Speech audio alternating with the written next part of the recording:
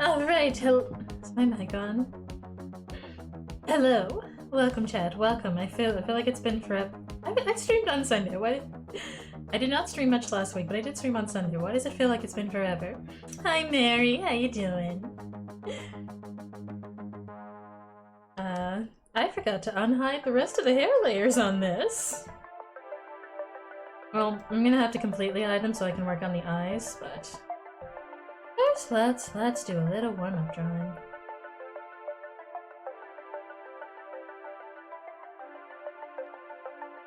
Featuring me trying to figure out what I was working on for this part of this drawing.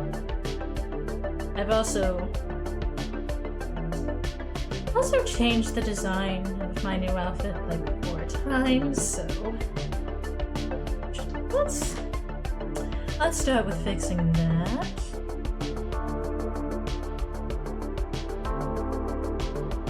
Also, how is the volume of the music? It was kind of hard to tell.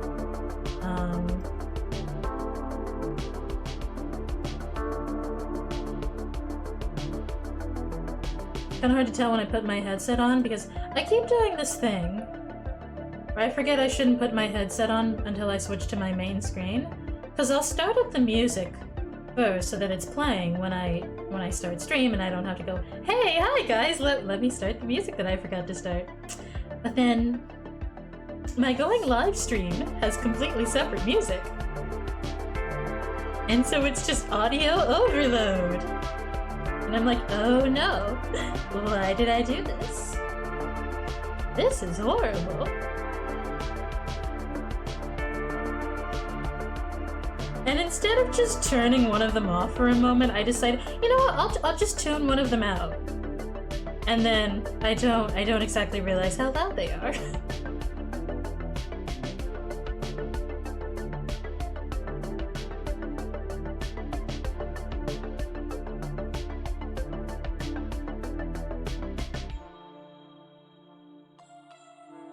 We are working on eyes already, because I need to fix the eyes here.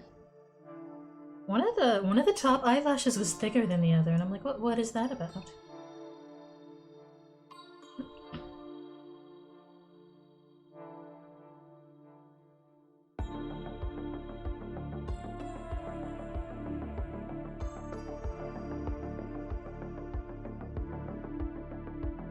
One of these bangs also looks completely different than the other, and I honestly don't remember if that was on purpose. I don't know what happened there. I'm gonna fix it.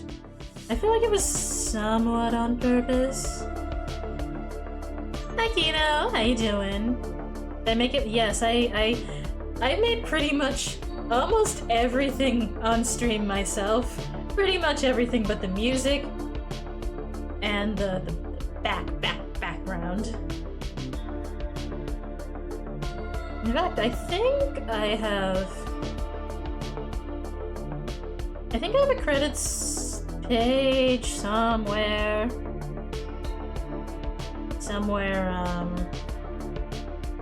on my... What is the word I'm thinking of? Twitch panels! Oh my gosh! How is Twitch integrated throwing system 3D? That's actually, that I didn't make. That is a program that automatically 3Ds everything you put into it, which is why...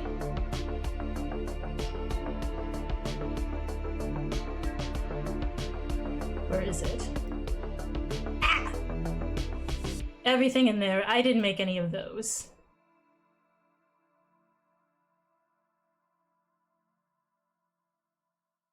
Oh, the text. That's just Vroid. That's just Vroid. Oh, why does that still look wrong?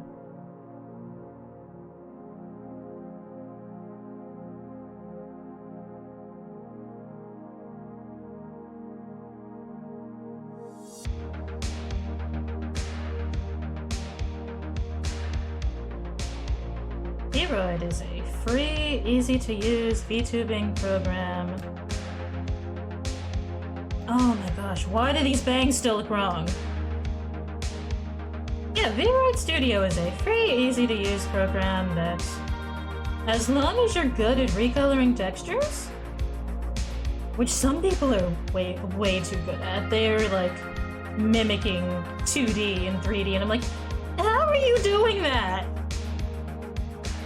They probably just understand texture mapping better than I do.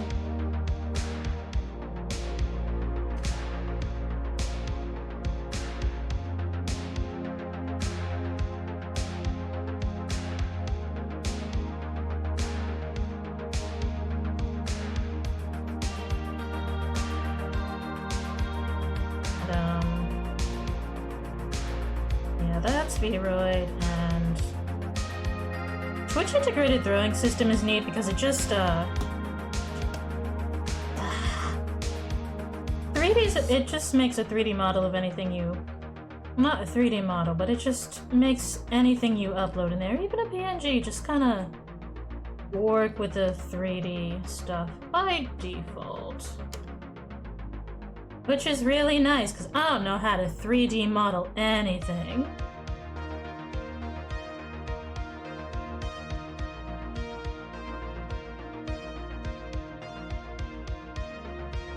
Am I for real an assistant professor? No, that was a joke about, sometimes I give brief, not especially detailed tutorials about how to do things with Live 2D because it confuses literally everyone, myself included. And you know, sometimes when people do tutorials, they'll jokingly call themselves professor.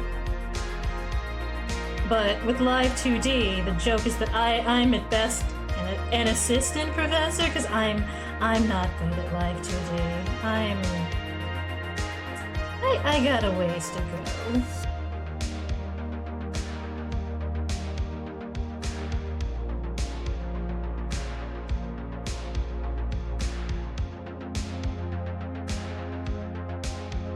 TLDR, no, it was just for the bit. You want to get into art. Well, the good news is, if you want to get into traditional art, that is extremely easy. Just find you can get pretty cheap drawing notebooks on. Oh my gosh, I cannot draw and talk at the same time. Why did I become an art streamer? You can get pretty cheap drawing notebooks at any art store. And you can use any pencil. Digital art is a little harder because you kind of have to buy a drawing tablet, and even the small ones without the screen are kind of expensive. So there is a bit of a cost barrier entry there. Now some people draw with their mouse. I don't know how they do it. I fear their raw power. Have I ever taken a drawing course? Yes, I took one in college because I had extra space in my schedule, and I was like, okay, they won't let me take any more math classes, and I've taken every gosh darn psychology course they have. And if I take one more semester of a foreign language, I'm going to lose my mind. So let's do some art. And so I took an art class, and it had absolutely nothing to do with what I draw now. But it was still helpful. It was still life drawing. So we were drawing, you know, fruit bowls, mugs of beer, animal skulls. Did it impact my style? Yes, in the sense that it just made me overall better at drawing, so my art looked less like garbage. What it really did was it helped me to learn to utilize references more effectively. because every artist will tell you, oh, use references. And apparently for some people that winds up like not helping as much as they would like it to. And it turns out it's because how you use the reference matters. You need to be able to like break down and analyze the ref. I've actually taken 2 art courses now that I think about it. And again, the second was for the same reason. I have a free space in my schedule, and if I take one more semester of foreign language, I will lose my mind. So it was a 2D design course, which once again just helped me use references better.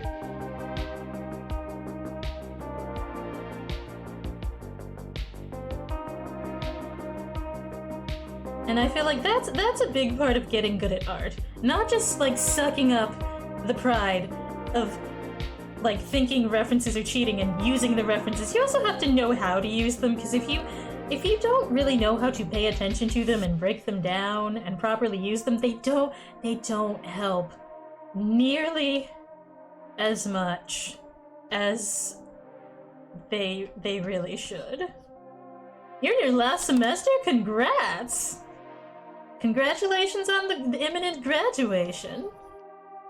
You don't know what you're gonna do? I feel like that's a very, very common response to graduating these days.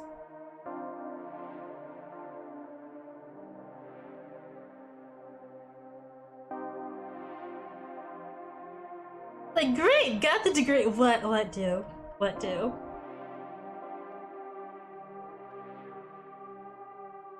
Again, it doesn't matter what you got your degree in. There's a good chance that the field is not hiring right now, so you're gonna wind up doing something completely unrelated is what happens to, not everybody, but a lot of people.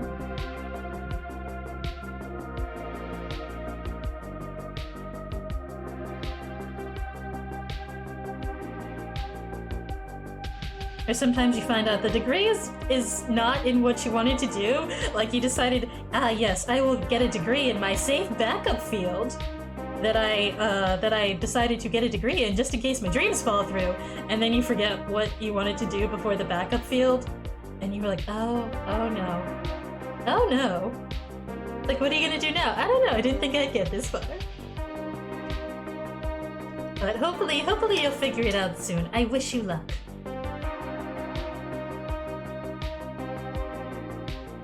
What was I doing? Oh, I need to look up.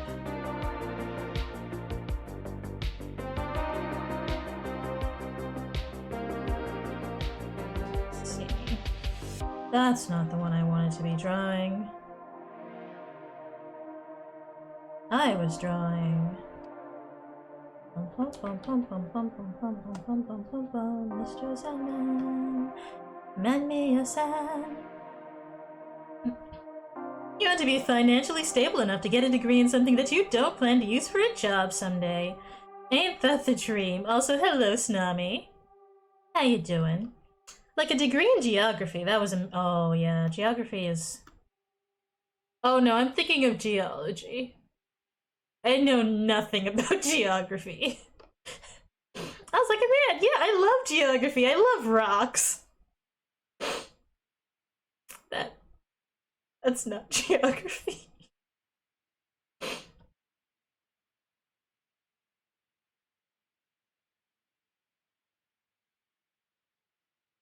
Why did the music stop?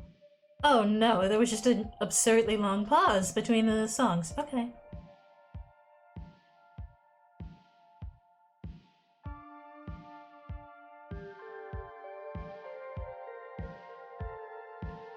Let's turn the stabilization up super duper high so that I can draw a heart and pretend I know what I'm doing.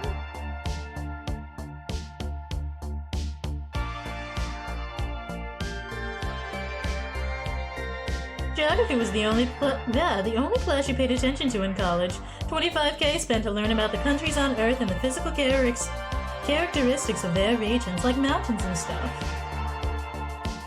Honestly, that does sound kind of rad. I do like that part of geography, like, oh, here's what's in the region, here's the mountains and the rivers. and the geographical landmarks. But please don't ask me where cities are. I do not know. I do not care where Ohio is.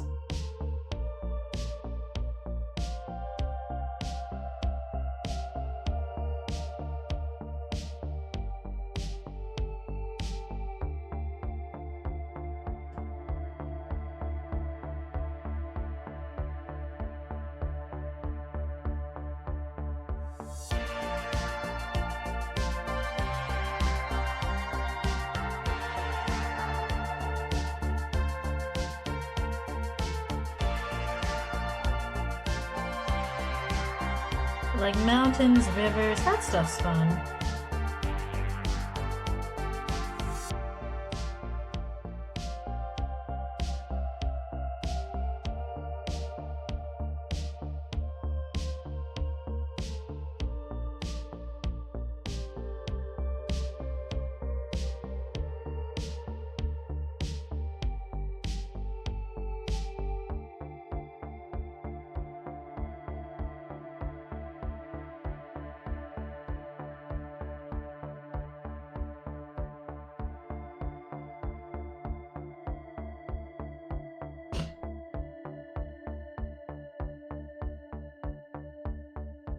This does not look quite right. I'm gonna spend an absurdly long time fixing it, be unhappy with it, and then just decide, you know what? That's good enough. It's not good, but it's good enough. Which is kind of a lot of the process of being an artist working on personal projects. Being an artist working on commissions is, I'm going to take 8 times longer than I should to work on this because I had to get it perfect, and I'm sorry that I took a year to finish your commission. Turns out there was a single line that did not want to cooperate.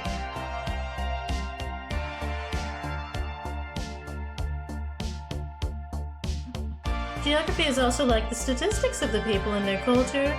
It's a wide perspective and the wide analysis of people instead of philosophy's very in-depth analysis of the brain or the study of individual human habits. Oh, yet that is neat.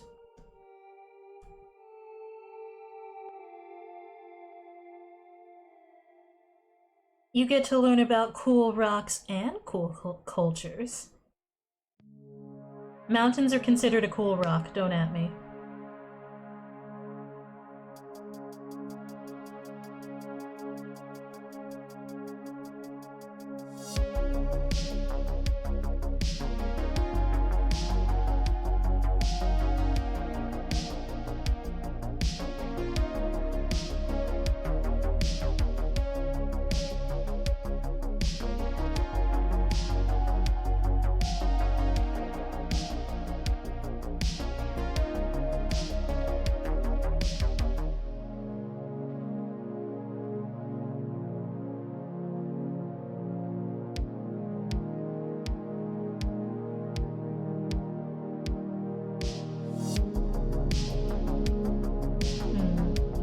Your geography professor actually went to Bosnia to teach geography in an exchange program for a bit.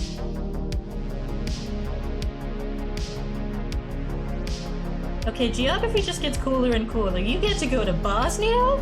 I don't know what's in Bosnia, but like, new place, new place.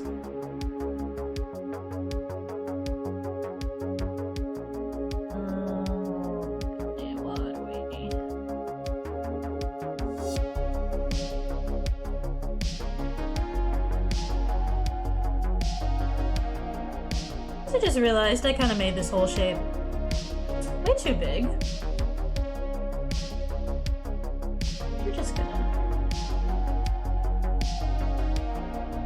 We're gonna do this thing we call in the business, hiding your oopsie whoopsies. Keep aspect ratio. Shrink. Actually, I think I shrank it too much. Let's try again. Forgot to check keep aspect ratio. I'm a moron.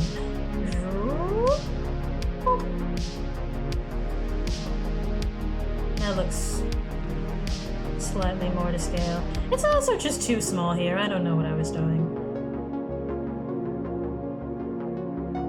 Bosnia is a bit in the Balkans and is the place where a lot of Yugoslavian war crimes went down. Ah, a historical place.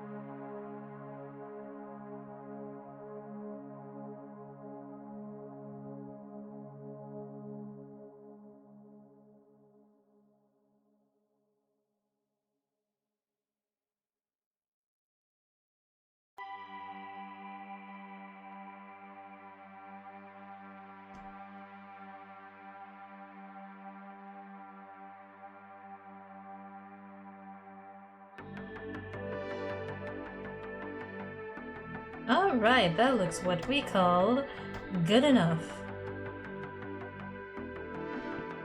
Bosnia actually has so many machine gun bunkers for defense that you can almost never be out of sight of one. I guess that's one way to stay prepared.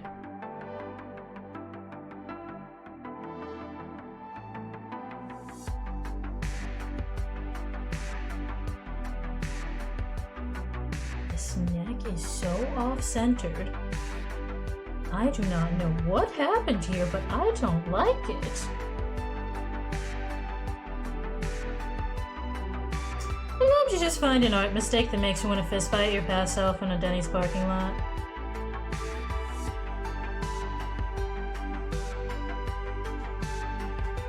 Because you're like, bestie, how did you not catch that? And Basti was just like, look, it was 3 a.m. I was coming down from 3 cups of coffee. I didn't know what day or year it was.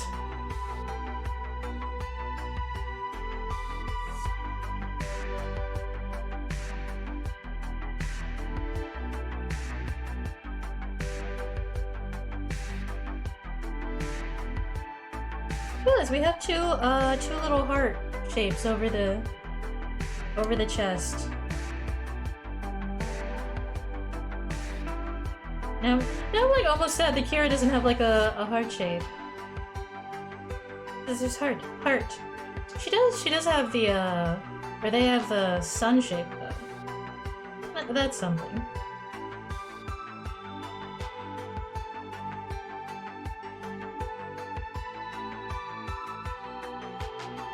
It's no wonder Anzu and I are always like, oh, to each other, like, oh, gee, you're so cute. We have the same. We have like almost the same aesthetic. Anzu is a lot more committed to pink. We have very similar aesthetics, so whenever we see each other and each other's outfits, we're like, OMG, you're so cute, you look so cute! It's like, yeah, it's like we have the same taste.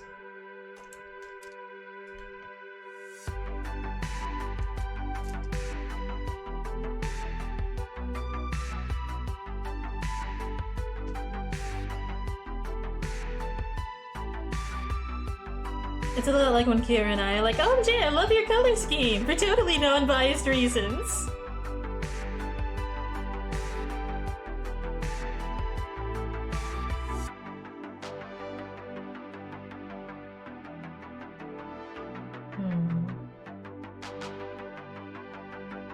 To redraw that little fluff there.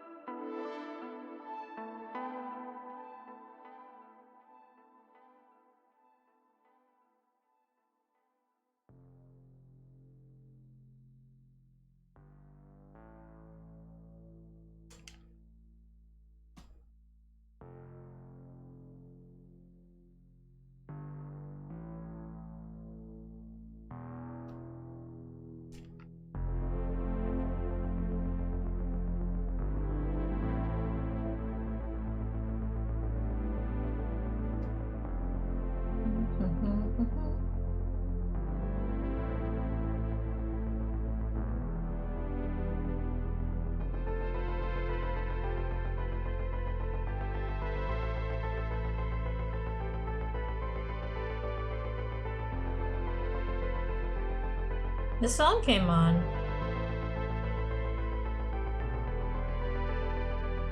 And my immediate thought was, oh hey, this reminds me of Stranger Things.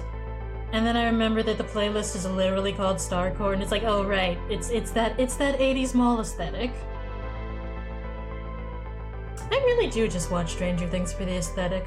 I don't know what's going on half the time, but like, 1980s fashion, 1980s music, I love it here. No, I don't understand what's going on with the Upside Down at any given time.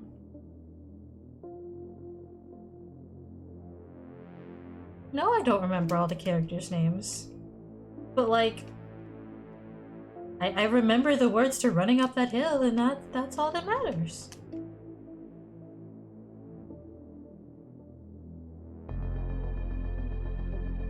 Which is not to say it's not a good show. The problem is that I watch it while I'm drawing, so anything I watch while I'm drawing, I'm paying like 80% attention to at the very best.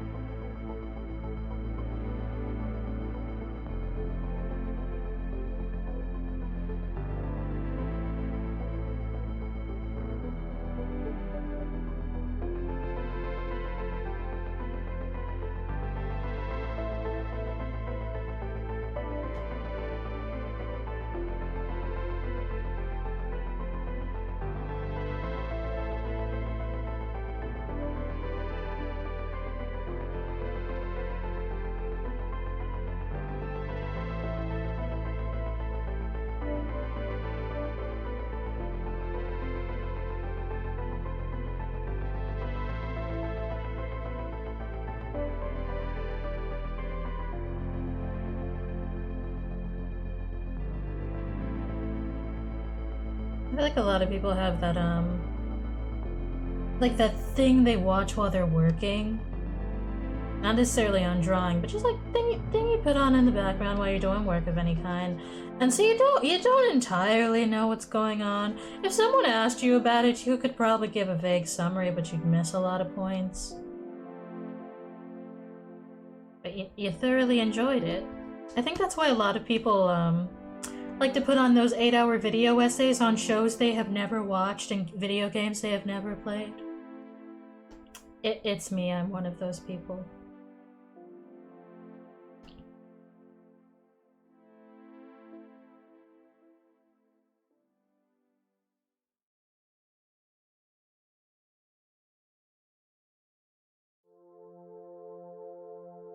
Because sometimes you don't want to have to pay a lot of attention to a thing. You just need background noise while you work so your brain stays relatively focused on the two tasks and doesn't just wander off into the abyss, into the void of thinking about what would happen if you ate birthday candles or whatever random nonsense it decides to go off to instead of doing your work.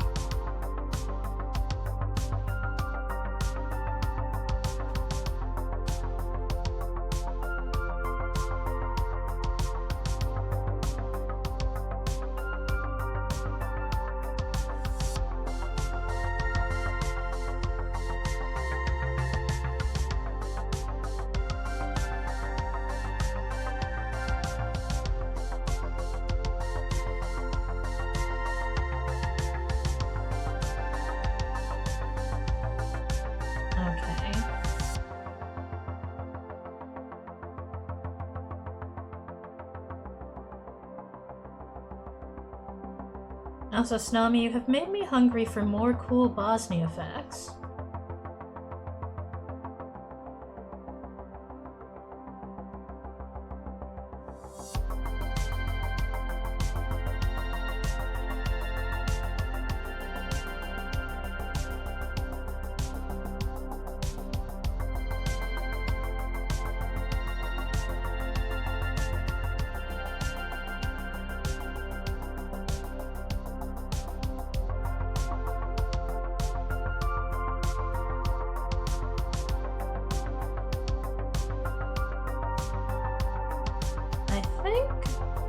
That's enough of that. We can go back to...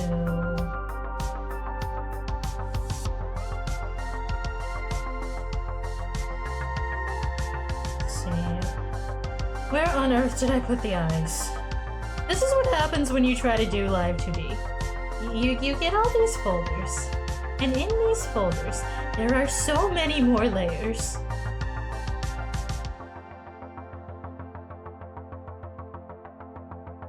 And then you ask yourself, why? And then you remember that if you don't actually separate things into all those layers, when you go put it into live 2D, you are going to have a horrible time.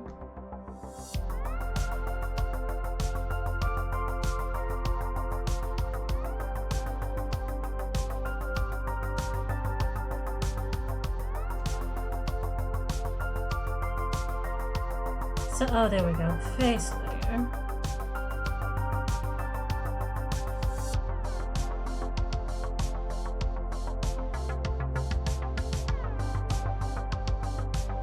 I should also probably actually label these things. I don't know why I didn't label them. I was probably doing things at 4 AM again, which is, great hour for creativity, not a great hour for focus. So it's kind of a mixed bag when it comes to productivity.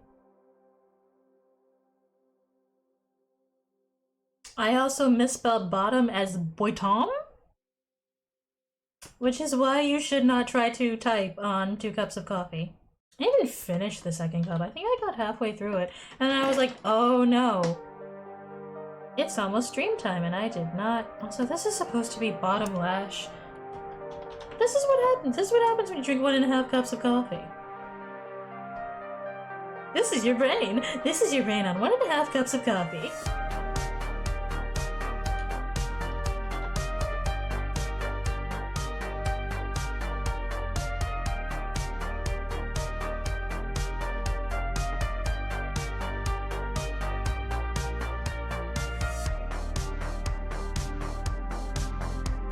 And also like 2 handfuls of Cheez-Its.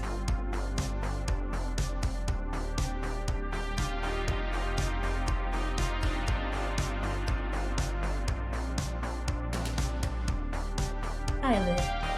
Oh my god.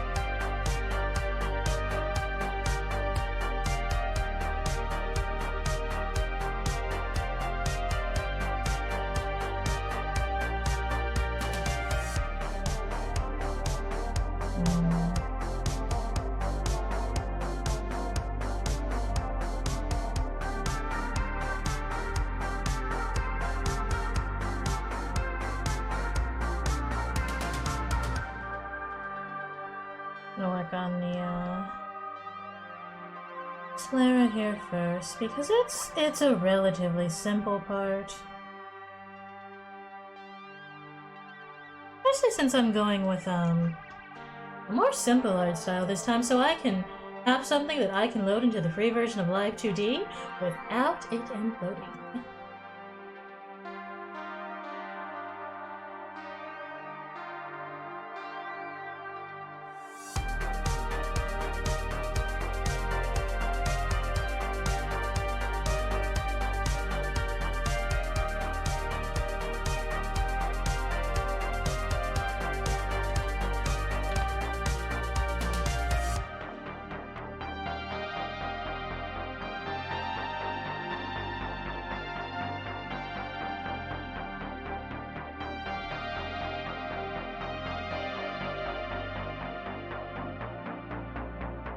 So I'm going to drag my eye references into Clip Studio so I can actually save them, because Google likes to keep giving me bitmaps, which are not great.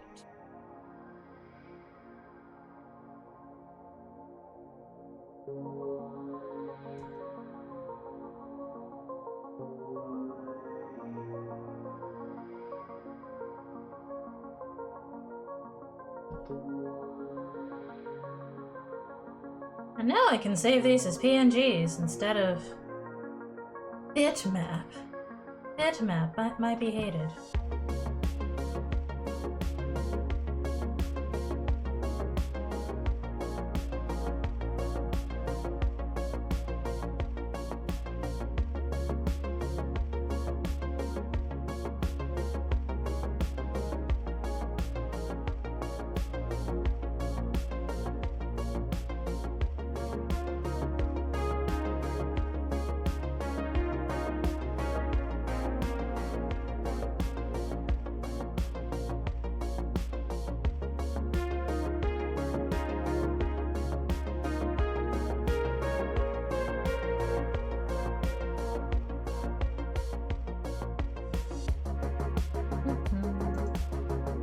Actually watched it as Yatsura, but I like the character designs.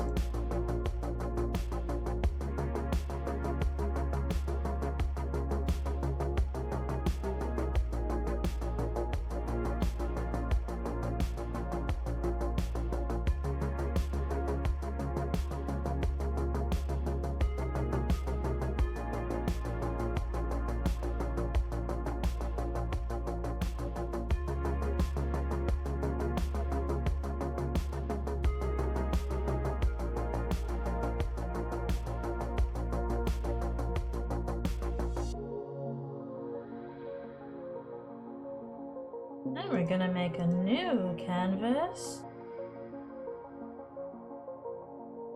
Input all of those so that I can have a single collage to use as a reference. So we're going to go to downloads. Nice to just have a good reference board sometimes to really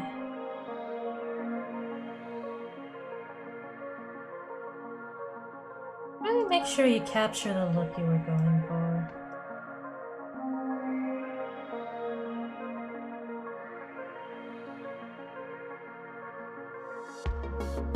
I'm going to convert all of these to raster layers because they're image material layers for some reason.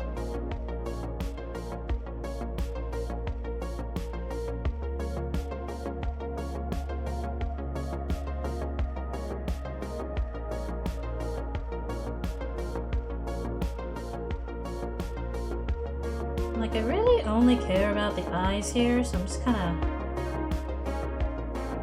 cutting out the faces so I can...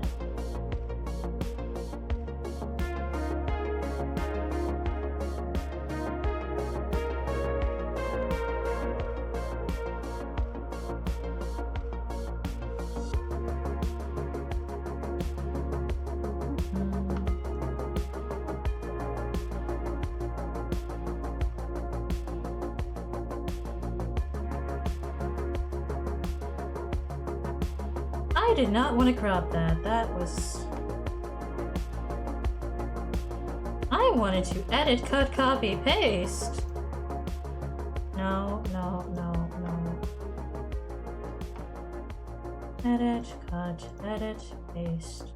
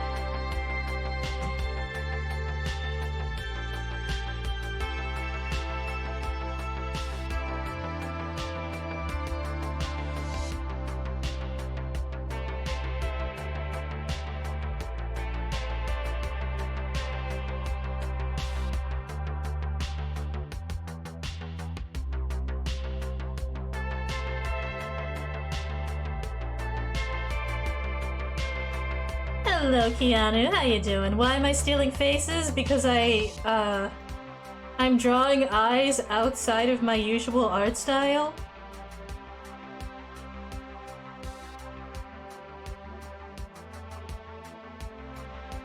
And I'm making a little reference board. Whoops.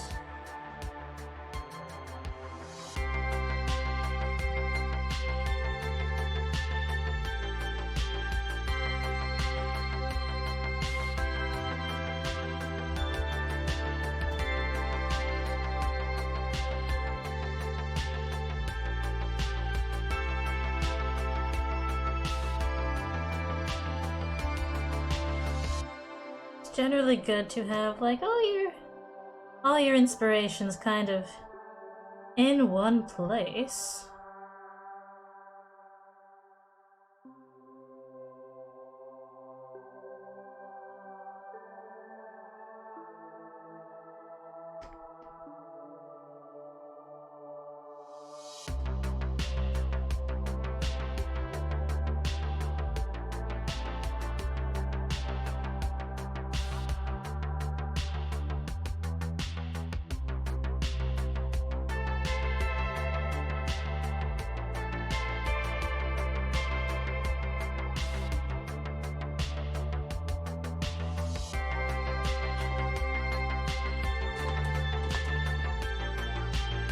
Yeah, I'm gonna try the big sparkly anime eyes.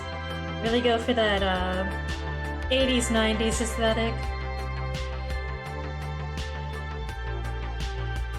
Someone told me this outfit reminded them of Totally Spies. At least before I added all the glitter. And I was like, yeah, it reminded me of Totally Spies too. Let's just lean into that. Let's just go all the way with that. But you know, let's also add a bit of 80s anime girl, because we love 80s anime girls.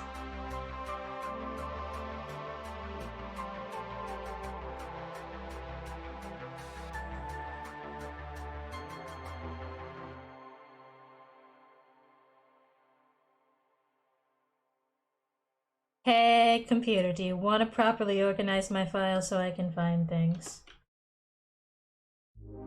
Did I not export this as a PNG? Not.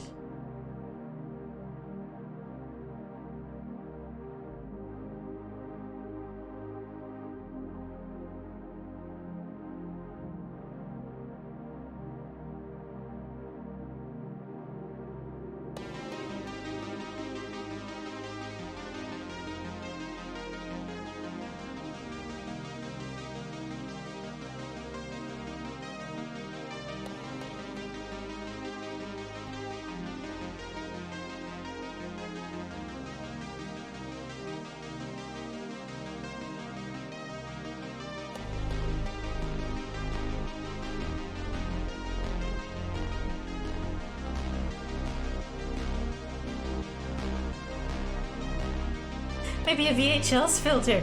Ooh, I don't actually know how to do that, but if I figure out how, yes.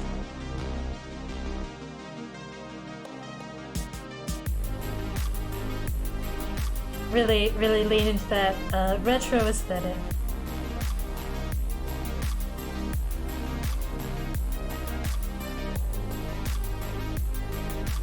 So, a consistency that I'm seeing here as I'm like studying the structure of the 80s anime eye is that you've got like all the color and then like a big black dot in the middle for the iris? No, pupil, for the pupil. Which is an important thing to note because it's like, oh yes, all eyes have pupils, but some art styles don't draw them. You just have a big circle of color and so many highlights.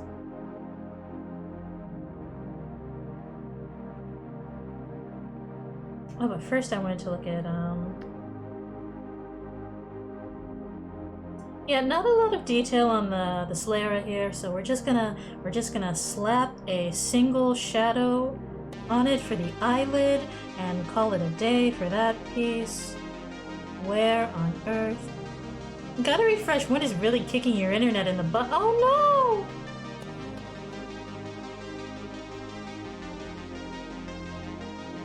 I'm gonna fist fight the wind.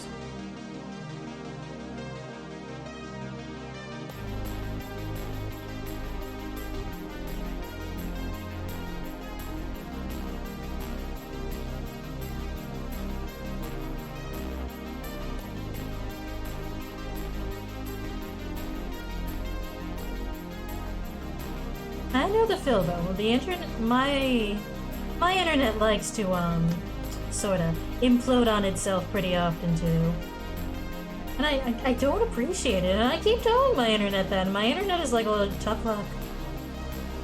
And I'm like, "Well, that's not very nice."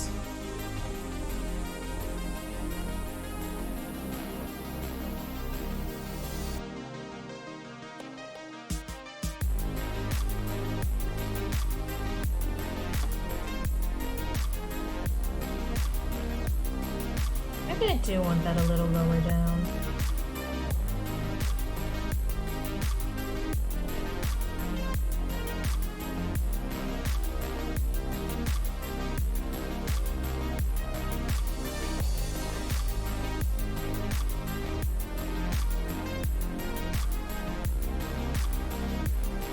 Also, I want to make sure this goes up a little further so that when the eye widens, we're not having any weird overlaps. A good chunk of doing art for Live 2D is just making sure you draw it so that there's not a weird overlap. Or like things missing when you move parts, and it's like, oh, I didn't color in that part because I didn't think anyone would see it, and it turns out, yes, because it's Live 2D, it will show at some point. You might not think this part of the art will ever be seen, but trust me, it will. Draw it just to be safe. Vehicle redeem like 5 minutes in VHS mode. Yes! I gotta figure out how to do that. I've been wanting to figure out more how to do more cool redeems for stream. The only issue is just that means I have to figure out how OBS works. OBS is a very cool program that you can do a lot with. Unfortunately, to do a lot, you kind of have to know what you're doing.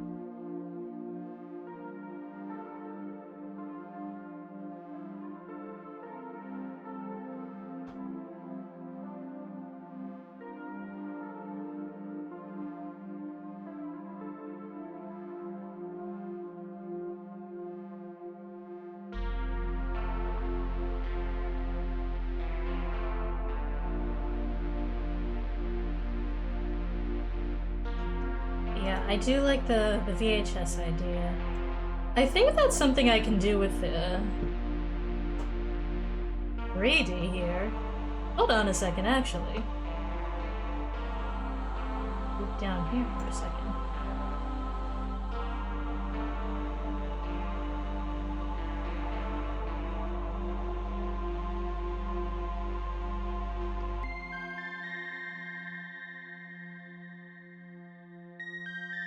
Settings.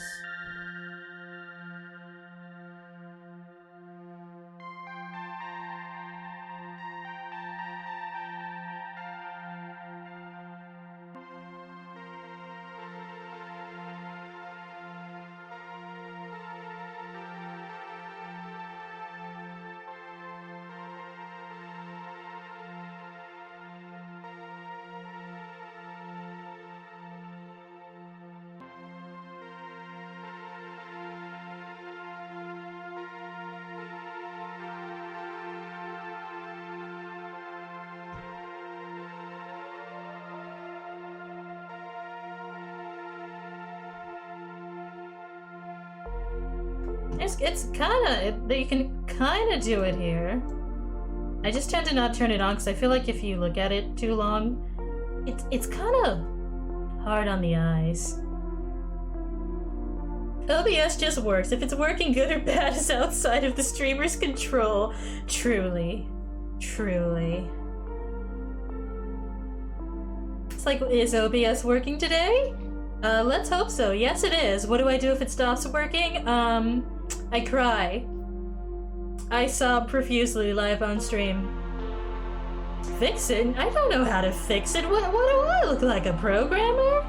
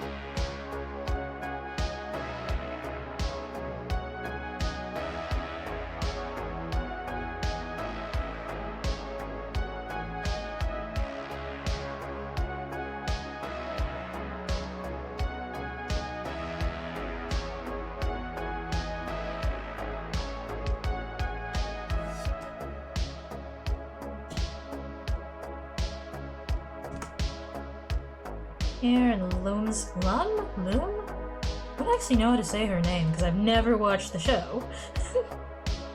But her eyes seem to be very vertical, I could say.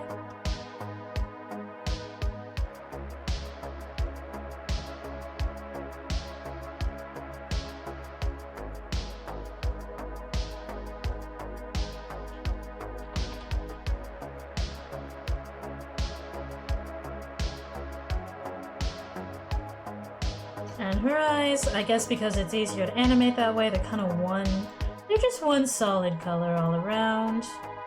Totally Spies, we got kind of a two-color deal going on. What do your body's eyes look like?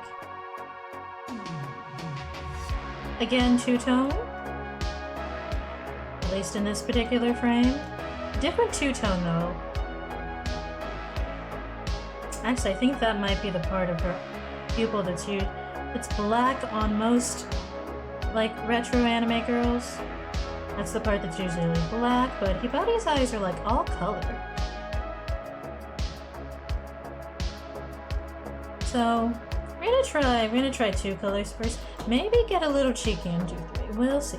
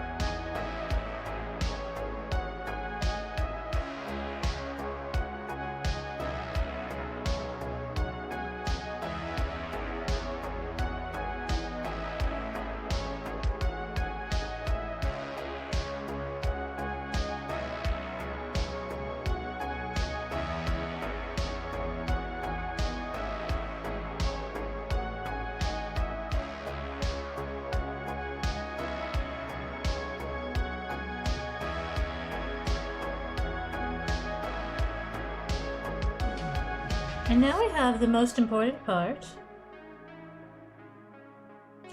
After I fix a spot I missed here, what was happening there?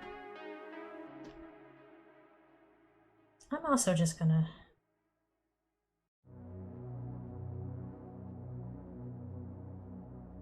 just on principle clean this up. It's going to stay clipped, but...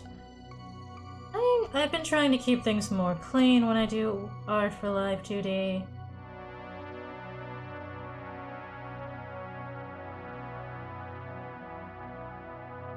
Especially since I started to tentatively take Live 2D commissions, and I don't want to make art that gets to like a different rigor, and that rigor is just like, where did you get this absolute mess?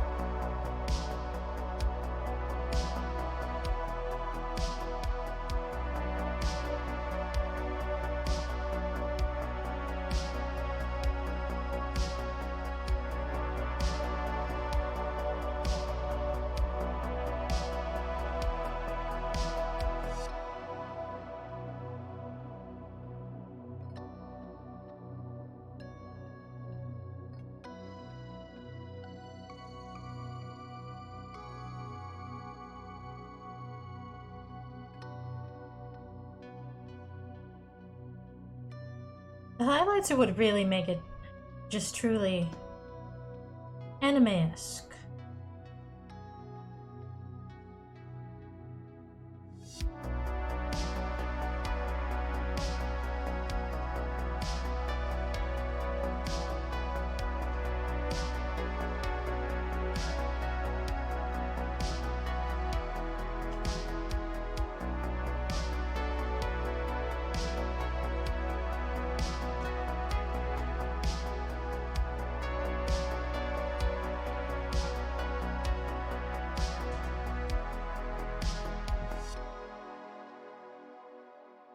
I think what I'm going to do is, just for the sake of organization, I'm going to put all these highlights into a folder, and then just clip the folder. Hopefully it works though, because I want to set this to add. Alright!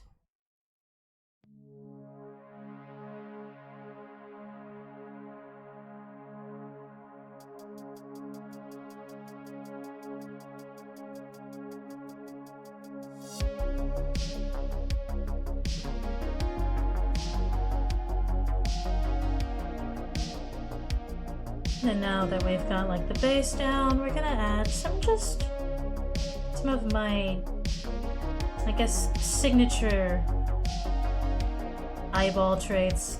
I have trouble talking and drawing at the same time. Please forgive my itty bitty brain moments.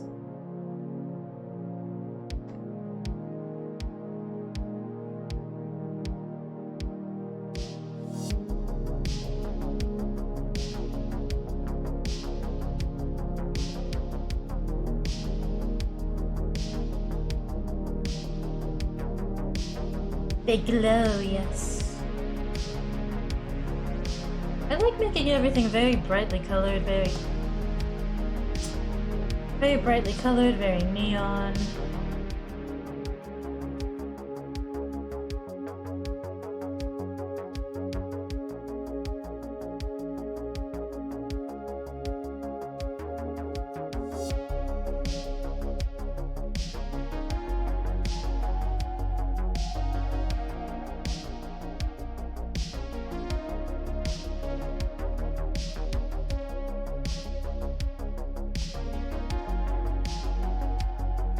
I just really like bright colors, and I feel like that's one of the things that makes my art recognizably mine, is that you look at the colors and you're like, oh my gosh, it's so neon.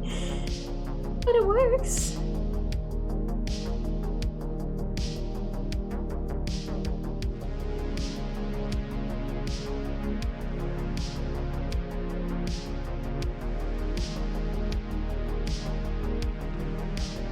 I'm actually going to try again because I want to draw a more narrow heart to fit this more narrow eye shape.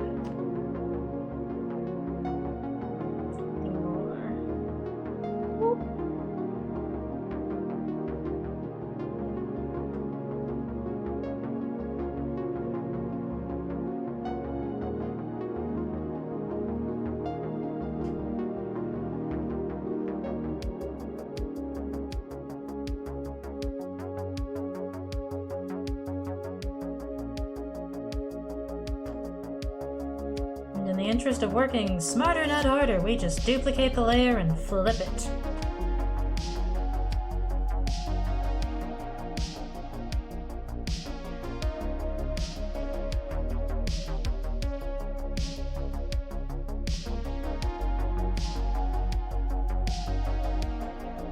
Remember, Chad, it's not cheating, it's called being efficient with your time.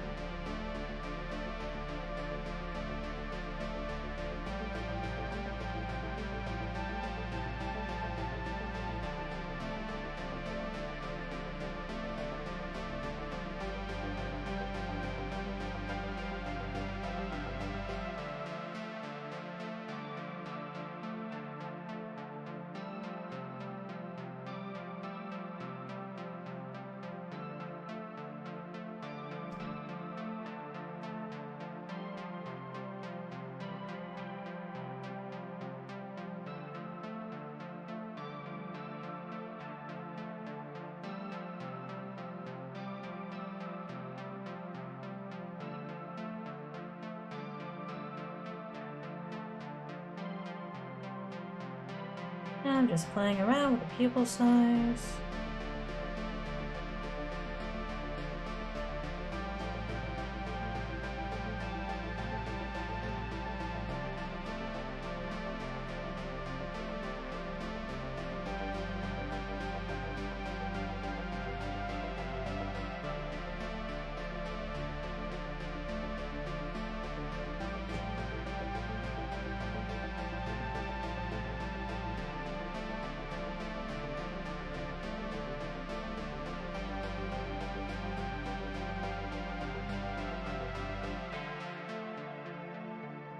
Maybe add like a little outline to the heart here to make it pop just a little more. I like very, I guess, eye-catching elements, just things that just pop out at you. I wanted to duplicate the layer Clip Studio, not to. I love Clip Studio, but I really don't like how close duplicate and delete layer are.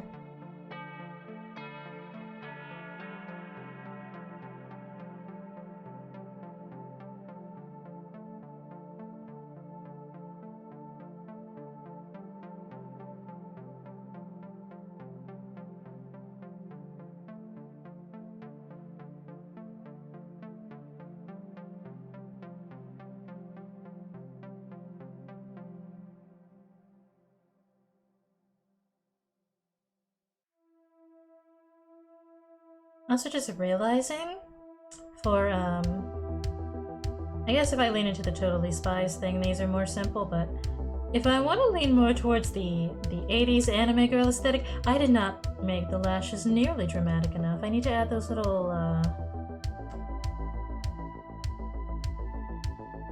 the base lashes are dramatic, but, I need those little extra wispy lashes coming off the side.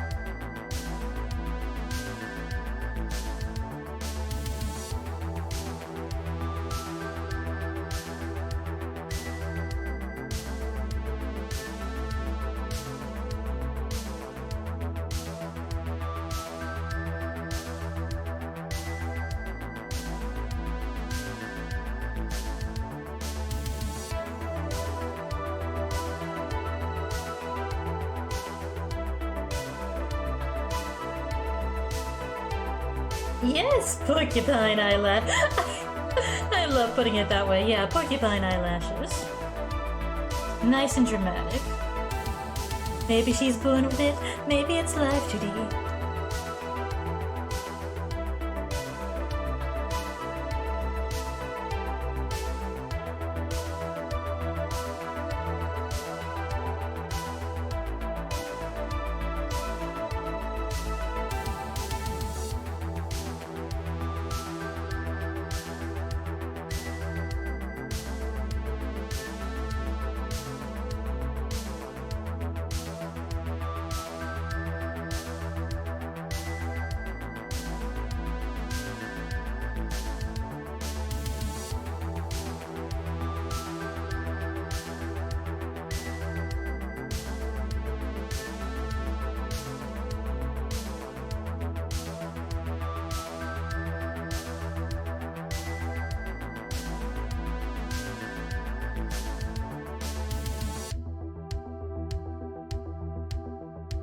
Really is fitting to have these like porcupine lashes because one of the things people comment on a lot about my art is the way I draw eyes and eyelashes. I've been told that people have told me that's one of the things they like about my art.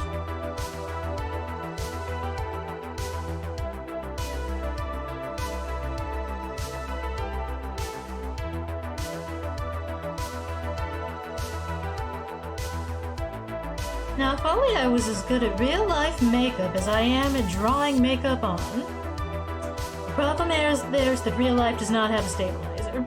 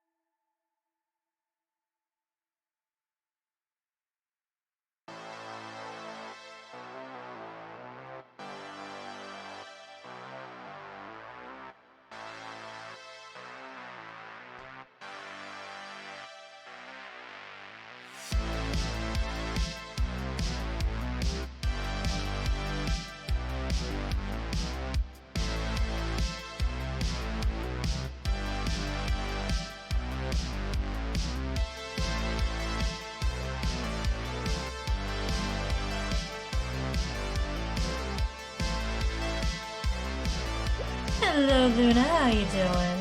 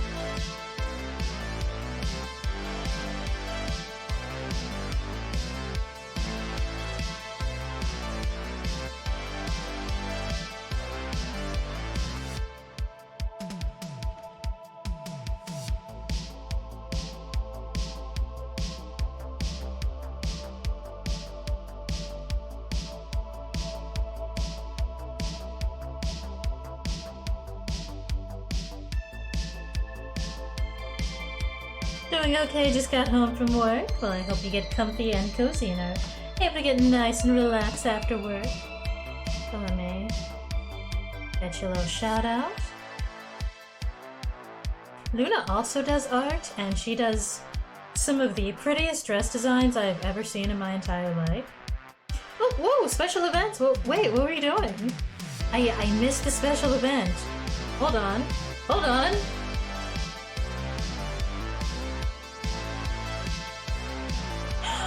It's your 1-year anniversary! Oh, I think I might have stopped by during that, 'cause that was that the collab? And, you're collabing with Sliver and, yeah, and Moon. I think that was when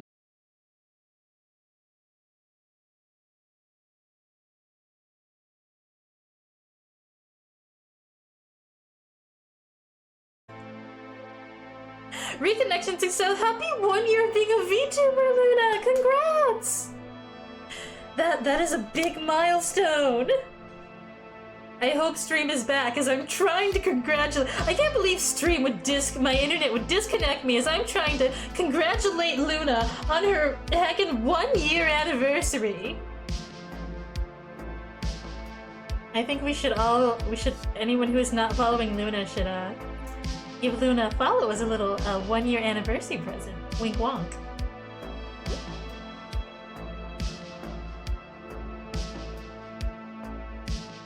Yeah, that's the huge milestone. Congrats, Luna!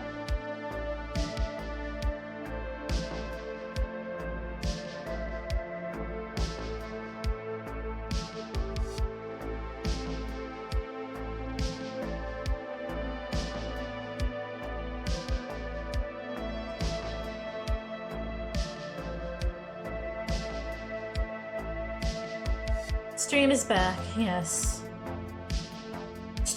Stream does love to, take an extended vacation sometimes that I did not approve its time off for, but here we are.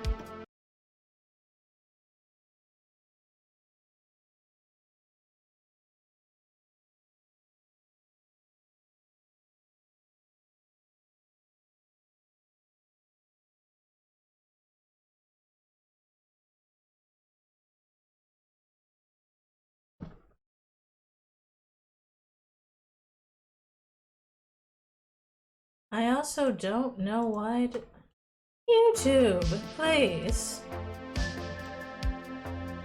I have to plan for the other event that is your birthday stream! Oh, well, happy birthday early! And also, gotta remember to wish you a happy birthday on your actual birthday, but also happy early birthday! Ooh. Sounds exciting to plan so many events in a short time, but also, you must be very busy. I will lend you some of my energy from the 2 cups of coffee I decided to drink today. That was a bad idea. Well, it was more drinking 2 at the same time. But I will lend you my energy. I feel like you're gonna need it, because that's 2 very big events. When is your birthday?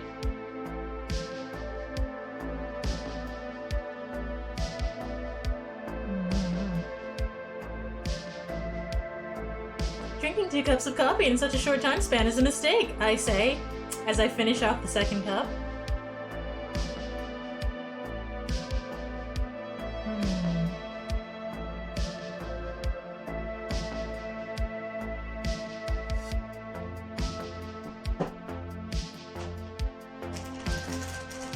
The eyes were like a surprisingly quick thing to do in this style. I usually spend so much more time on eyes. But also, well, y'all have seen the way I usually draw eyes.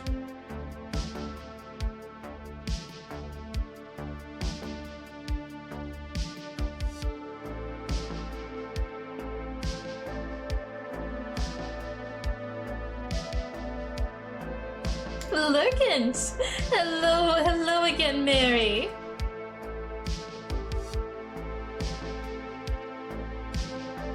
The very end of March is in last day at the minute. You were born. Oh! You very much wanted to be. You're like, April was right there, lurking, hungry. And you were like, no. I want to be a March baby. Get back, April, get back! I'm doing good. How you doing, Mary? Oh, I'm your favorite space cat. Aw. For those of y'all who are if you're for some reason not following Mary yet, should definitely go give him a follow. His streams have the good vibes. It's also very, very funny to watch the rage as he plays Castlevania and hunts for wall turkeys.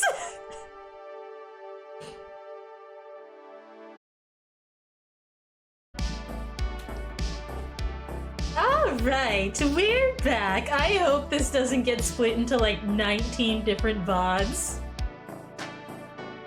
My internet was once disconnecting so bad that it created like 8 different VODs. One of which was only like 30 seconds long, and I was like, oh my gosh. Internet lie. Welcome back, thank you. My internet is... it's been very shaky today. I was trying to play Fortnite earlier, and it was not a good time, because I was just rubber banding all over the place. I like fell off a cliff. I got to like the final fight, and I just went, yeah, my internet's also getting kicked. I don't know why. There's not like weather. I say there's nothing going on with the weather here, like I've been outside today. I don't think there's anything going on with the weather. It's just being rude today for no reason. You get the quarterstaff and walk ready for me? Thank you, thank you. I'm gonna be fist fighting my internet modem tonight. You killed Dracula, but on Saturday you gotta put him back together and kill him again. Oh, so we do get more Castlevania. Yes, good. I've come to realize that I would never want to play the Castlevania games myself, but I really like watching them. Because they're very good games. I am, unfortunately, platformer challenged. So I gotta experience the games vicariously through other streamers.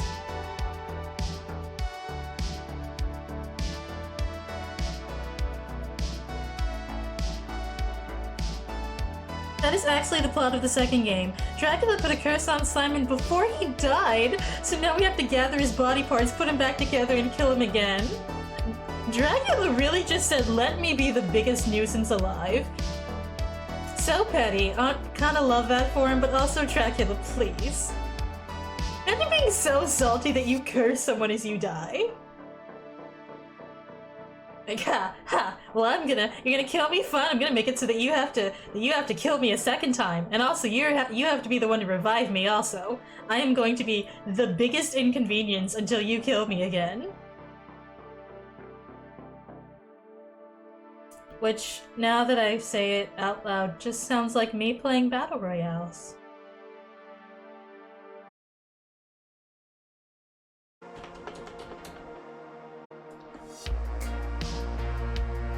Alright, I think we're back. I hadn't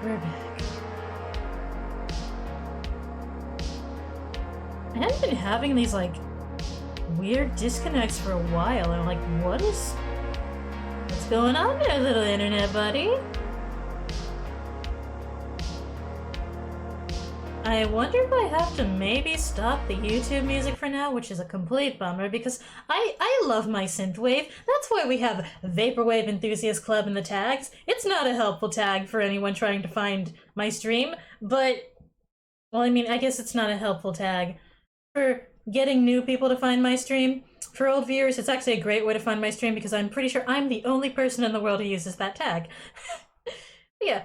That's not a helpful tag for discovery. I just have that there because I need the world to know my love of Vaporwave and Synthwave. So it's a bummer that we have to turn the music off. Going to bite my internet service provider. Thank you, Mary. Thank you. I'm gonna see if turning off YouTube helps for a moment, and we're gonna turn on the music that I have downloaded to my computer. Not that music though, because that will put me to sleep. I think that one got copyrighted.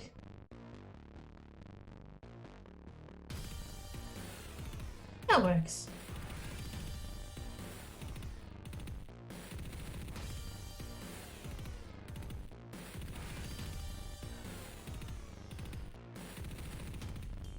I also feel like I was trying to go for a simple style, but there is the overwhelming urge to put just a little bit more detail on the eye. Just a little, as a treat.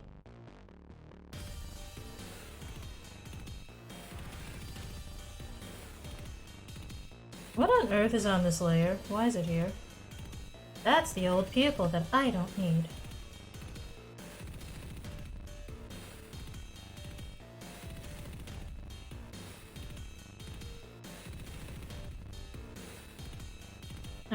I'm gonna try to make it like nice and subtle so that the amount of detail does not like clash or anything, but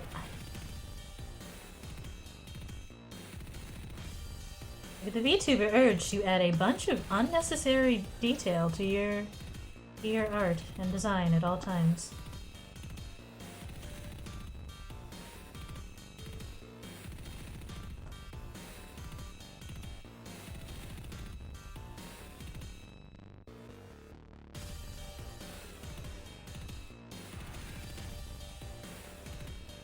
That teal purple gradient.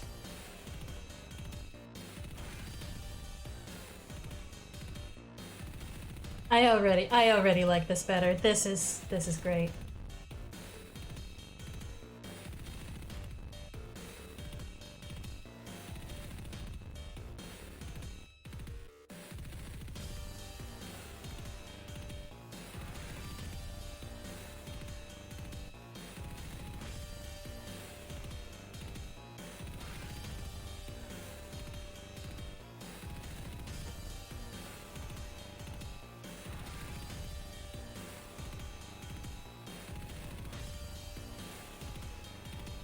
You're just going to give my internet service provider a nice talking to with your walk. Thank you, Luna. Yeah, just walk up there and like with a walk in hand, just tapping at it ominously with a rolling pin. I just want to talk. I just want to talk.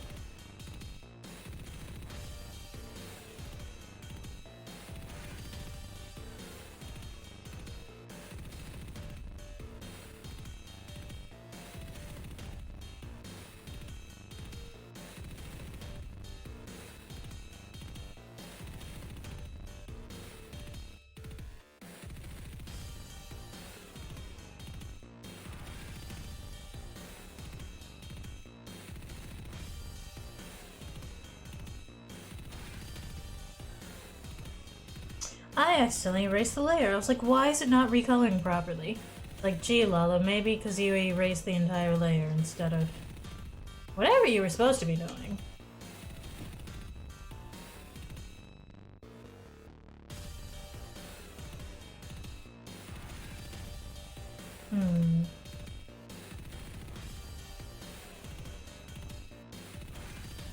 I like this better. I was like, I'm trying not to go overboard with the details, because that's a thing I do a lot, I will fully admit.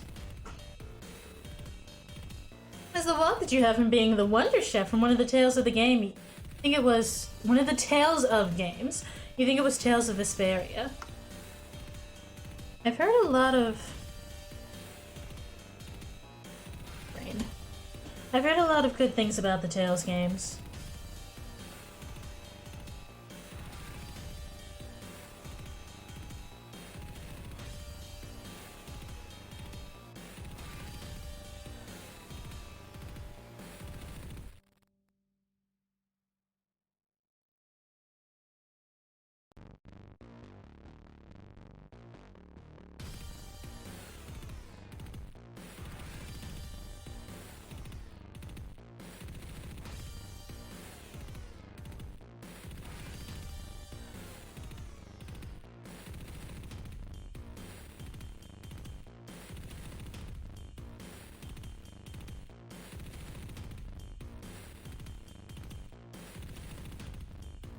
I feel like I did not make the canvas nearly big enough for the amount of detail that I wanted to add in the eye, but I also didn't want to make it too big because free live 2D kind of limits the size of the texture you can use and thus the size of your art. And I didn't want to once again run into the problem where it's like, oh, I have to shrink everything down to a stupidly small texture anyway, otherwise live 2D implodes. So I was like, I'll just start on a relatively small canvas. At least compared to the canvas size that I usually draw on, because what is the canvas size usually?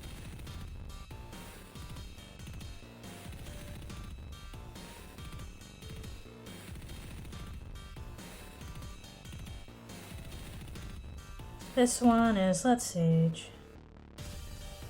Where are the canvas properties? Yeah, this is just 3000 by 4400 versus...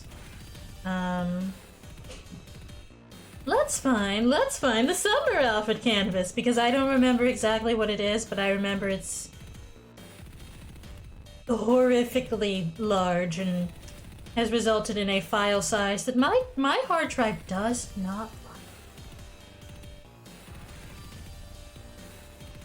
So this one was 3000 by 4400. And this one... Okay, change canvas size. This one is 5000 by 8800. This one is literally twice the size of the other canvas. Which is why, you know, you can zoom in and everything's oh so high res. But also, yeah. I feel that 2D models have a lot of limitations. They don't if you're willing to shell out $18 a month for the full version of Live 2D, but I hate subscription-based programs on principle, so I refuse. So I can only use the free version of Live 2D, and that's what has a lot of limitations. Is this what it means when someone calls a girl a size queen? Yes.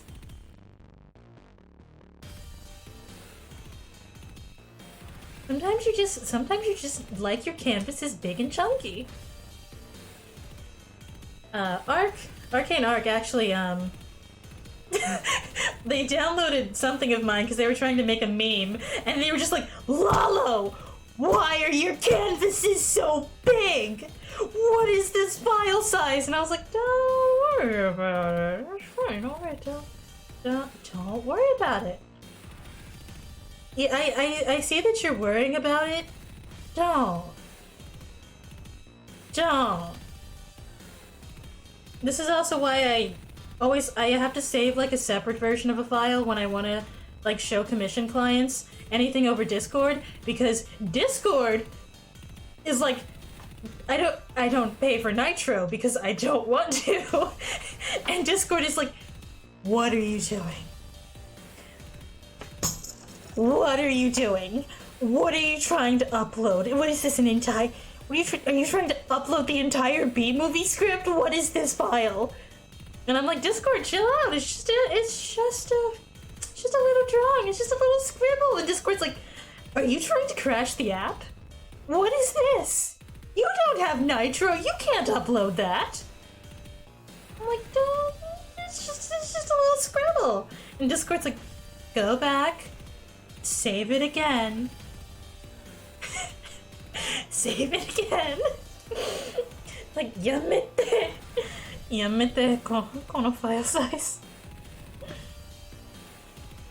Yeah, Discord's not happy. Discord is not happy with Lalo senpai.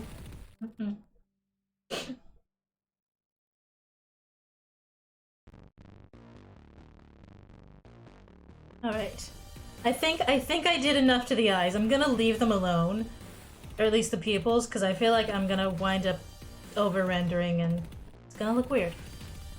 Yeah, Discord!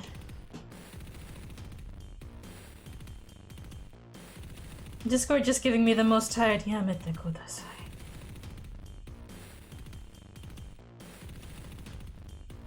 Discord like, baka desu ka?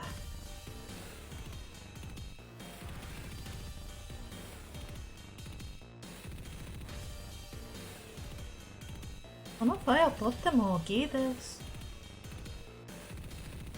Why?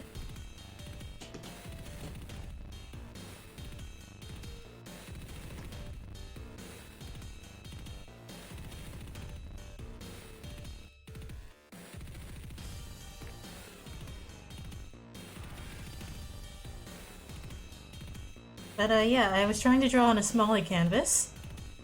I am so easily distracted. I was trying to draw on a smaller canvas so that I didn't run into that file size problem. And Live 2D, because Live 2D, using the free version, Live 2D goes, hey, if you... Live 2D's a lot like Discord, where they're like, pay money or you're not getting that file size. You default to 2000 by 2000, but you have to shrink it down to 900 by 900 so you can add to Discord.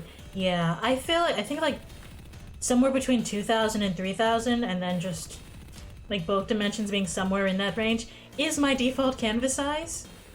But sometimes I like to make things very high res, so I'll like go with like this ridiculous file size in Discord, and free Live 2D are just like, what are you?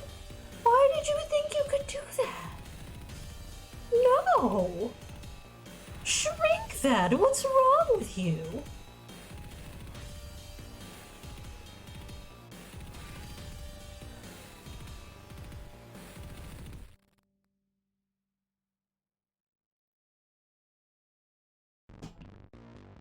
But I also wind up doing this thing, and then I go back and look at it later, and I'm like, why is the file name that? because I'll name the smaller version something like tiny version for crybaby Discord.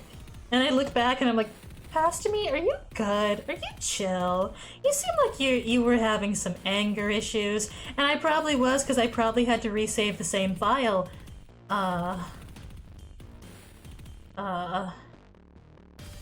Like 9 times. Don't get me started on when I try to upload emotes to Discord.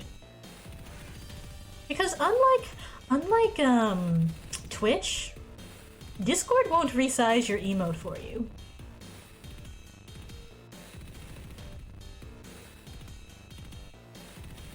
So if it ever seems like we don't have a lot of emotes in the Discord, yeah, that's why.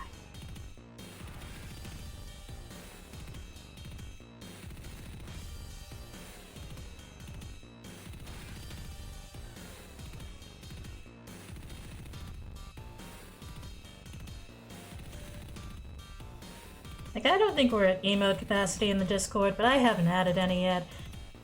Partially because I keep forgetting. Sometimes I feel like I forget I even have a Discord. Because I still haven't fixed the bot! Oh no! Anyway, I gotta do that after stream.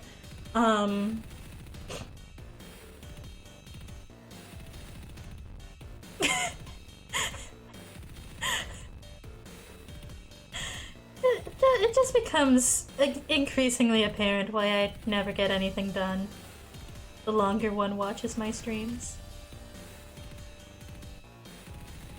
Like, hi, I'm Lalo, I have the brain of a caffeinated squirrel.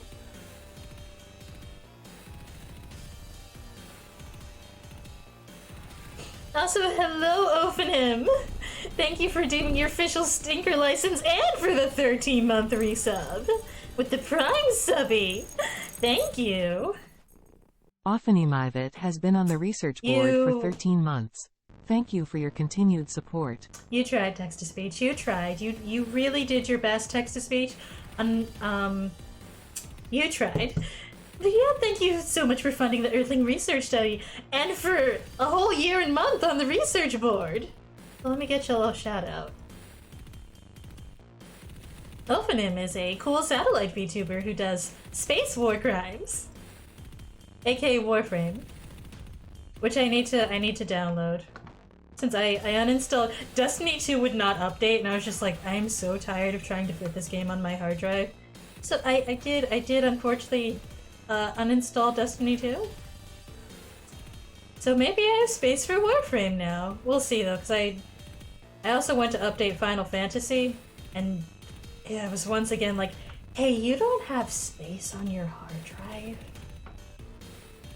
So, we will see. We will see.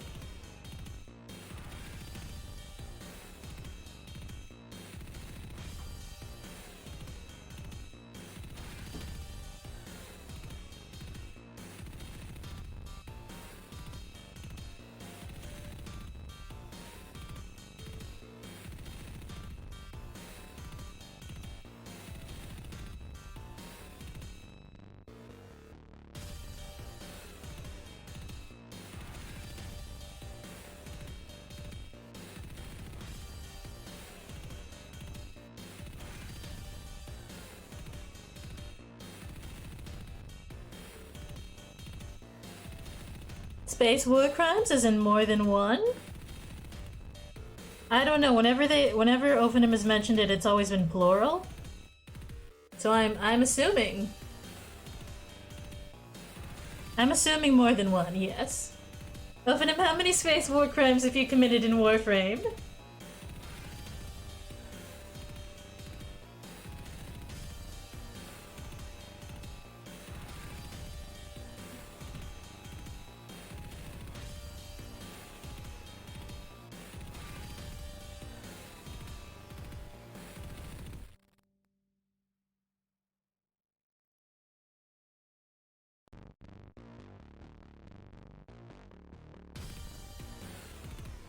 Yes, understood. You don't think war crimes even exist as a concept in Warframe? Hello. Hello. Ah, you never remember how to knock off the tap. Hi, Bernie. How you doing? Thank you for dropping. Oh, let me also get you a shout out. Music back, computer being buggy. Yeah, I had to change the music because YouTube was imploding. Monster Rancher. I vaguely remember you telling me about this game, but I don't remember what it was about.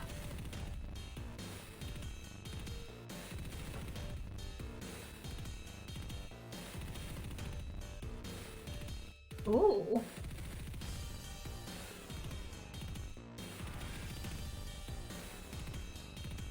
Okay.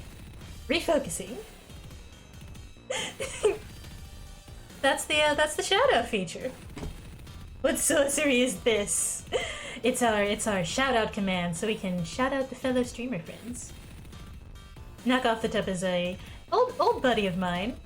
I call him Bernie because of a different username from like 10 years ago.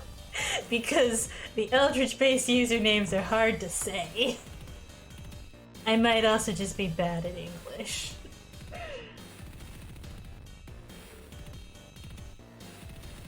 Yeah, how you doing? Good to see you. I'm working on some eyeballs so that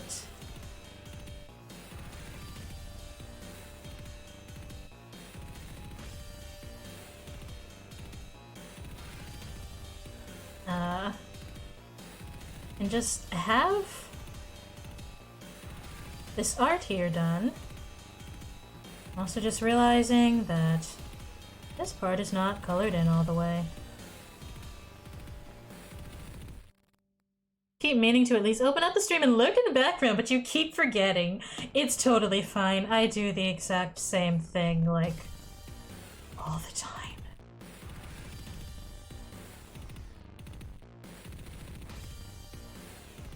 I feel like 90% of the time when I do remember to lurk somewhere, it's not because I actually remember, just because I got on Twitch for a completely unrelated reason, and then, like, saw that someone was live, and I was like, oh, let's go do a little lurky lurk.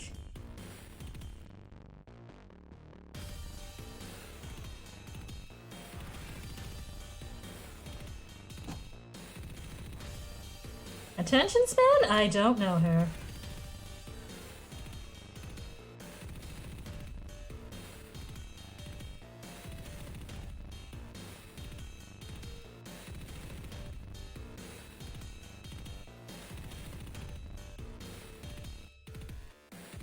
Only 4 more from 50. Ah. Close to one of the requirements for affiliate, which I made an accidental mark on this layer. Which is neat, because once you get affiliate, you get to do the funny redeems.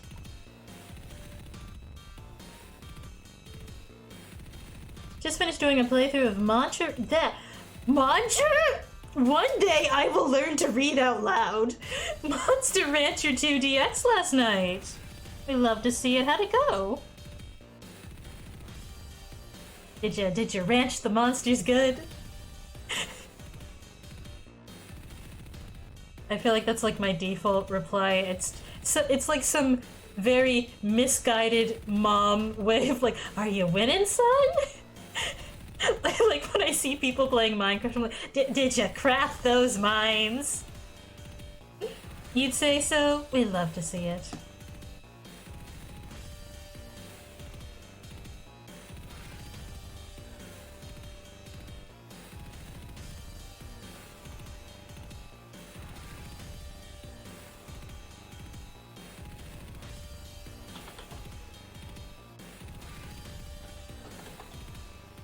I feel like I'm gonna import these eyes into Live 2D, and I'm just gonna have way too many.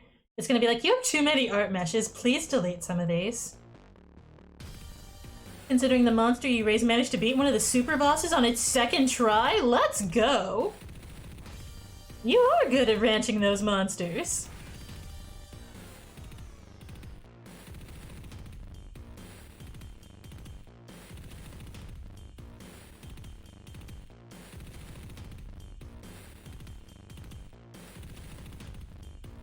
Alright. I'm gonna label these eye layers because I didn't for some reason.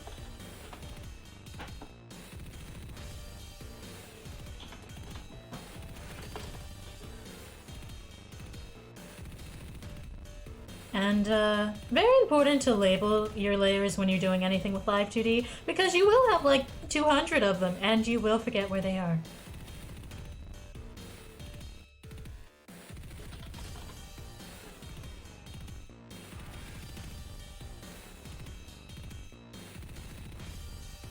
What is even on this layer? What is this?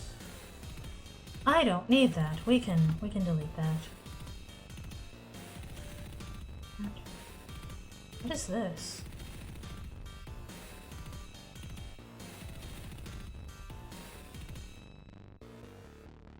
It's another duplicate we don't need, so I'm gonna hide these for a second.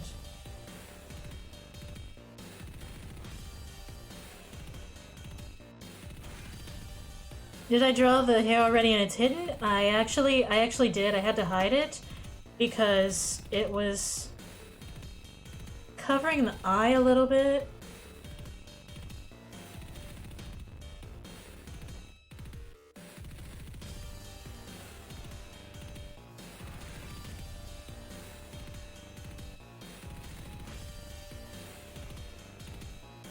Actually, I will unhide it in a second so y'all can see it.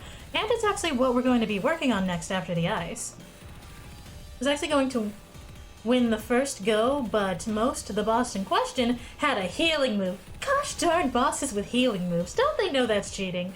That you didn't even know he had, and guess what he did before the timer ran out? Gosh darn it.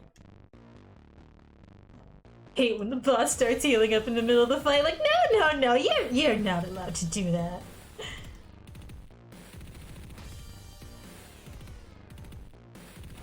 Here's the one that doesn't have all the layers of it hidden. Yeah, that's the hair. I need to shade it.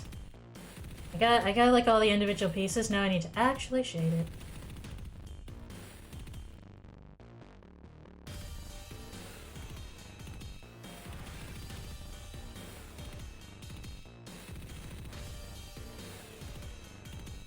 The hair is really, I think oh, the hair and the bell. I forgot about the bell. Which I need to recolor because now that I look at it on my other screen, this is such a dull, gross shade of yellow. Although it might look better after I shade it. Healing moves in MR aren't actually all that good because they have a low chance of working. Of course, that's in the hands of human player, not a CPU. Ah. Gosh dang CPUs with their fancy healing moves. Hair fits, it also looks 80s themed. Thank you. Thank you. I'm like leaning very hard into that vibe because that's I guess my latest brain rot is 80s and 90s anime.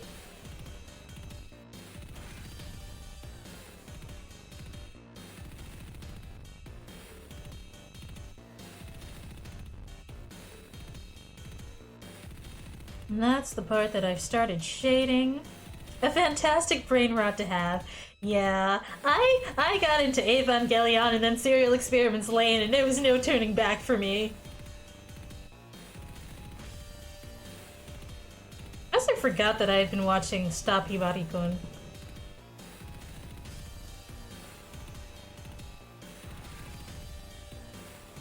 Which is a wild ride of an anime. And make many suggestions. Yes, please. I need more. Hold on, there's a layer I need to hide. I need more anime to obsess over. What I need now is ham and cheese. I do. I need something that's gonna help me emotionally recover from Evangelion, because I'm still not over it. It's been months. Serial Experiments Lane to me wasn't as like heartbreaking as for me as it seemed to be for a lot of other people, and I think that's because I was too busy being confused. I like, I got to the very last episode of Serial Experiments Lane, and then it started to make sense, and I was like, okay, I think I know what's going on now. I probably don't, but I think I do, and that's all that matters, because I've been completely confused and out of sorts for the past 20 episodes. Lane's more of a trip than anything else. A nice trip. Yeah, I love Serial Experiments Lane. I actually sometimes put it on to go to sleep too because I like the sounds. I like the music, and I like that buzzing sound that's like comes up every time she's walking under power lines. Listening to the band that made the SE Lane Serial Experience Lane intro all day, right? I know the band too, and I keep forgetting their name. The song, I know the song is Do That. What is the name of the band? Boa? Boa. Ah, yes, thank you. Yeah, Boa. I had to Google because I could not for the life of me remember the name.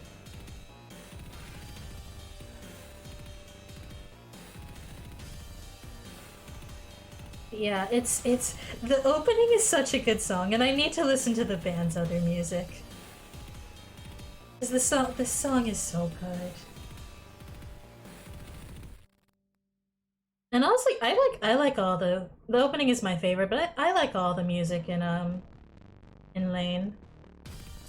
I'm a particular fan of the music that plays at Siberia. Is that Siberia? The club. The club. I am not going to try to pronounce things. It's got a solid OST, it really does.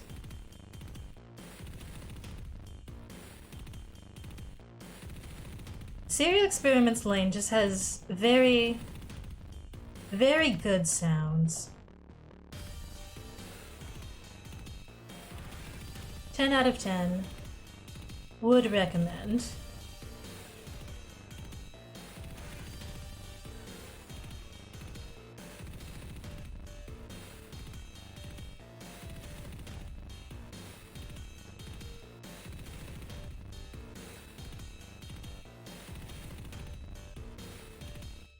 I don't know what on earth is going on with this curve here, but I'm gonna straighten it out.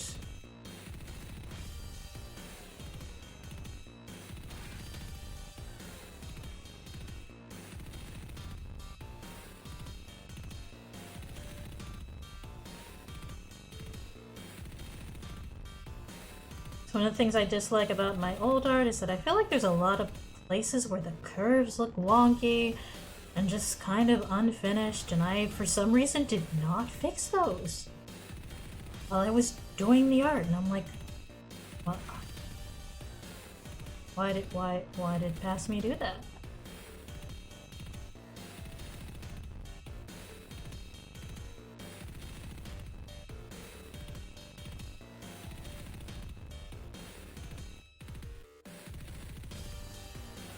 Very much recommend Ronin Warriors. I will add that to the list.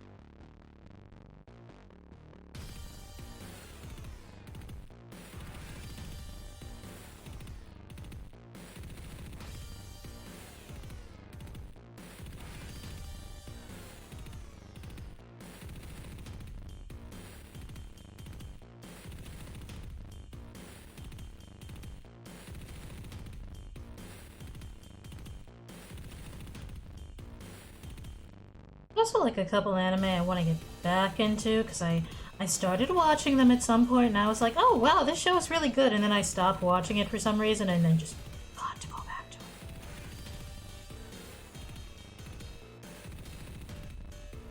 One of those in particular being, Onisama E, which is great if you like either Yuri or melodrama. And if you like melodramatic Yuri, then, you know, it's perfect.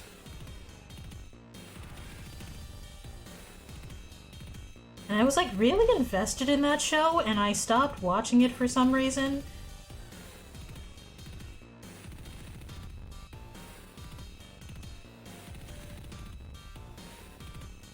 Much like Sailor Moon, the reason is probably because I forgot.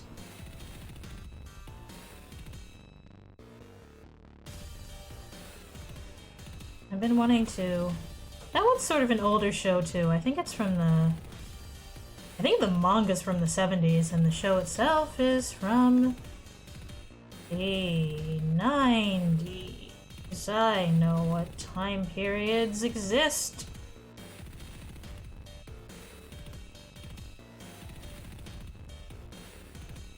Are you ready for Samurai Ghosthead Satan to have a Welsh accent? You know you are. I'm ready. I'm ready for the chaos.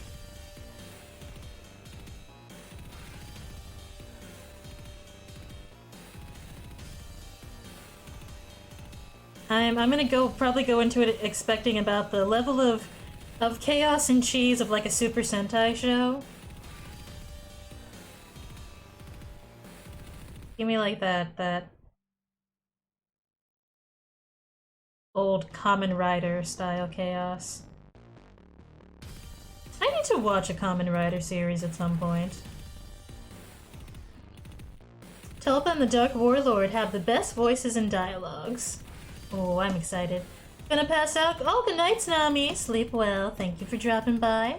Hope you get comfy, get cozy, and wake up refreshed and ready to fist fight the day.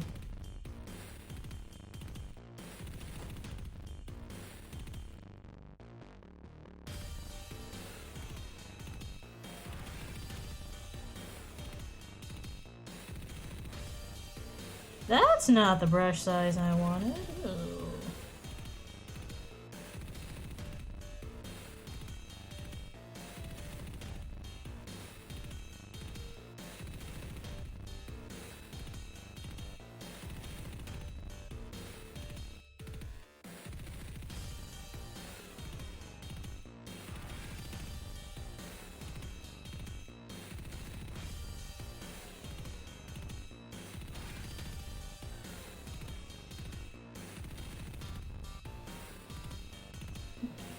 No. There we go. You recommend Big O if only because it's a mecha version of Bruce Timm's Batman and also Sassy Android Maid. You have me at Sassy Android Maid. It's a 2000. Oh, is it only a 2000? I thought it was older than that.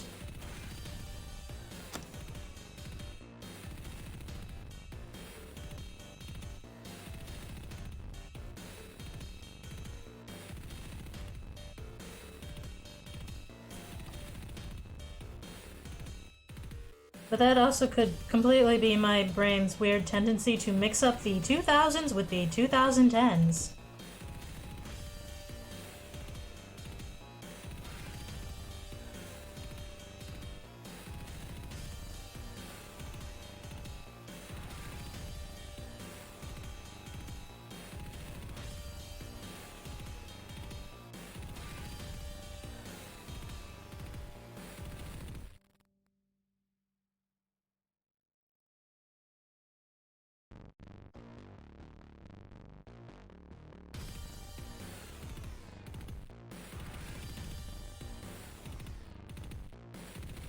Oh.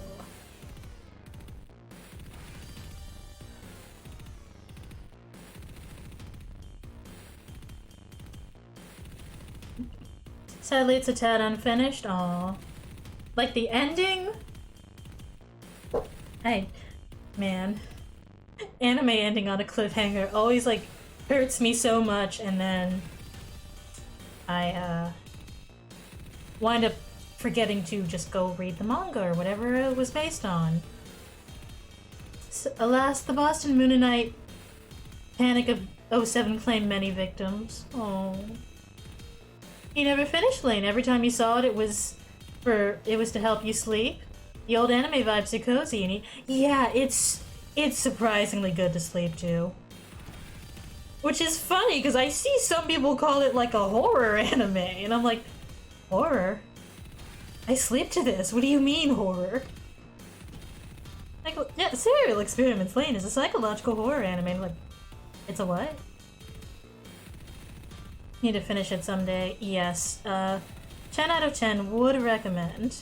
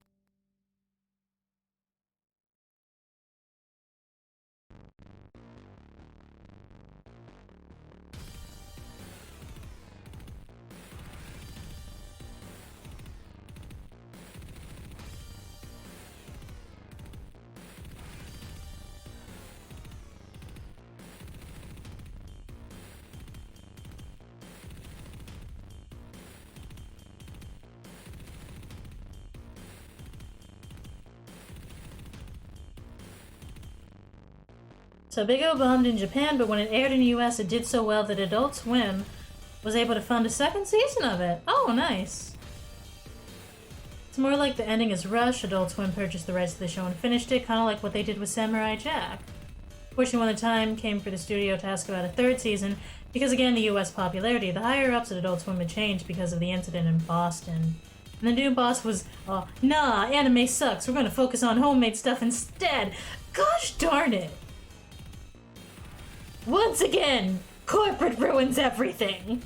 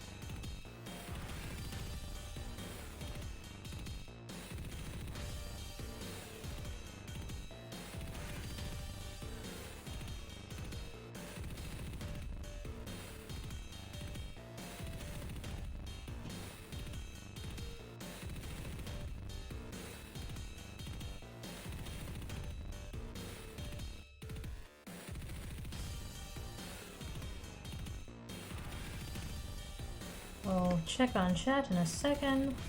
I'm very focused on this hair. Big O was gonna end on the 3rd season and have everything explained. I am so tired of good shows getting cancelled after 2 seasons. Yeah, F in the chat for Big O. Big F in the chat for Big O. You would also recommend Eureka 7, but not after Ava. That's a bit too much, even though the soundtrack absolutely slaps. In fairness, I think I've watched some relatively non-heartbreaking things between Ava. Because, I got on a bit of a cyberpunk kick, so I watched Lane, which, like I said, it wasn't heartbreaking so much as just confusing. And then I watched, Akadama Drive, which honestly might have been heartbreaking if not for the fact that I didn't like any of the characters. I like the protagonist and this one guy that got swept up in the nonsense. And the rest of these people, I was like, at best I can take them or leave them. At worst, they are... I don't like to use the word cringe, because cringe is a word people often use just to make fun of people who are having fun. But, you ever just, like, get such bad secondhand embarrassment from a fictional character that you want to crawl out of your own skin? That kept happening with Akadama Drive, so when bad things happened to those characters, I was just like, well, good thing I don't have to see you anymore.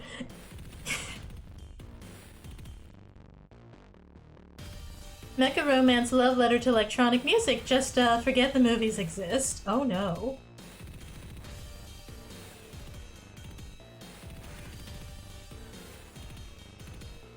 Noted, noted.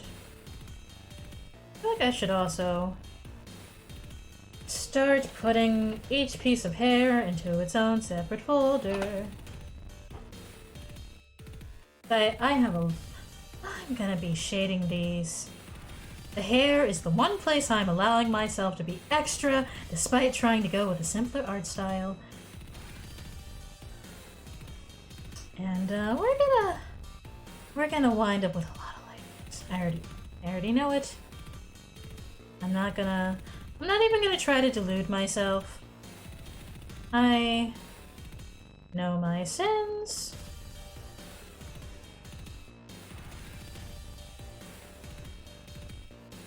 So we're gonna put everything into these nice, neat little folders. Folders are very important when you're working with art that you are going to put into Live 2D. Do not fool yourself into thinking, oh, if you ever are thinking, do I really need that many folders? The answer is yes. Yes, you do need that many folders. You are going to regret not having enough folders if you do not just add that many folders. Does it seem like it's maybe too many folders? Good. Add more folders and make sure they are labeled.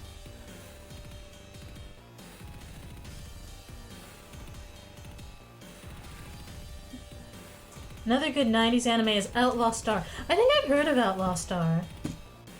That's the one with Aisha Clown Clown, right? Outlaw Star.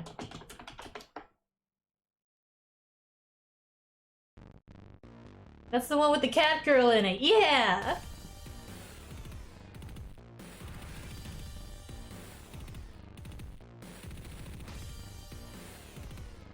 Ooh. Oh yeah, this is going on the list.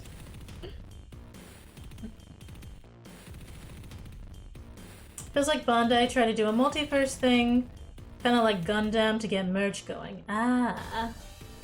Ah yes, the other show you watched at the start of puberty that gave you a thing for android girls. That'll do it.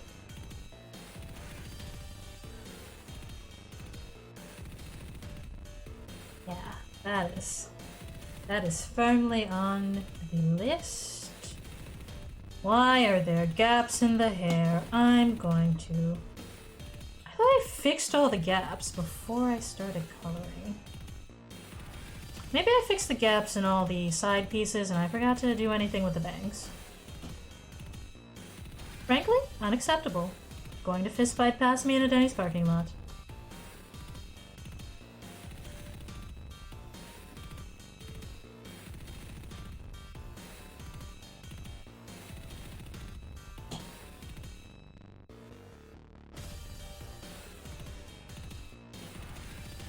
I trying to remember, like, what anime I watched at the start of puberty, and then I realized I don't think I watched anime then. I think I was really more of a manga person. I think that was around the time I was reading Her Majesty's Dog, which, in hindsight, I feel like that had no business being a shoujo manga.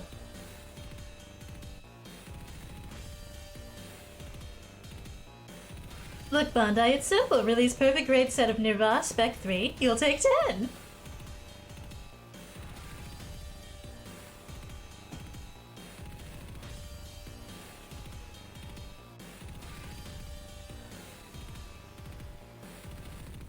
What's going on with shading here? Because this is distracting. I need to...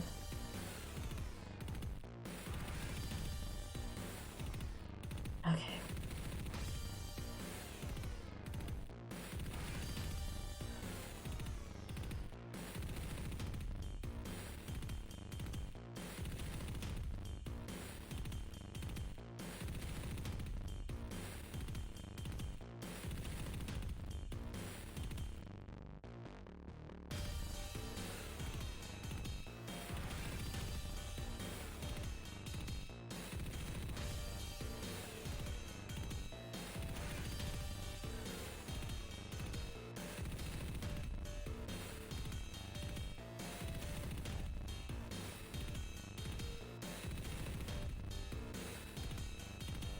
So don't know what's going on over here, but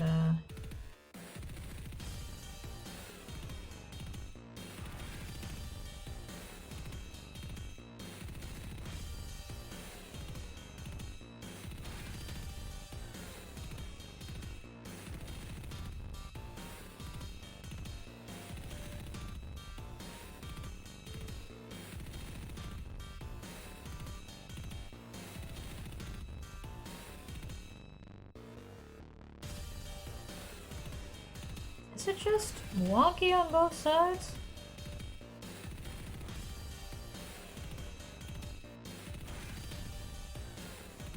Oh, that's something I need to fix on both sides. Okie dokie, we will do that later.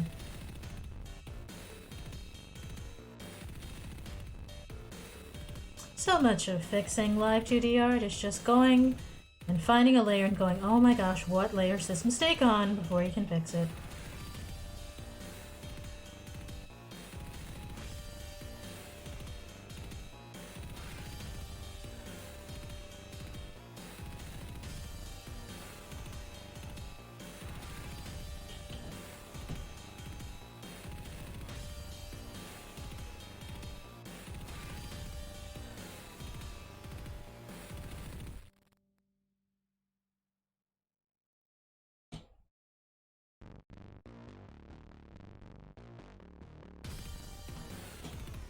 There was like briefly once again some why are VTuber models so expensive discourse on the Bird app again.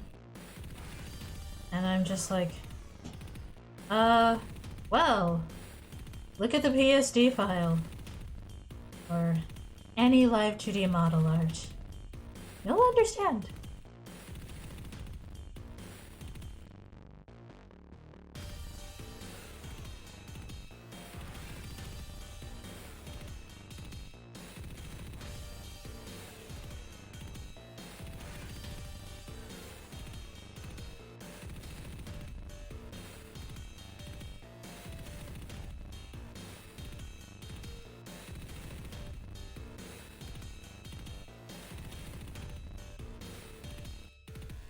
The extra weird part of that person's take is like, really only expensive if you want a custom one. You can get like default live 2D models on Booth, like anywhere between $5 and $20.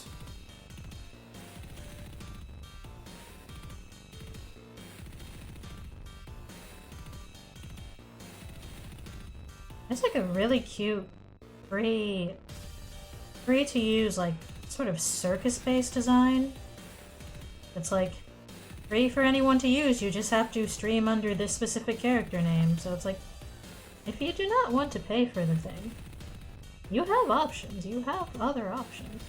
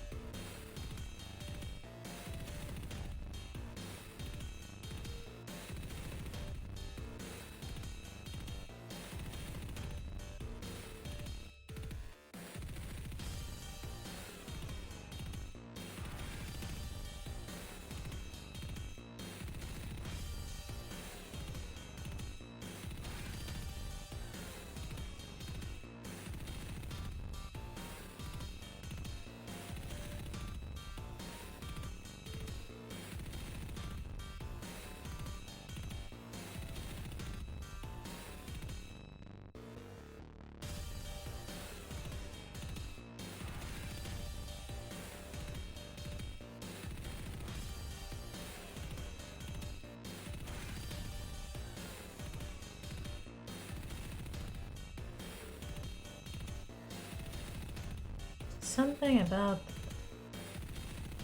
the curvature of these bangs does not look quite right, so we're going to erase all of that and do it again.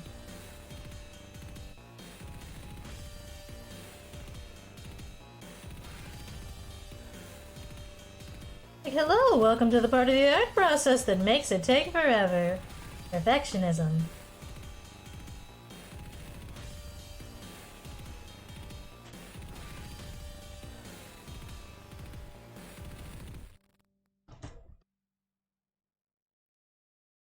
That is not the brush.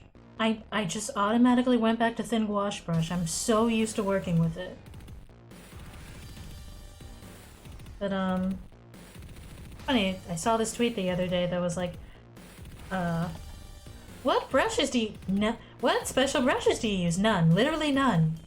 You cannot fathom my laziness. I will find one brush in any given program that makes my brain go, Mihoy Manoi! And then use that until the end of time. And I was like, is this a call-out post?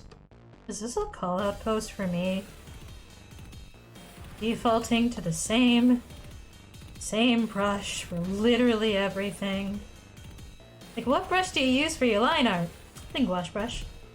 What brush do you use to shade? Thin gouache brush and round watercolor brush. What do you use for highlights? Thin watercolor brush. Or thin wash brush. And then I blur it a little with the round watercolor brush. Are you telling me you use the same 3 brushes for everything? No, I use the G pen to fill in things. My friend is like, please, there are so many good CSP brushes. Please. And I'm like, I know there are. But then I would have to find them. And download them. And learn how to use them. And the thin gouache brush works perfectly fine.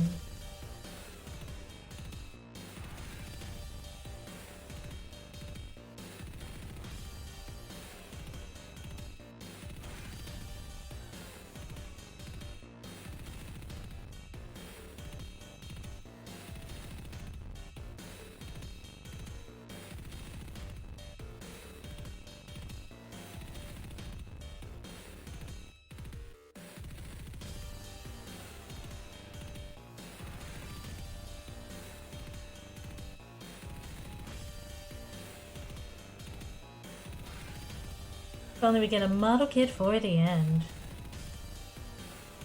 I feel like a lot of anime copyright holders are missing out on great merch opportunities.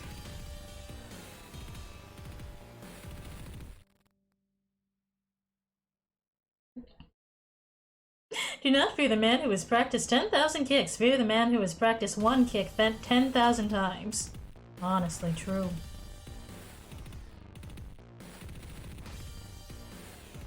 A line I repeat to myself, drawing the same line 27 times.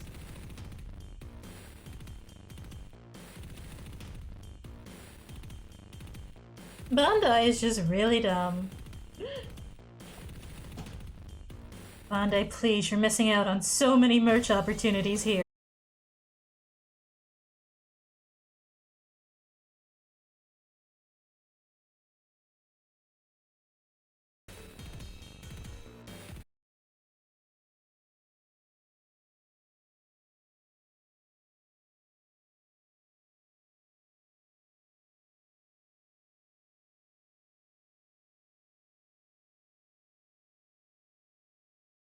My internet modem like I treat... I'm about to treat my internet modem like I treat the mooks in Yakuza.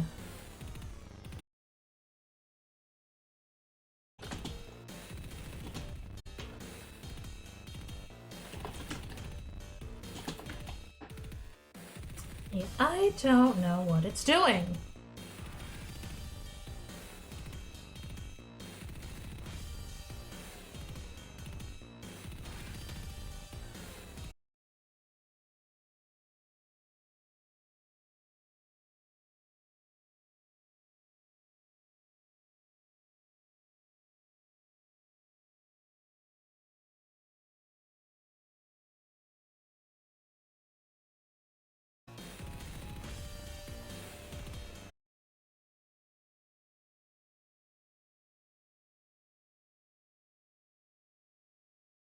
Great.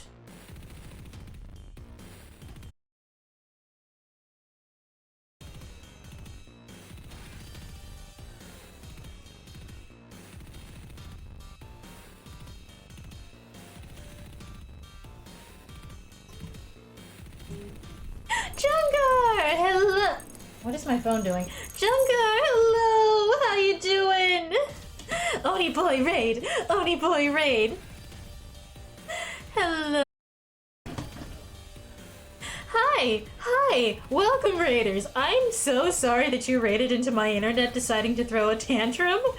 It's been doing that for the past 20 minutes. It's, I still love that emote so much. Y'all should follow Jungar and sub for the good emotes, because Jungar has some of the best emotes I've ever seen. And he made them himself. Talented. Skilled. But yeah, welcome on in, raiders. My internet is not having it today. We are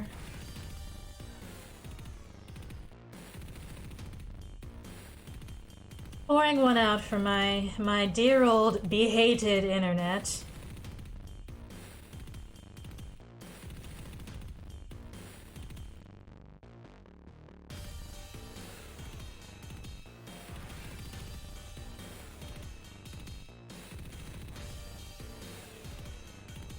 See. Also, I didn't get to. Oh, you were doing. That's right. I saw that when you in your going live tweet earlier. It's like, what were you doing, Lalo? You literally saw the going live tweet that said art.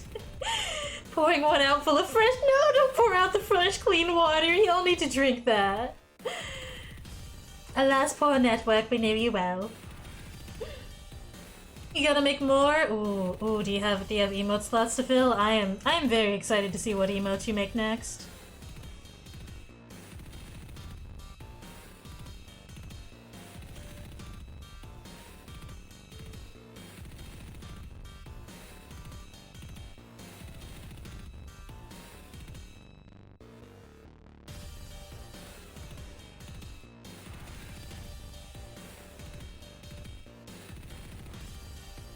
I'm just trying to get this bang.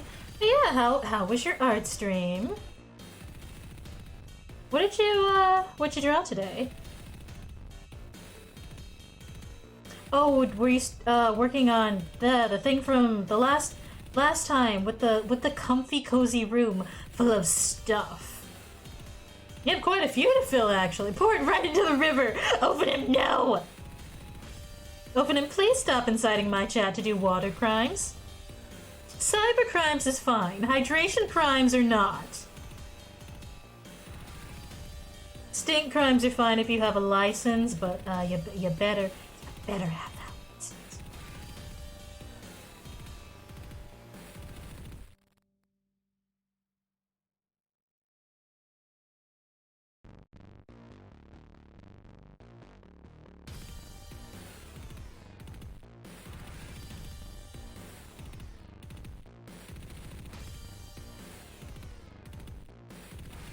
Like I'm just redoing this one part over and over because I, for some reason, don't like the way it looks.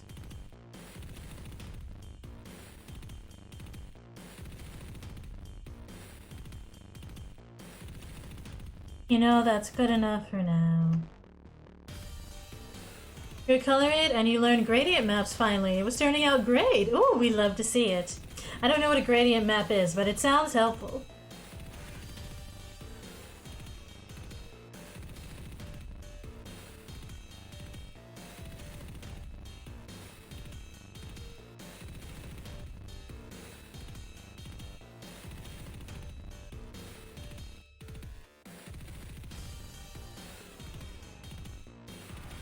Hello, Fudge. How you doing?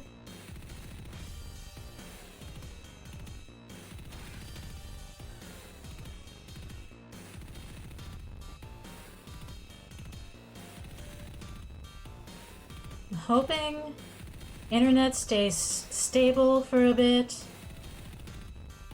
because I've been making a lot of progress on the hair while talking to chat, and I would like to keep making that progress. I feel like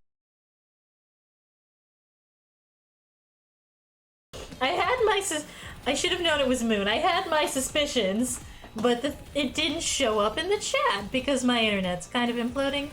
Uh-oh. Yeah. Let me... Yeah. There we go.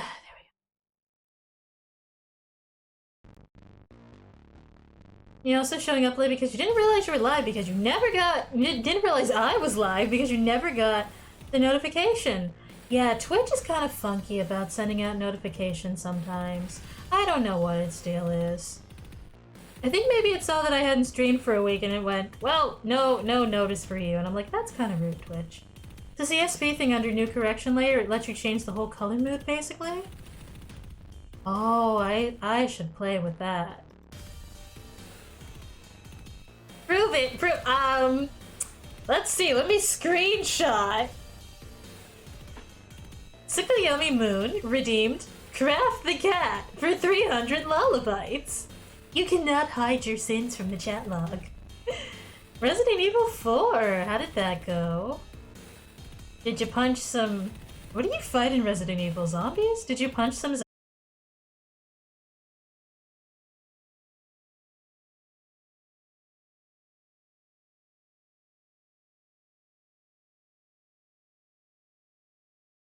of existence, Nyan?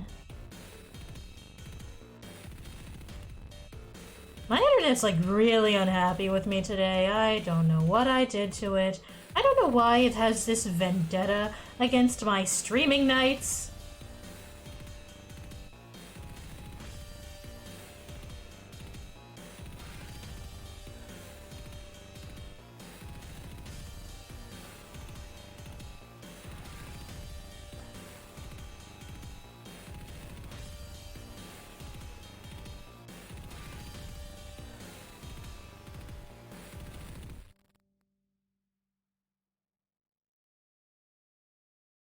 Lies. Slander. I don't think it's slander. It's not slander if it's true. Did you punch some residents? Is the evil defeated, son?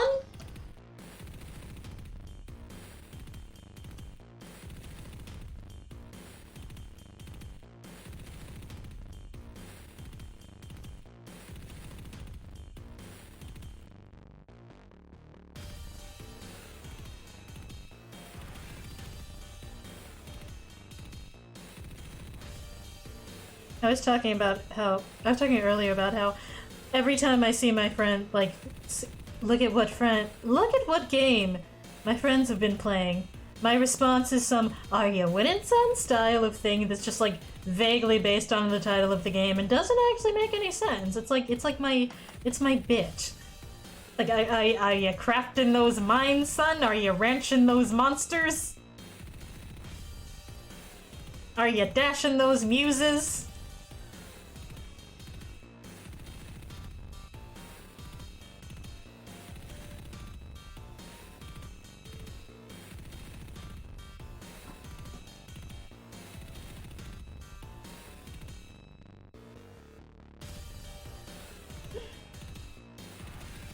Yes, Moon is here now. The party.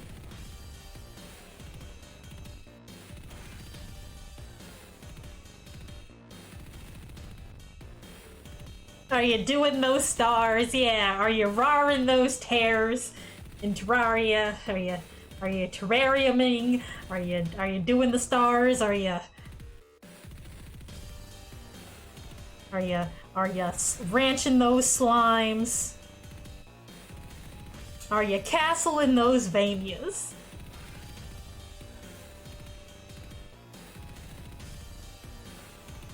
Did you finish castling Dracula, son? Like, we're killing Dracula. Yeah, you dropped the castle on him, right? Did you drop the castle on Dracula and kill him? Dad, that's not how it works. Dad, what are you talking about?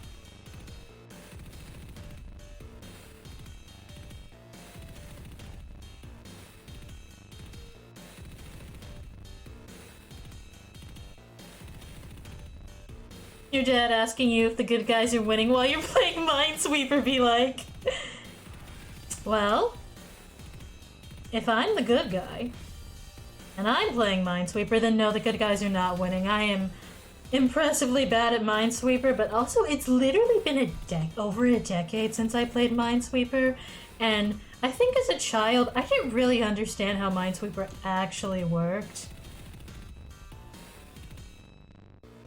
I didn't like realize the diagonals counted as an adjacent square, and I feel like that confused me a lot.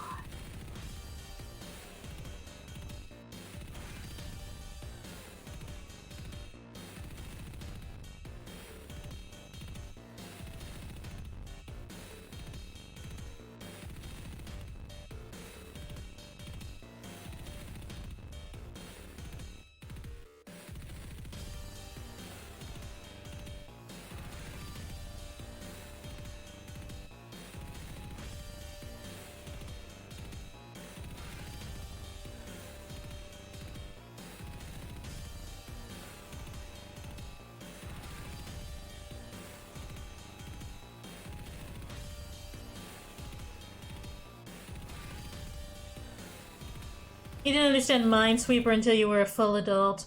I need to try it again at some point because I feel like the reason I was so bad at Minesweeper really was just because I was a small child who probably had no business playing Minesweeper. This is an adult for grown-ups with grown-up brains and grown-up spatial reasoning skills.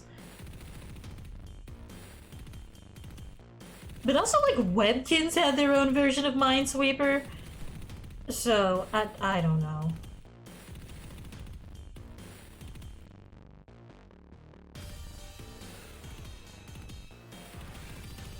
I distinctly remember it too. It was skunk-based. You had to find the skunks. Or you had to avoid the skunks, and if you accidentally clicked on a skunk, Stink Bomb Hell.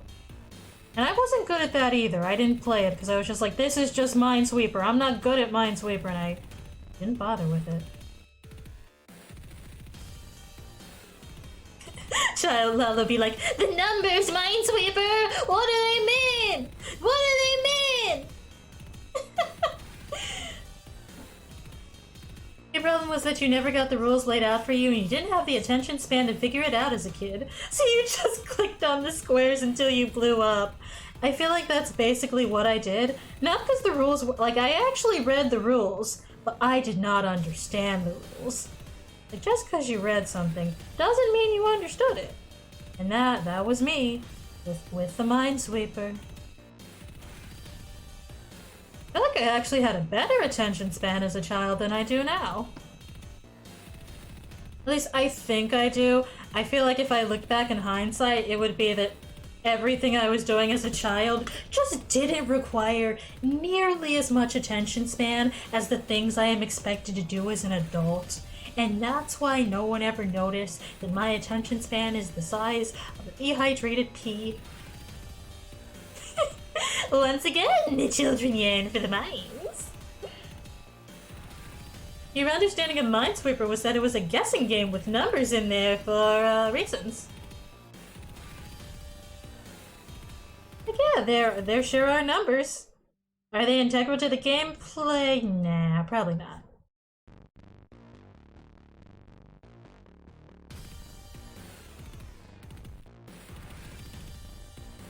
I mean, what do you mean numbers have meaning?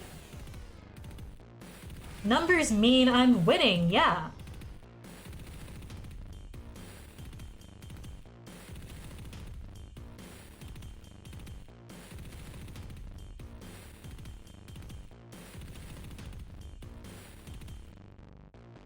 I actually really like it now that you understand how it works, though.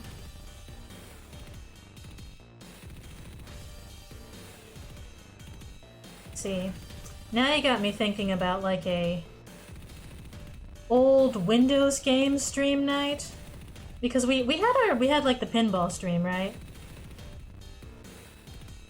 So now I'm thinking just of just like a game night where we just go over the old Windows classics: Minesweeper, Free Cell, 3D Space Cadet Pinball.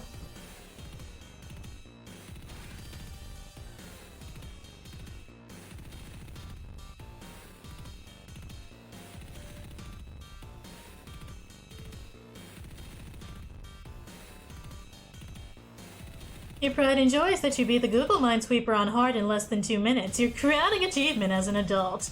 Yes, be proud of your minesweeping skills. I would trust Fudge with my life in the mines.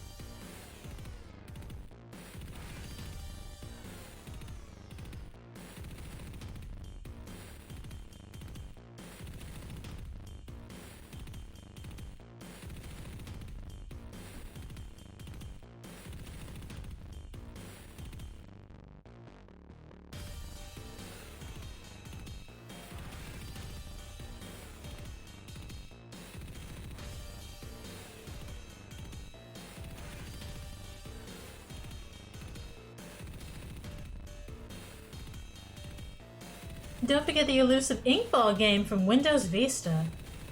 I don't think I've ever played that one.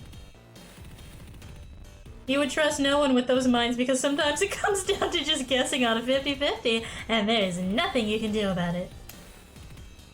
Oh boy.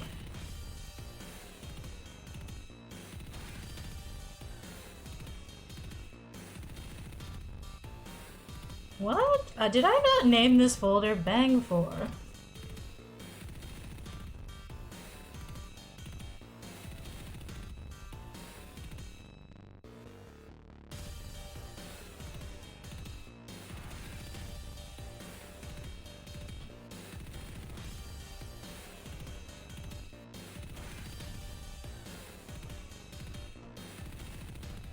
Been trying to make sure I name everything because you can't kind of just wing it with Live 2D.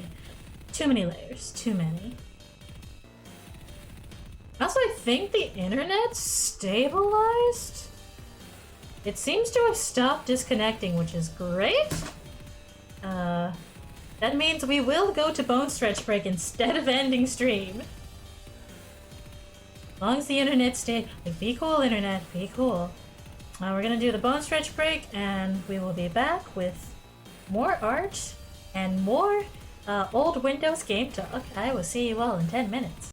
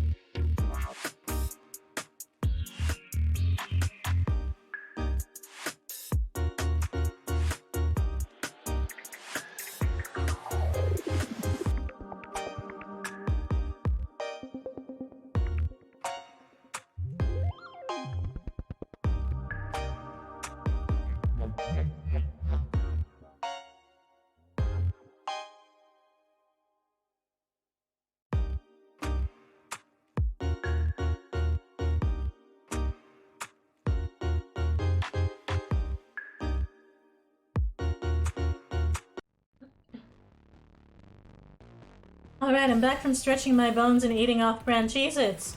Welcome back. I also wonder, now that the internet's not imploding, can we go back to our YouTube music? I want my Vaporwave. I want my freaking Vaporwave. Let's not have both of those playing at the same time. There we go. Also, you know, I bet there's a browser version of the Windows Vista Inkball game, because there's a browser version of 3D Space Cadet Pinball, so it's gotta be out there somewhere.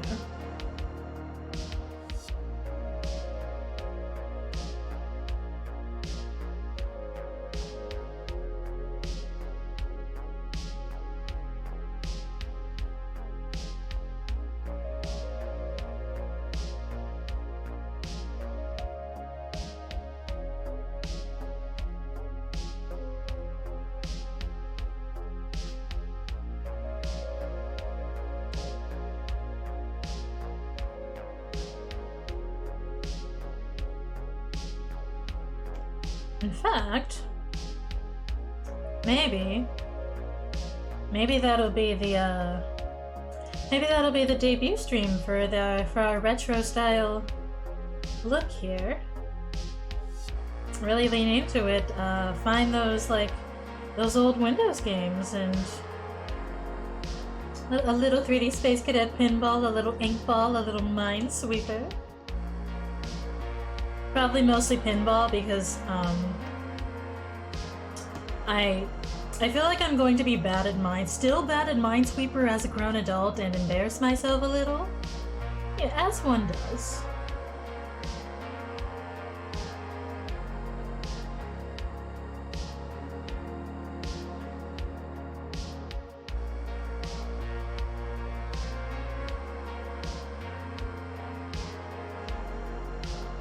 Once you just remembered your Minesweeper strat as a kid, just go into settings and make the board as large as possible, and then set the number of mines to only 10. Easy. See, I was so Minesweeper inept, I don't think that I even remembered, I don't think I even knew that you could change the settings. Jungar was out here on those big brain strats.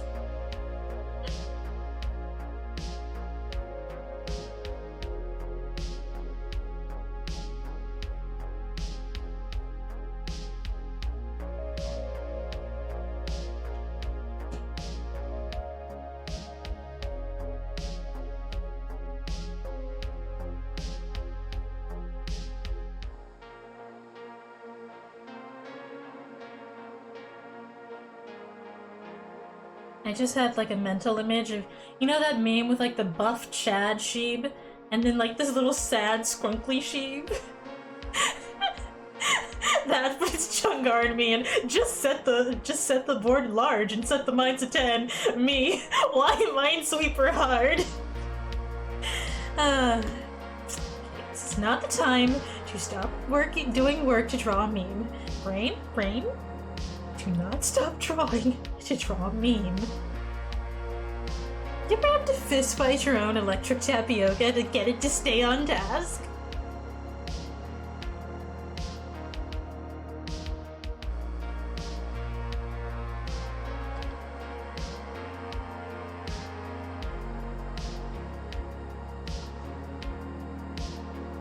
Hello again, did your daily yoga? We love it to see a healthy fudge.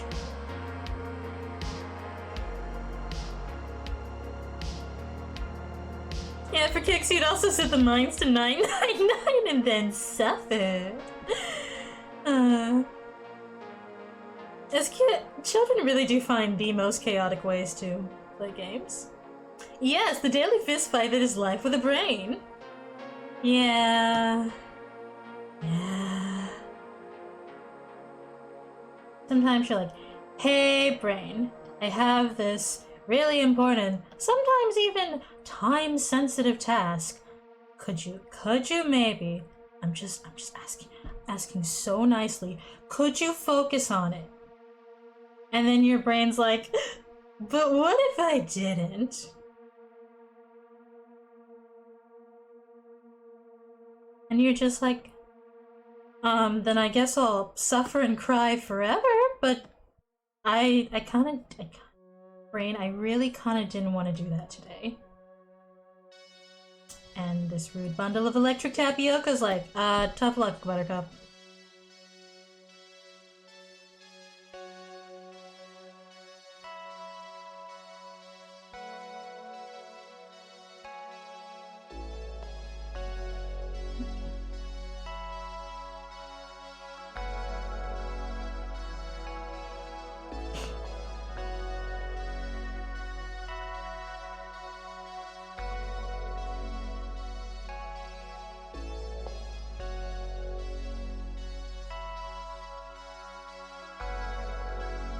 You doing the war in a minefield. Bro, have you tried setting the number of mines to like 10? Like, oh Mao, why did you even let the enemies get so many mines on the field? Sounds like a skill issue. Bro, people are dying! I mean, what happens when you don't set the mines to 10? You're making muffins today and you got them all the way in the oven before you realized you hadn't put the vanilla in! Ah! I felt that pain in my soul. Not the no vanilla muffies.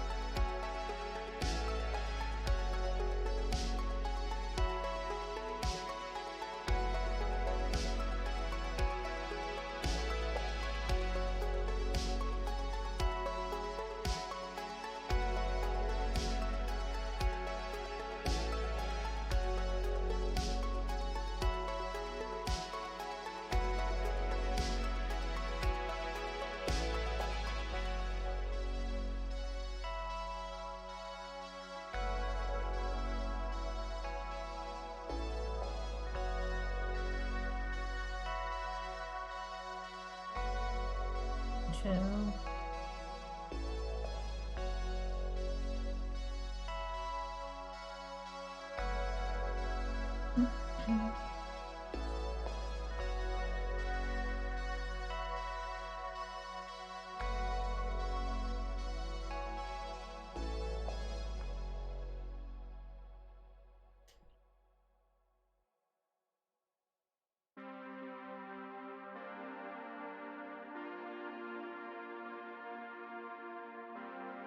Mhm.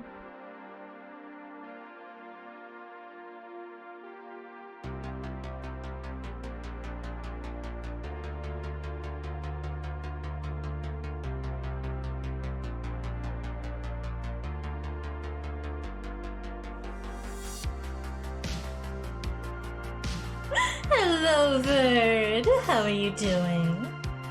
They may taste crisis averted at least. They may taste slightly different than if you had added vanilla in properly, but you considered them saved. We love to see it.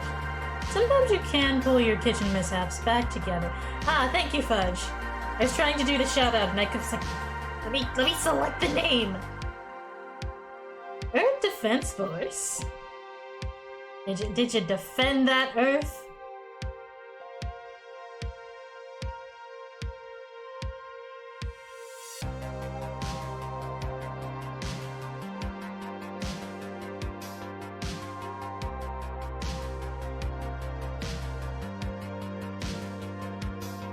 Great, happy to be here.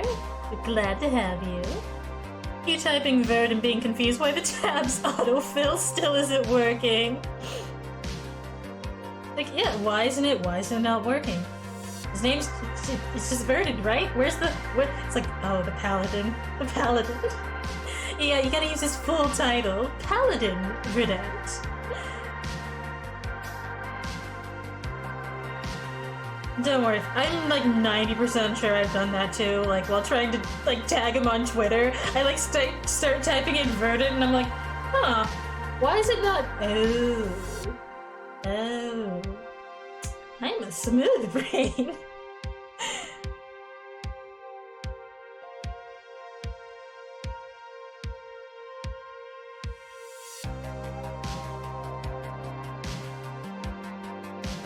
Don't feel bad, Fudge. I have done the exact same thing. You've always wanted to claim just Verdant. That'd be sick. Oh, is it taken already? We gotta get you that. Second. How do I want to share this? We gotta snatch back the Verdant name for you. Darn it. Darn. Who's out here taking the Verdant name?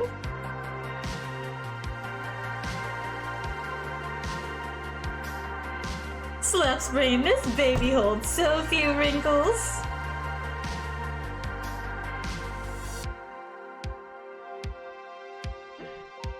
With me, it's like, slaps brain. This baby can hold so much useless trivia about things that wouldn't even come up in a game of trivia.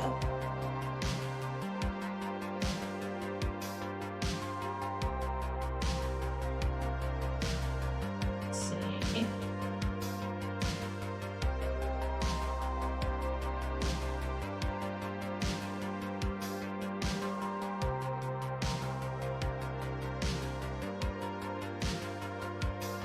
It's like, why do you know so much about meerkats, but you can't remember your own phone number? Don't worry about it. The answer is Meerkat Manor, but,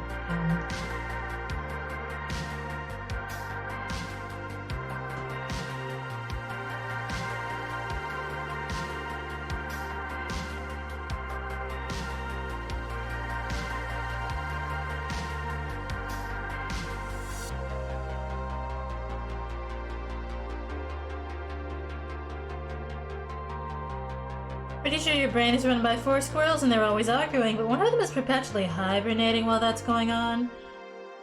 Oh, ain't that the eternal mood. I do often describe my brain as a caffeinated squirrel.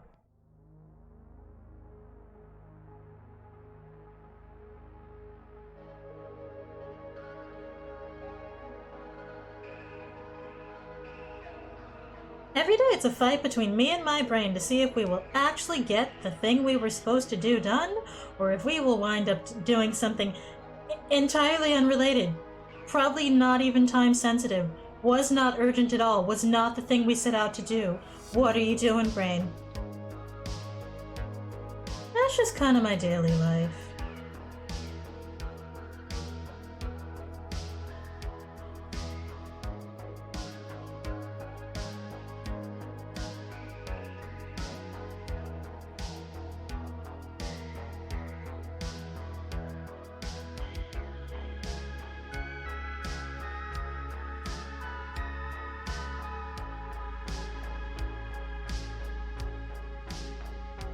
Sometimes I feel like my brain is just on a constant loop of Bill Wirtz, "Thanks for checking in, I'm still a piece of garbage." And that's just my brain when I ask it if it wants to function today. Like, hey, brain. Hey. Hi. I was wondering if we could do that, like, functional thing today. My brain's like, who do you think you're talking to, sister? You honestly can't tell if you've been more ADHD since getting diagnosed, or if you're just hypersensitive to when it happens now because you're thinking about it more. I feel like the latter definitely does happen, not just with ADHD, but just with things specific. Once someone makes you aware of a thing, then you realize when it's happening a lot more often, because then you're like, oh dang it, that's that thing someone told me about again, or it's that thing I realized again.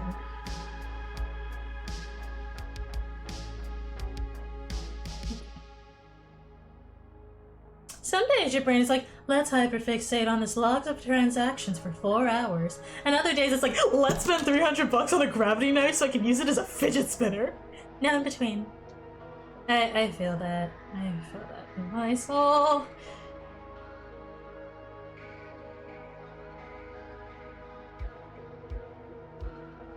Like, imagine having normal levels of focus. Could not be me.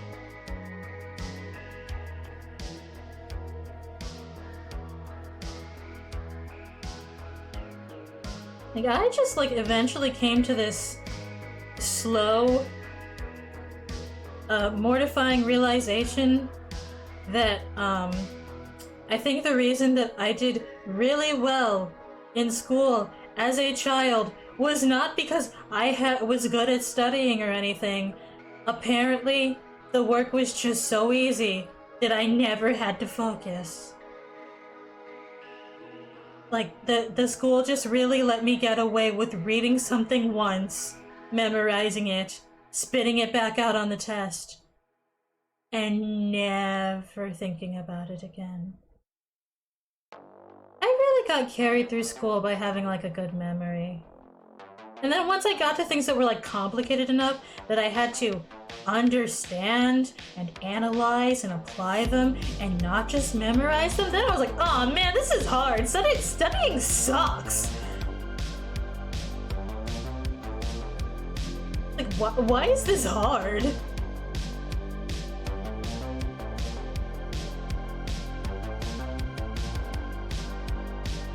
That's relatable in concept, at least. You don't have the $300 to impulse spend, though.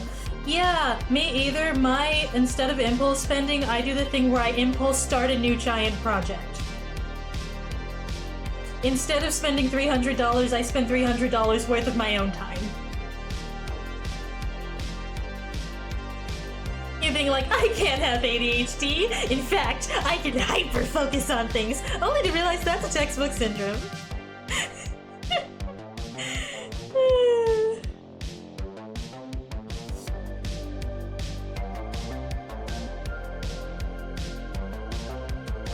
See, I don't have ADHD. At least I don't think I do. Sometimes I'll say something and my friend will be like, that sounds like me off my meds, and I'll go, we're not unpacking that right now.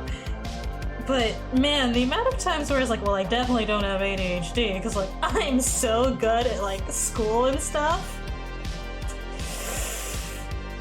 And realizing, yeah, that doesn't necessarily mean you're safe.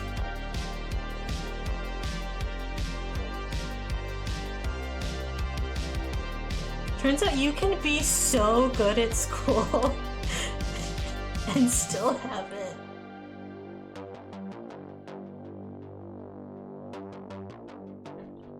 On the upside, you're in the South, so having a really nice knife for things is kind of worth. A good knife is a good investment. I have a knife just because I used to do traditional art, and as a traditional artist, when working in pencil, that's how you sharpen it. You don't want that, like, fine little point for writing, no. You want to start hacking wood off of that thing until you just got a long exposed piece of graphite. And for that, you need not a pencil sharpener, but a knife. I think my favorite part of art class actually was just sharpening the pencil. I'm just sitting there hacking off pieces.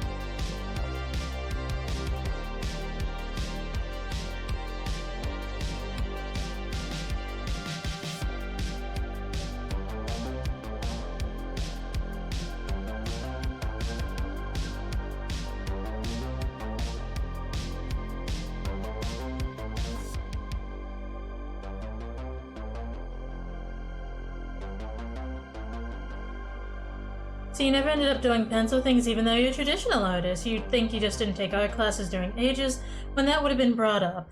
Yeah, it's generally frowned upon to let children have a large knife in Earth culture.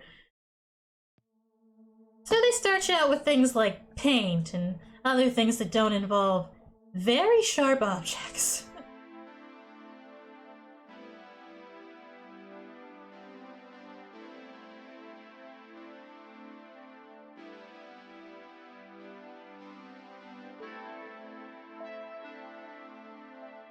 Art.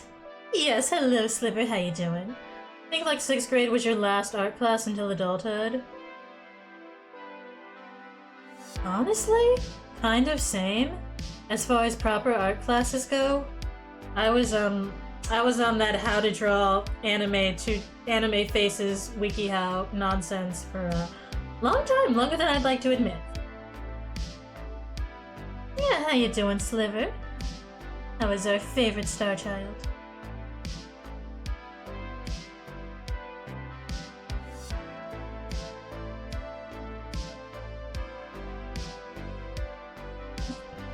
You're tired, but you wanted to pop in before bed. Oh, well, thank you for delaying your bedtime to pop in and say hello. It's always good to see you.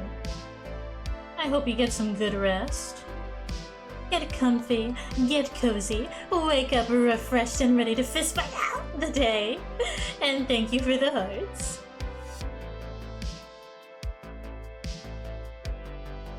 Always good to...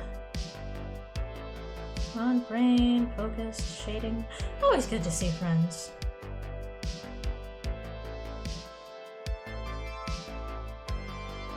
Oh, Deep Rock. Oh yeah, that's right, because you were playing with Luna and Moon. What was your favorite part of art class? The knives.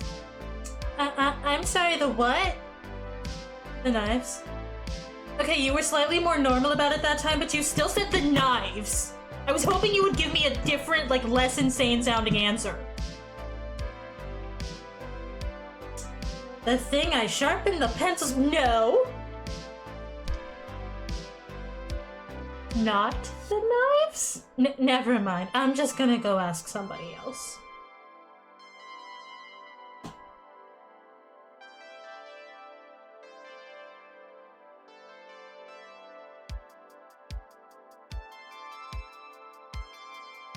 I think it was because,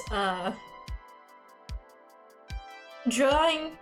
I was having those moments where drawing sounds really fun until you get to the part where you have to actually draw, and that was me every time I walked into class. It's like, I am so excited to work on rendering this glass and drawing this animal skull, and I had to actually do it, and I was like, man, this sucks. I'd rather just wood whittle.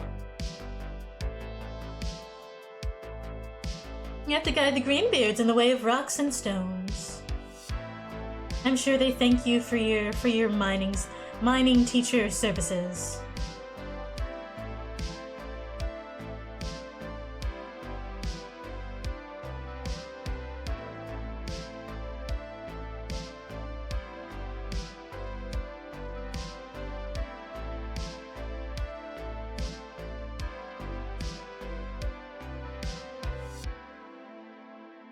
So I feel like my favorite part of a lot of my classes was something that really was not important to the class.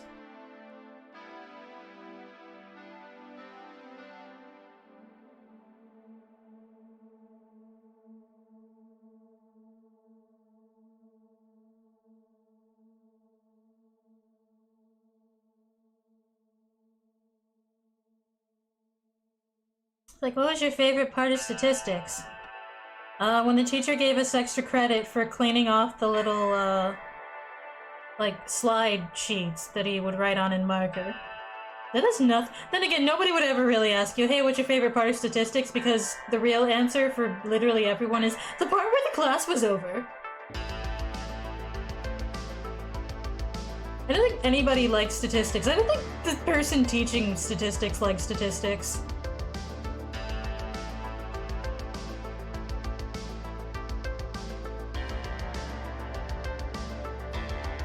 I don't think people who are good at statistics like statistics.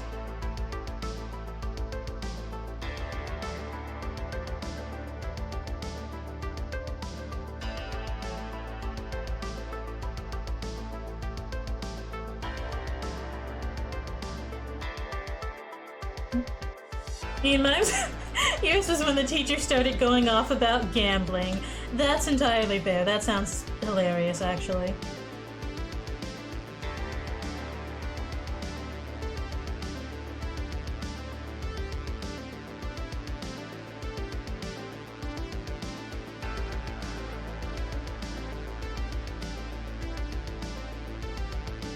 Oh no!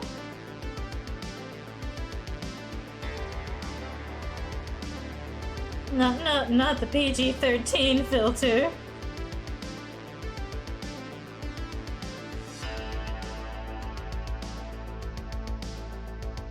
I didn't like your message. Oh.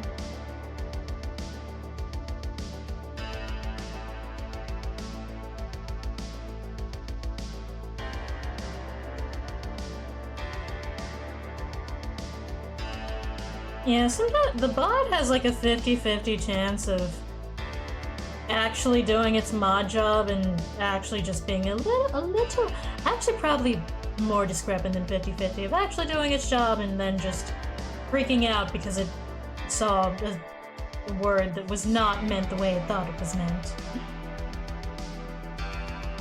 No boner class. What? Well, now I have questions. Not accusatory, just confused.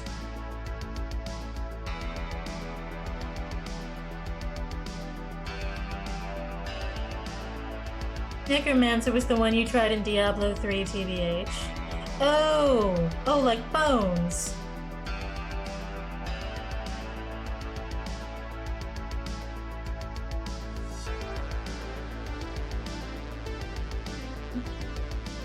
You ran a pets build that had all the summons on the field.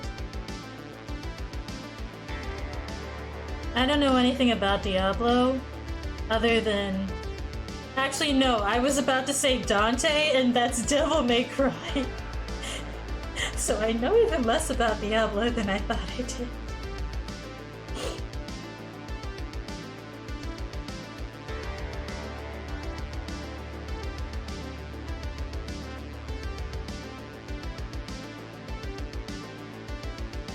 My brain continues to be like this about the names of media.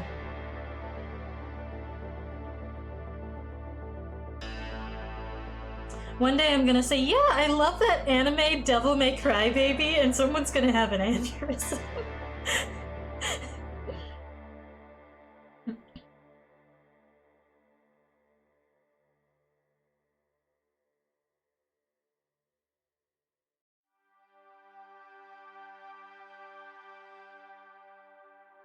Classes is in Diablo, not classes in a class about burying your bone. I see.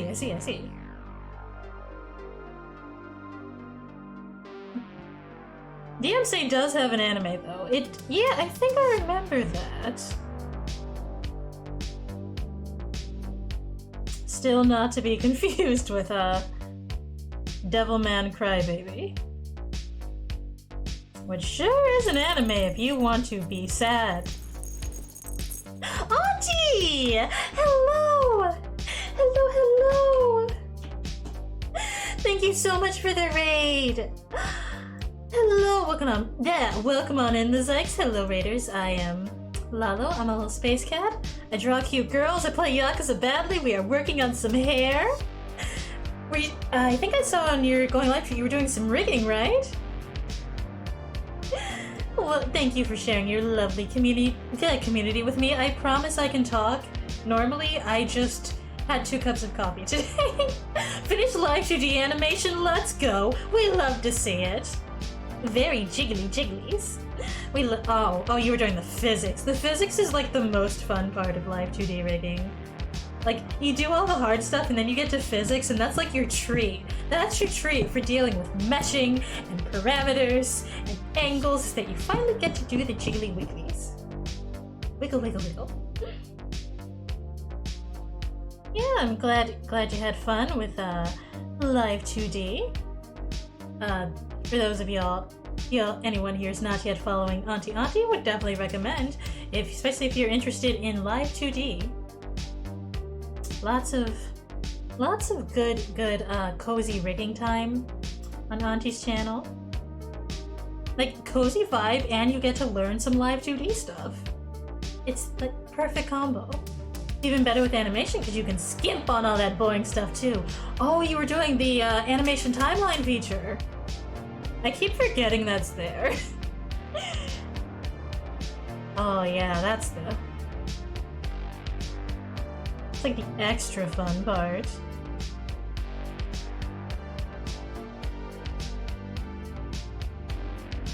Yeah, I do love when you get projects where you don't have to do like all of the usual rigging of making an entire VTuber. You're just like, I'm just gonna do these parts. I think that's why I like doing like background elements in Live 2D, because it's so much less work. Found you love doing animations even more than models. Yeah, it's a lot more fun sometimes because you don't have to do every movement, just the specific thing I wanted to do. You don't have to anticipate for every movement, only a very specified set of movements. Honestly, that's just a lot more fun and a lot less work to deal with.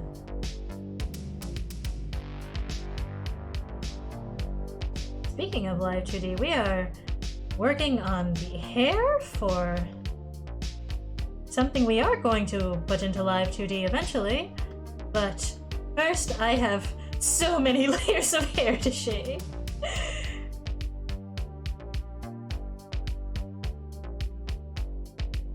But we have been making it look so shiny. Thank you. I may have went a little bit ham on the glitter. There is so much glitter. Also, I had to go with the glow dodge layer when I was shading the boots. It's my specialty. Bright, shiny. You love the sparkly freckles? Thank you. I had a lot of fun with this one. Lots of shiny boots, lots of glitter, lots of space swirls and stars. And we're trying to capture that like 80s anime aesthetic with the eyes. Which is why over here I have all the Totally Spies girls and Lum and Hey Buddy. Thank you. Thank you. I'm glad it's turning out well. I've been very excited working on this because I sort of made an overcomplicated design that I cannot work with in the free version of Live 2D because the free version will tell me, yeah, you can only have 100 art meshes. I don't know why you try to import 323. And so I was like, let's go for something simple that we can put into the free version of Live 2D without it exploding. So I've been trying to work at like this sort of retro anime style, so that I don't go overboard with the details so much and have like 80 billion pieces that I need to keep separated. I'm trying to keep it somewhat simple this time.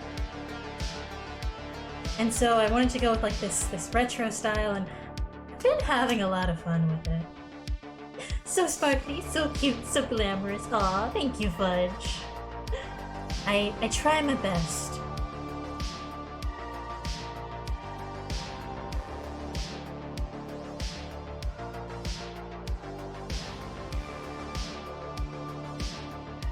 I think this piece actually probably won't even be that. I think this is like a filler piece I had, just to make the hair flow together a little bit better.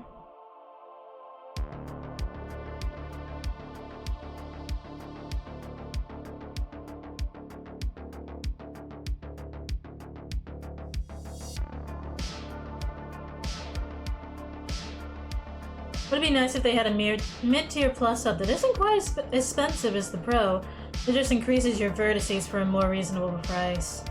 Yeah, that would really be nice, because like they even have like different prices for indie versus corporate, and but the indie prices are still so expensive. It's like $250 for like a 3-year subscription. And that's like the cheapest option when you break it down by month if you're going to be using it a lot. And if you're like, oh right, I don't have a lot of money to drop on the program, so let's see what the month-to-month sub is. It's still expensive. It's like $18 a month, and it's like... I feel like that's a lot if you're working on like a project that takes multiple months. Can you add pro sub to a throne wish list? I wonder. Probably not. I don't think you can I don't think, which is weird because a lot of programs like have like a key. Although I think that's like things with one-time purchases like Clip Studio. I don't know if you can do that with Live 2D. Then again, I don't actually have a throne wish list.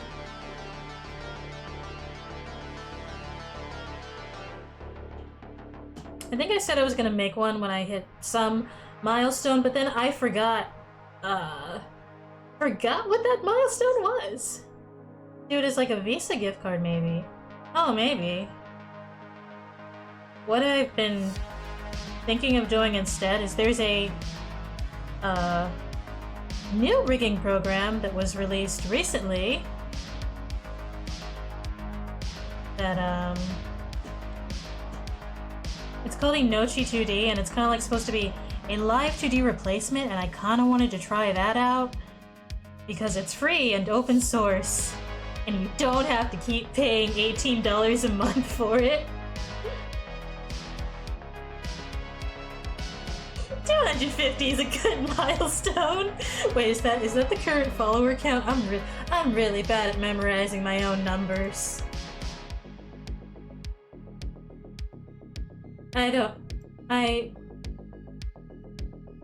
Whenever I see those posts that are like, don't let numbers get you down, I'm like, numbers never get me down because I don't remember what they are. I'll look at them once, go, that sure is a number, and then they leave my brain.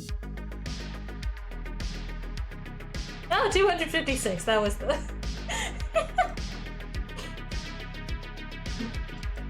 256, thank you, yes.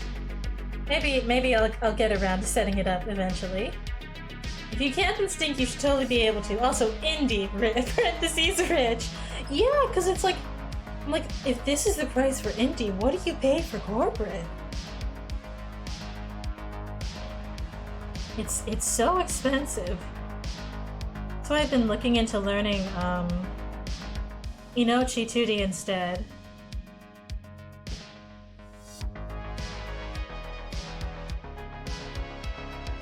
Although if Inochi doesn't work out for whatever reason, there is perhaps the option of Throne.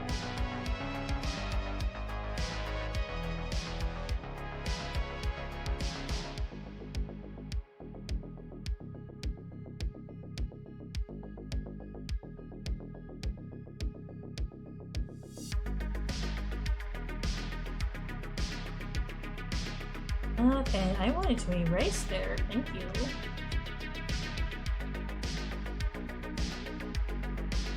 And something that's always bugged me about the Live 2D subscription thing is like, what if you like finish your model and you're like, okay, I'm done with this project, and then you notice a little teeny tiny mistake in it, like several months later. You gotta pay like $18 just to go back and fix the mistake! You've seen quite a few folks checking out Inochi. There's complaints about lack of tutorials, but it has decent documentation. Yeah, I feel like that's the case with a lot of these programs.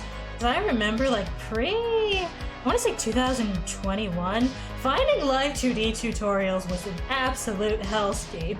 They were just the ones on the website, they were extremely poorly translated. If you try to go to the help section, there was often not a lot of help for like a myriad of weird bugs you could run into. You would just find no documentation about them.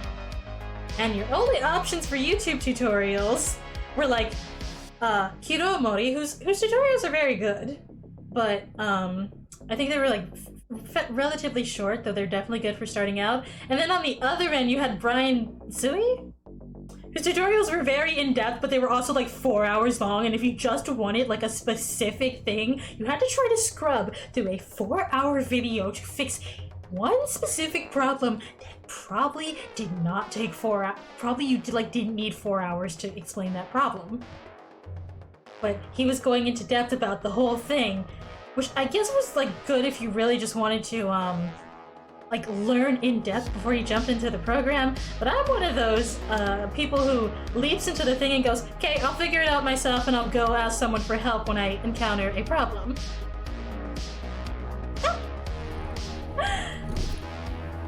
Zykes, thank you so much for gifting a sub to Auntie. And thank you for the follow! Thank you so much! Yes, welcome to the Cuddle Puddle and the research board, thank you!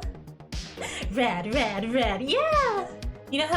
You have access to many of our wonderful, sometimes chaotic, always very colorful emotes, including Wheeze, No Cat Girls, and Waffle. Oh, and thank you for subscribing yourself, Zykes! Thank you so much! The Zykes just sponsored the laboratory.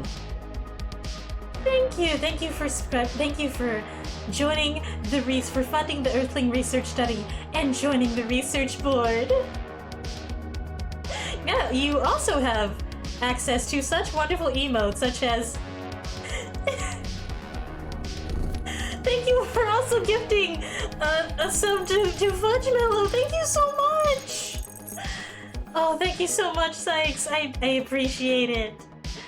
You also have access now to Kneecap, so you can threaten the knees of people all across Twitch. Thank you so much. Sykes is true. Very true. Thank you so much. I hope you enjoy your emotes.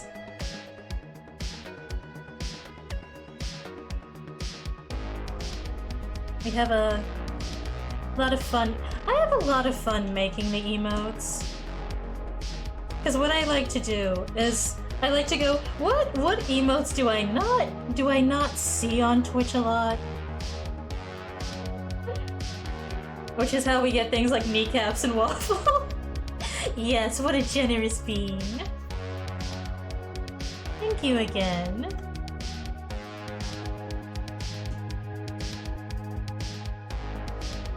Oh, I forgot. I was on the wrong tool. I was like, why does this tool look wrong?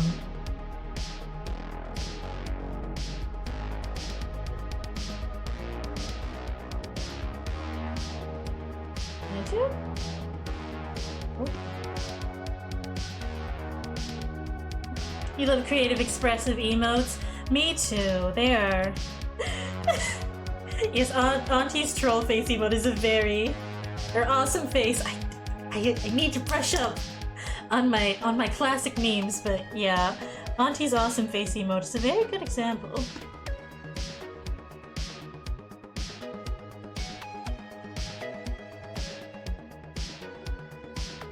We love a throwback to the classic days of memes.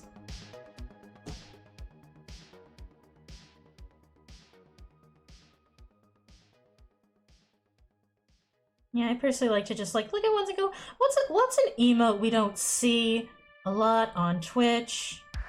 Because there's kind of like the basic ones you see a lot of, like the happy, the wave, some sort of heart love thing. And those are all good to have. Good to cover your bases. But then I'd like to go, what if we made a wheezing so hard your eyes pop out of your skull emote? What if we made a threatening someone's kneecaps with a crowbar emote? Dairy Square! Is there a story behind this?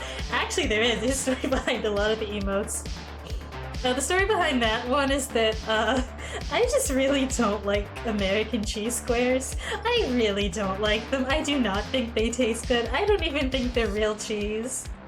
And because of that, I refuse to call them cheese, and I'm like, that's not cheese. That is the cheese-like Dairy Square. And then chat, of course, was like, time to torment Lalo with American cheese. air quotes cheese, and then it became like, we have a redeem. It lets you throw those accursed squares at me. It's this horrible thing right here. And so when I saw that I had a bunch of free emote slots, I was like, you know what we gotta have. You know what we gotta have. Very square. Also, I think part of the reason it's there is because I think Twitch changed it recently, but you know how I used to be only able to use like follower emotes on that specific channel that they were from? I was like, well, since people can't use them on other channels, this is where I should put all the emotes that are like just inside jokes. So that's where we put Dairy Square, I forget what, oh, the Whack and Rad, which is just like, ah yes, Lalo uses lots of 80s slang despite having not been born in the 80s. So we have the Whack and the Rad there. We have my bonking hammer. Little low quality bonk hammer. So that's where all the inside joke emotes got put. Except Waffle, because you can't add an animated emote as a follower emote, which is very sad, but them's the rules. Squish that cat. Squish that cat. And there's also a story behind Waffle too, which was I was trying to have a nice, calm rhythm game stream. Well, that's a lie. I thought it would be funny if I tried to play a rhythm game, but also set all the sound redeems super cheap so that chat could spam them. Can I get a waffle? Yeah, and Can so I there was please just get a this played waffle? 7 times, all overlapping over each other while I was trying to play a rhythm game. It was hell. Like, you couldn't even hear the song. It's just, can I please get a waffle? Can I please? Why are you running? Coffee, coffee. Can I please get a waffle? There's a clip of it somewhere that's, oh, you can't even hear the song. It's chaos. And thus, we got a waffle emote in commemoration of chat ruining my combos. You know what would be fun? Let's all go out for waffles.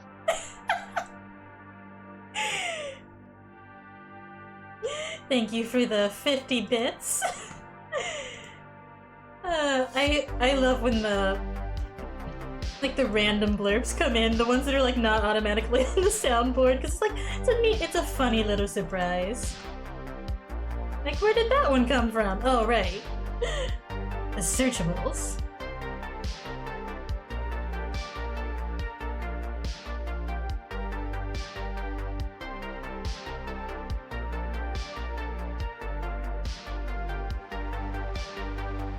Alright, we actually have gotten a lot of progress. You love abusing blurb?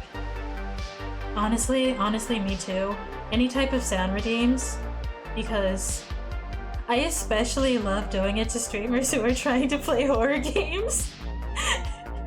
Because I am a terrible, horrible little gremlin of a viewer.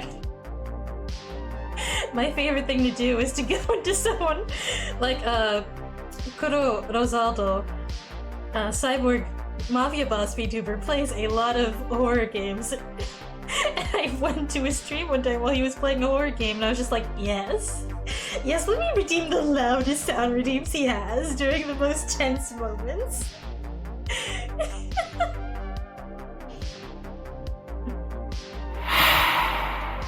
Yes, like that.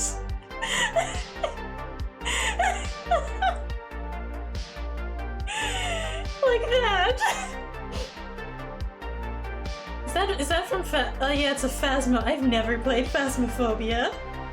I don't think I would survive Phasmophobia. I get jump scared by my own cell phone.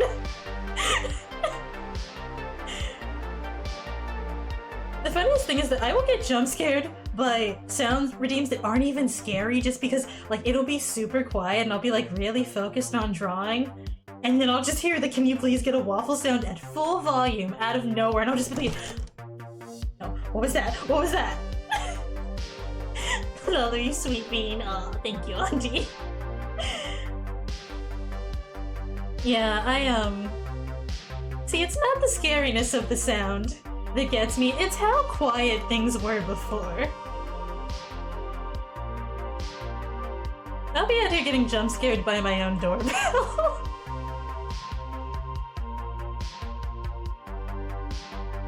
His brain will get... You ever get like really focused on a task, but you're just so into it that you forget the rest of reality exists?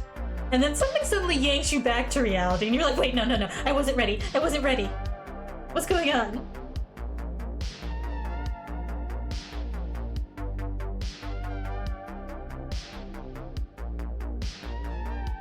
Same thing happens to you when you're super focused and someone redeems one of the Twitch integrated throw but redeem. And you're just like, cheese and rice!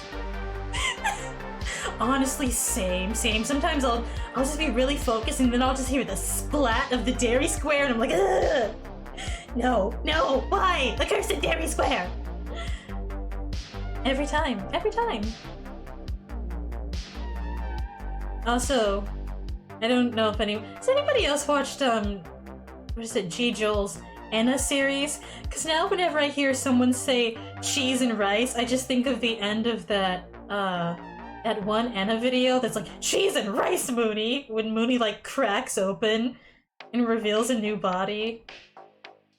I love the Enna videos. They are just such a strange, fascinating time. True cat energy, yeah. Yeah, like those videos you see of like somebody like dropping something or honking a horn near a cat, and the cat just goes 3 feet in the air. That me. My other cat energy is randomly knocking things off my desk, though it's less out of mischief and more that I have a small desk and no depth perception. Not poor depth perception. Like spatial awareness, I don't know her. Need to watch the rest of those, but you love the Hands Up one. I love Hands Up too. Hands Up is also very good. I think I liked Enna a little bit better just because it's absurd. Actually, it was the vaporwave aesthetic. I'm not even gonna lie. The vaporwave aesthetic of Enna spoke to me, but honestly, Hands Up is really good too.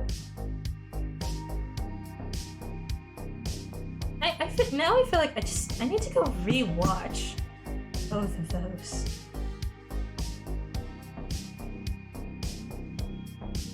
We got the front done, we got the bangs done.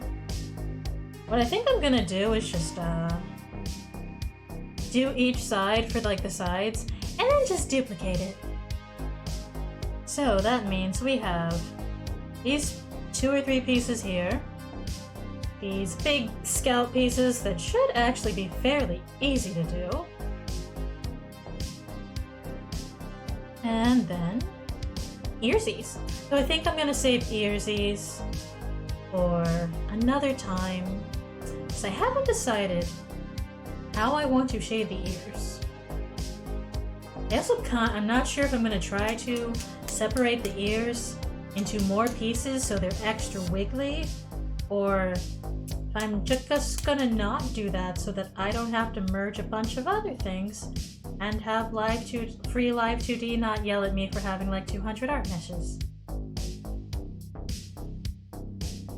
Raiju, how you doing? Let me get you a little shout out.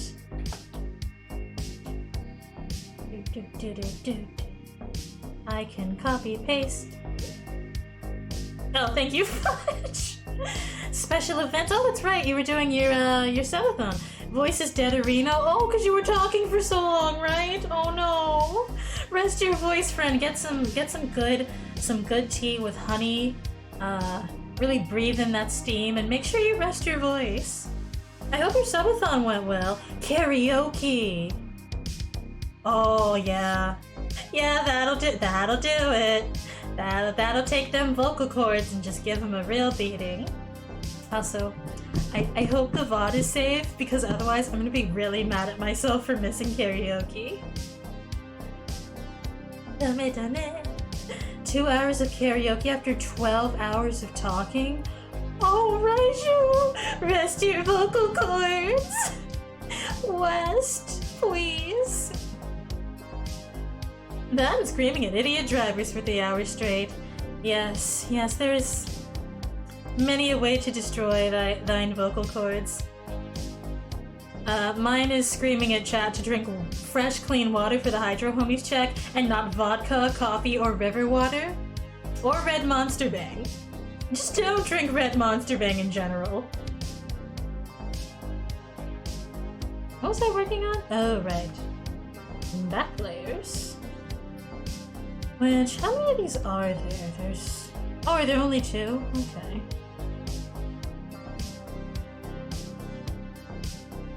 I say only 2, but... I feel like one of them is... I just made it such an unnecessarily overcomplicated shape that's gonna come back to bite me in the bum. But we'll worry about that later. Thank you for... Yeah! Always gotta give a shout out to the fellow VTuber friends. And the FleshTuber friends.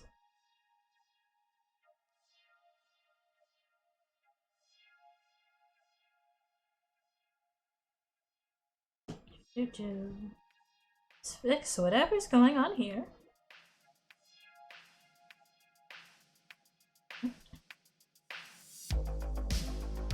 Did my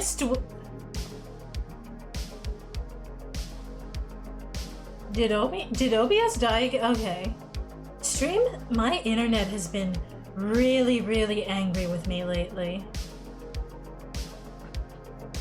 Like, it's been, the internet was going, like, in and out and kept disconnecting for, like, 30 minutes before our bone stretch break. And I think it finally stabilized. We rattle it until Lalo comes back. Yeah. Honestly, just hanging out with your friends kills off your voice because you wheeze laugh and then your vocal cords die. Yeah, that's the punishment for the crime of having such funny friends. Yes, bonk the modem. I'm about to drag the modem to a Waffle House parking lot and show it what's what. Oh, what emote? The whelp emote. 10 out of 10. How was Waffle House? Funnily enough, I'm not a fan of their waffles. I got a Waffle House waffle once, and then never again. But you know what I love? You know what like gets me craving the Waffle House? Those hash browns. Those hash browns are so greasy and so good. I don't know why they're so good. They're just, especially when you get like the ham and the onions. It's hard to mess up potato, true. And the thing is, I get sick every time I eat them because like my stomach can't handle that much grease. But does that stop me from eating them? No, never. I freaking love the Waffle House hash browns. In Pacific Northwest, and the closest one is in Salt Lake City. Oh boy, that's a ways away. Haven't been to a Waffle House in years? Yeah, I feel like I haven't been to one recently either. But hasn't been years though. Yeah, I really do just go there for the hash browns actually. You don't go to Waffle House for waffles, you go for potatoes and fights. Yeah, pretty much. And I think the hash browns are really...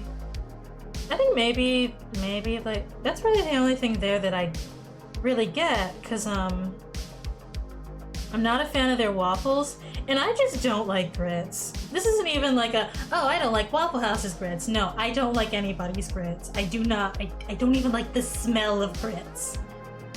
I don't know why. I just really hate grits. I live in the South and I don't like grits or sweet tea. I don't know what happened. You've never been, but you keep hearing about the Waffle House Index. Ah, yeah, how bad is this natural disaster? Well, is the Waffle House closed? No? Okay, it's like, it's either... It might be fine. Is the Waffle House closed? Yeah, don't lock your doors, crawl into your basement. Don't even look outside. I think you actually like IHOP better than Waffle House. I'm trying to remember like what's at IHOP. I think IHOP is the one I like. I think Denny's is the one that every time I get food from there, I'm like, this is incredibly mid. Not bad, just really mediocre. I think IHOP is the one I like because IHOP sometimes would do like a fancy pancake flavor, and I go buck wild for seasonal flavors of literally anything. Waffles, coffee drinks, candles. I love my seasonal flavors. And so when it's fall and they break out like those pumpkin pecan pancakes, I'm like, alright, let's go. You have a pancake house, but not Waffle House, huh? I've never actually been to a pancake house. Oh wait, or is that IHOP, International House of Pancakes, right? If Waffle House is closed, that doesn't mean shelter in place. That means God's Eraser is coming and you need to run. Remember when people went insane when they changed their name for International House of Burgers? Wait, there was an International House of Burgers? I hope you went to in high school with a cute coworker of yours at the time in like the middle of the night after a shift together. I feel like that's peak breakfast restaurant in general. That's peak going to breakfast restaurants in general time, is like the middle of the night. IHOP changed their name to IHOP? I feel like IHOP did not say that one out loud. Like IHOP International House of Hamburgers? Say it out loud. Say the acronym out loud, IHOP, and think about your choices.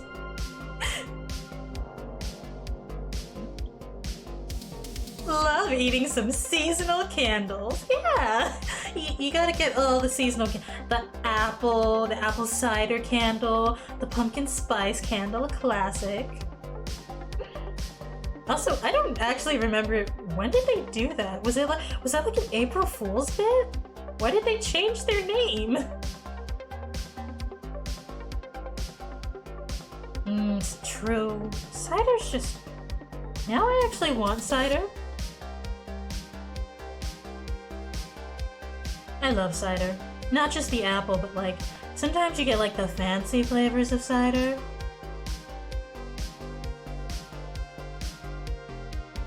Oh, it was burgers. IHOB. Oh, okay, that's better. Like, y'all ever had like a cranberry cider? A pomegranate cider? It's the good stuff. Also, IHOP bought Applebee's. Does that mean I can go to the IHOP and get bees with my pancakes? You'll have recordedly pear cider. Oh, that sounds so good. I want to try that now. A pear cider is just...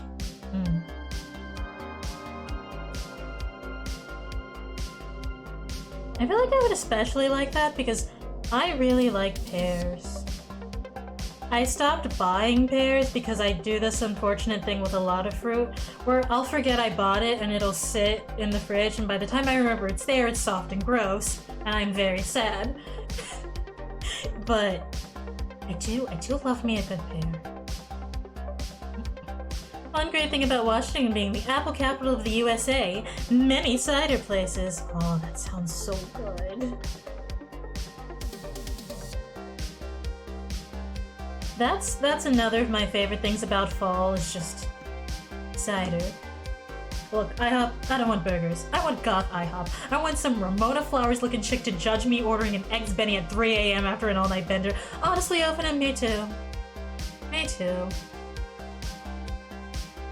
I could also work at a goth IHOP. I think I would fit in nicely. I'd be that annoying waitress that keeps making you listen to The Cure. Like, yeah, it's a good band, but like, lady, I just want my pancakes. Yeah, but have you heard the Hanging Gardens? Yes, we have all heard the Hanging Garden. Can I please get my pancake? Femboy IHOP. True. Stream? No, stream. Okay, maybe I need to pause the music again. Maybe we don't get to have music. Honestly, tragic.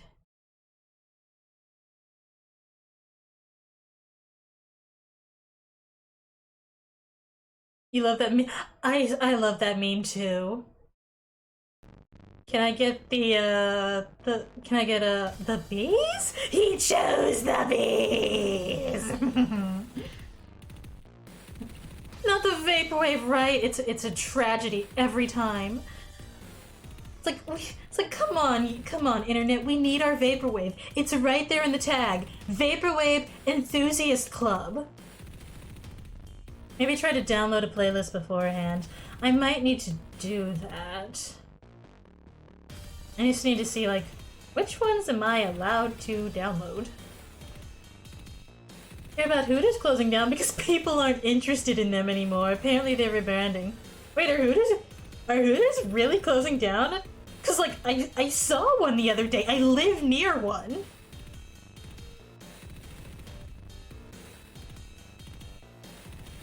I thought about applying and then I was like, no, if I had to wear those shorts and anyone perceived me in those shorts, I would die of embarrassment on the spot.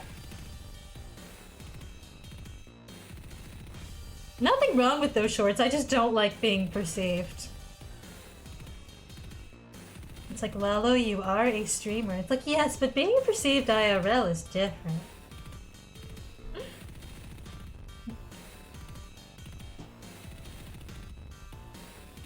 Also, is Hooters considered that maybe people aren't interested, not because of their branding, but because their food's not good? Cause like, I had Hooters, like, I had some Hooters wings once, because like, it was the only place around, and they were not that good. Like, Hooters, maybe the problem is not millennials killing everything. Maybe your food is just not good. Maybe it's a skill issue. The food sucks and they treat the workers badly. Yep. Wait, people go for the food? I mean, I don't think anyone actually does, but like, you gotta eat something while you're there. And like, if they've gotten any worse than the last time, the one and only time I had them, oh boy, yeah, no. The food is like so bad it's not even worth the experience of going. Let them close and open a chain of maid cafes. Honestly, yeah. I want to go to a maid cafe at least once. Maybe next time I get a chance to go to an anime convention.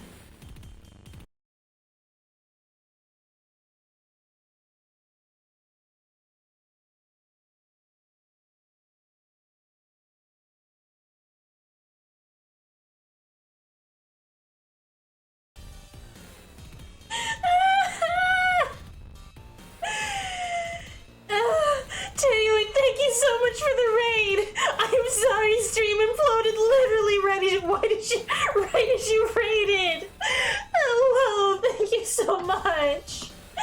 I see Fudge shouted you out while I was in the void. How was your stream? What did you draw? Actually, I think I saw your going live tweet. Hi, hello. I hope your stream was good. Hello, Raiders. I'm Lalo.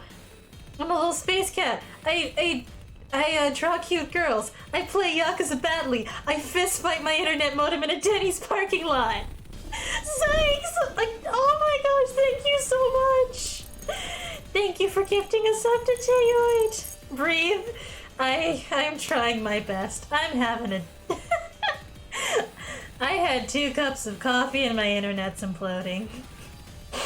My brain is a squirrel. Thank you, Zykes, for the gifts up to Tayoid. Not the Dairy Square. Not the Dairy Square. Accursed Dairy Square. Yes. Hi everyone. We're working on let me unhide the layers.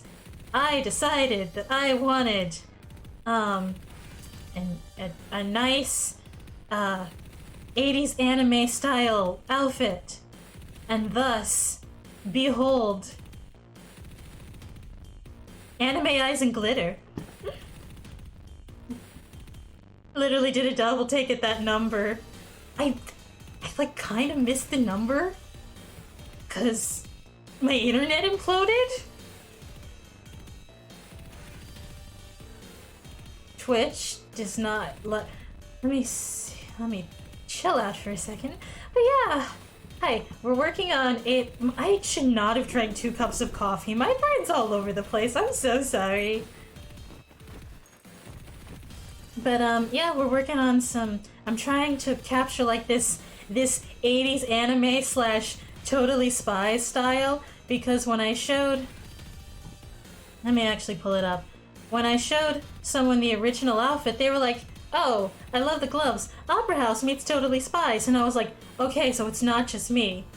This does have Totally Spies vibes." And I was like, "Let's just lean into that. Let's just lean into that." Like, this was the original, like, rough draft. And I was like, yeah, let's lean into that Totally Spies look. And go with the big ol' anime eyes. Less coffee, more river water. Absolutely not. Absolutely not. And also, let me welcome... Hello, Ginsky. Sorry I did not get to properly say hello. Because stream imploded. But hello everyone. Also, for those who didn't come from the raid, y'all should check out Teoid, because she has some of the most beautiful art I have ever seen. Her shading is like, it is the goals. It is the sort of shading I strive to. It's you gotta go look. Especially the hair. The hair is Good night, Auntie! Thank you again for dropping by, and thank you for the raid. Hope you have a good sleep. Hope you get comfy, cozy, and wake up refreshed and ready to fist fight the day. Good night. Let's see, what were we doing? Because I have the attention span of a squirrel tonight. I should not have drank 2 cups of coffee. Hydro homies check. Okie dokie. I need it, thank you. And I strengthened. I straightened up. I stopped destroying my spine.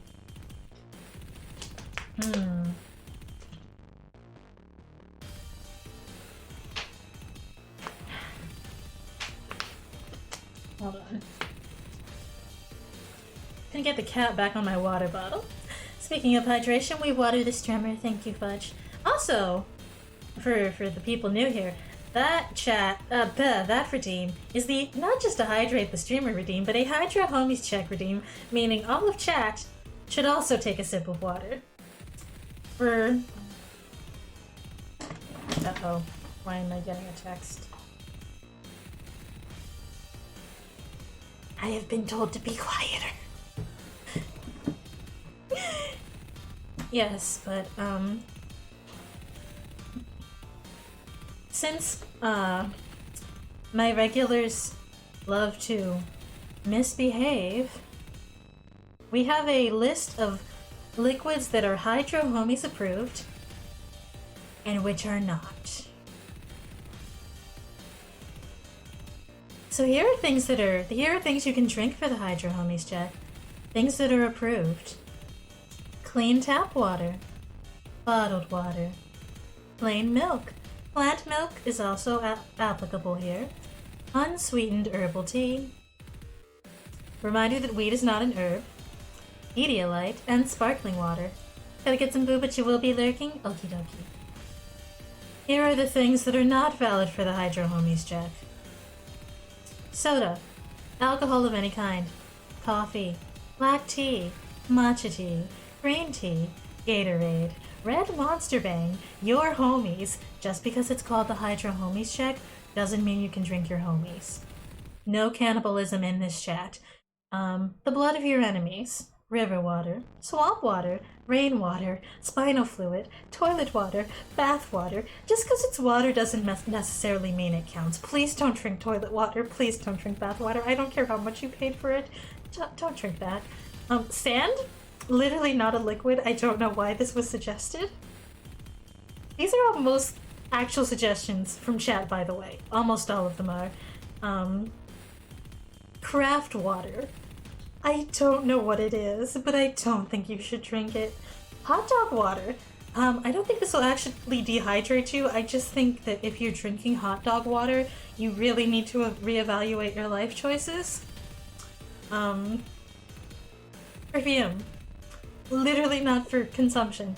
Watermelon seeds. Again, not a liquid. Don't know why this was suggestion. Mercury. No, stop it. Get some help. The moon. I don't know how anyone intends to drink the moon, but don't. Catgirl tears. Do not farm the tears of the streamer to drink them. They are not valid for the Hydro Homies check.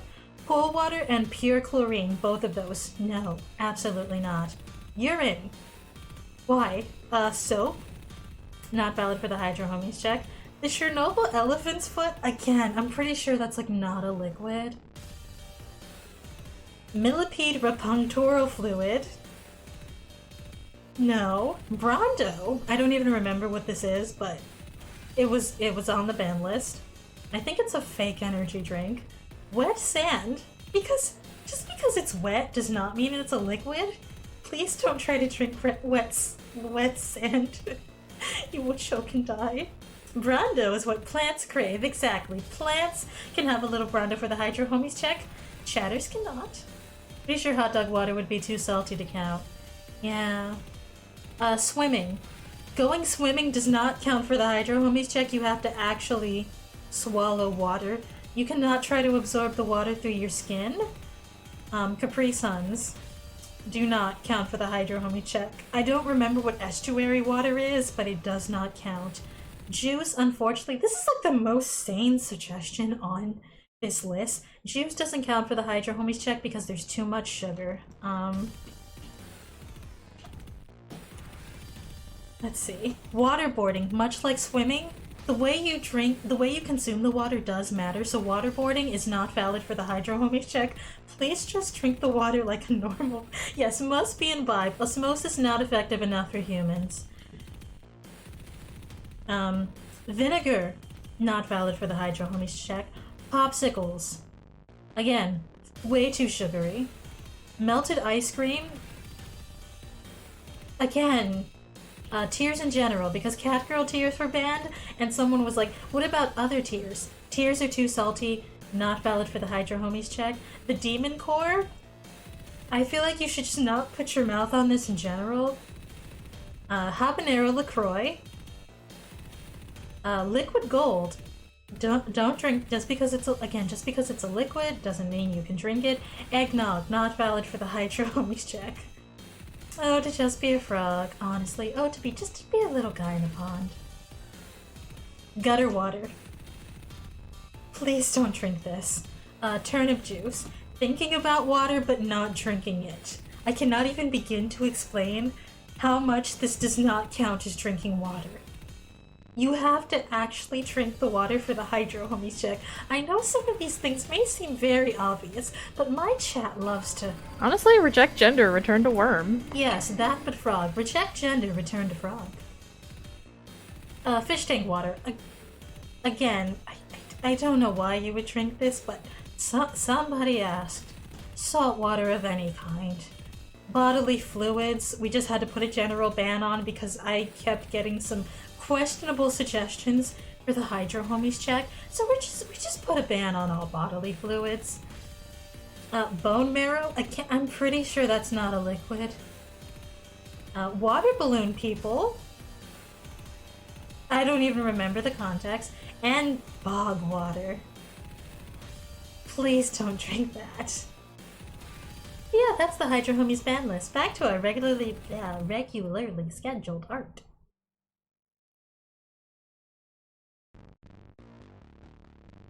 We got, what are we working on?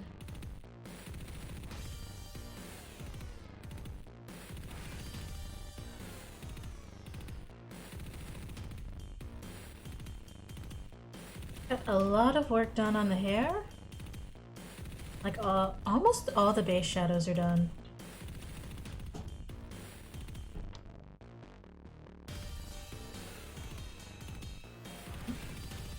Where else are you supposed to put your bong water?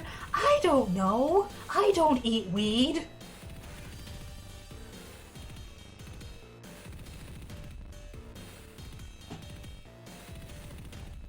I have never injected a marijuana in my life. I don't know what you do with your bong water, but don't drink. I'm pretty sure you're not supposed to drink it.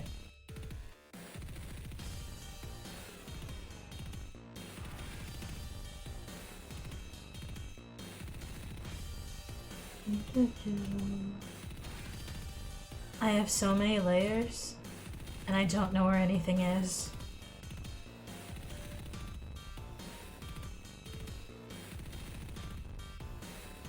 That's the thing about live 2D, is that just... Oh, you wind up with so many layers.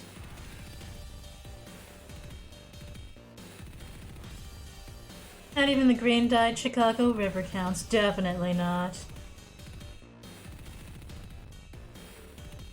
It's a yearly suggestion that our buddy BNA suggests the Chicago River water, and I have to go, no? No. No. Oh, no, not even kind of.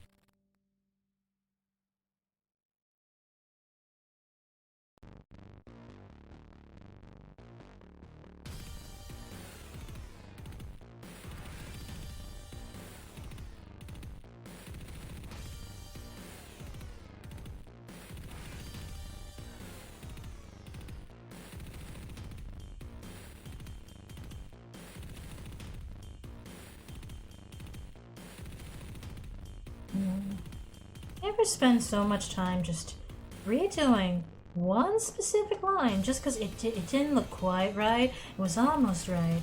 Almost, but not quite. And you're like,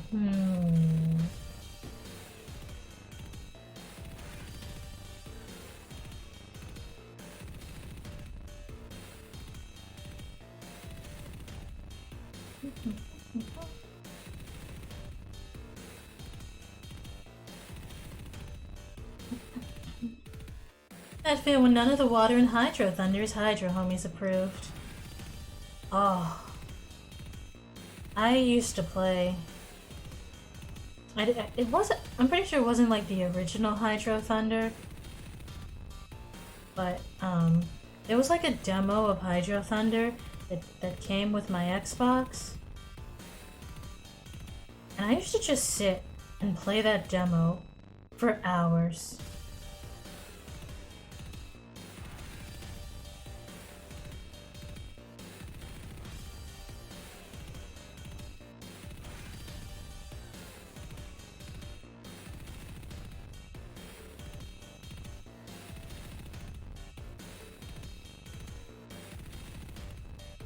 I never even bought the full game. I would just like sit and play the demo. It was that fun. Like, I was always like, man, this demo is really fun. I should buy the entire game at some point. And I never did.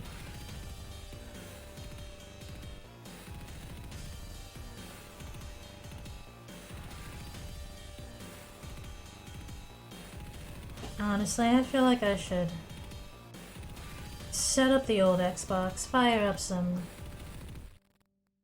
Xbox games. Off stream, of course, because I do not have a capture card.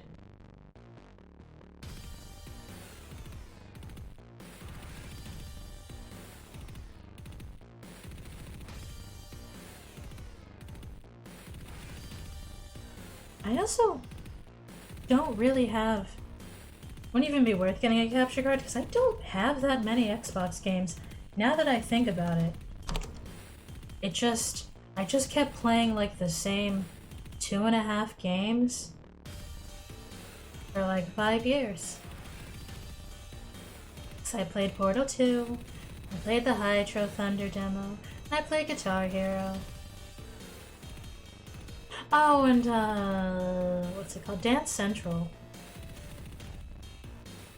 Because once upon a time, Xbox tried to compete with the Wii's Just Dance game and made Dance Central, which was a perfectly fun game, but had some like creepy sound effects.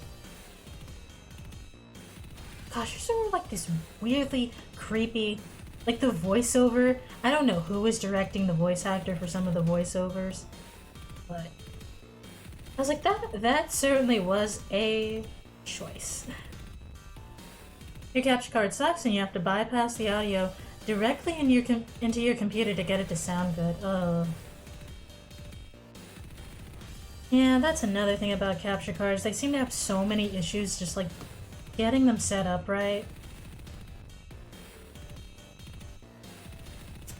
And you know, I feel like I have enough stuff in just my day-to-day normal streams, trying to stream games directly from my PC that I own on Steam. And I think, you know, maybe I just should not mess with a capture card. We almost played Animoyapolis. I can't say the name of that game. I don't know why I keep trying. Animoyapolis, the liminal spaces game. Every time, which is okay. To be fair, every time so far has been twice. Every time we wind up playing the game with no sound at first. Because for some reason, like, the OBS audio capture doesn't want to work with it.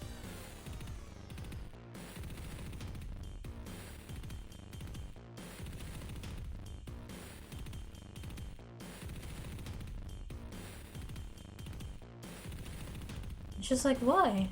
Why are you so scuffed?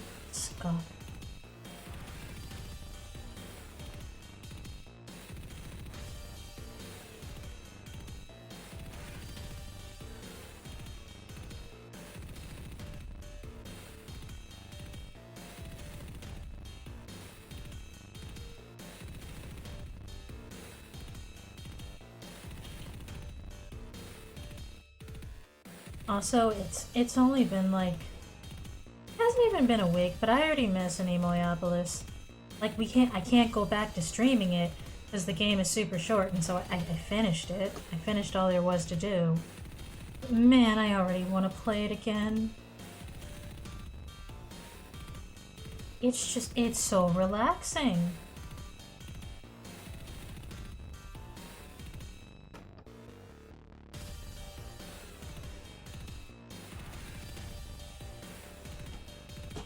Only way I can stream it again is if I basically do a just chatting stream where we don't actually progress the gameplay, we just hang out in the pool, and I talk about nothing while we splish splash around. Relaxing until the lockers start growling at you ominously. Yeah.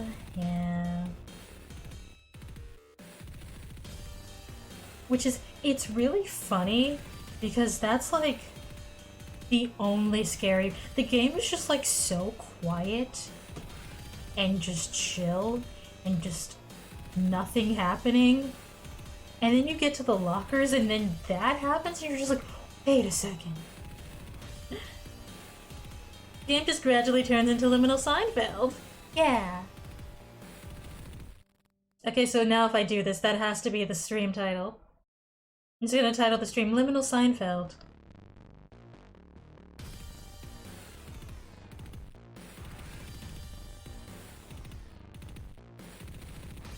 Continuing my tradition of just having the strangest stream titles.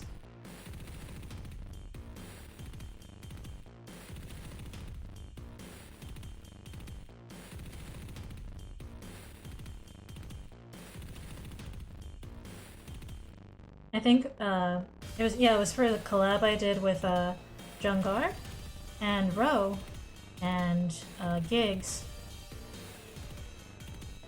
Since we had our, you know, our angel, like heavenly celestial based VTuber and our hell Oni based VTuber, I decided, hey, let's make the title a Guilty Gear reference. I do not play Guilty Gear. I mean, I kind of do. But I don't play it often, and I've only played the one game.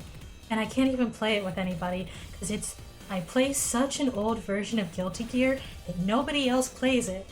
And I always tell people this, I'm like, oh, I don't have the new one, like I don't have Strive. I have a really old one, and they go like, oh, Guilty Gear Zerd, and I go, no. Accent Core. Nobody plays Accent Core anymore. Strive is on Game Pass now. Dang, maybe I should, like, resubscribe to Game Pass.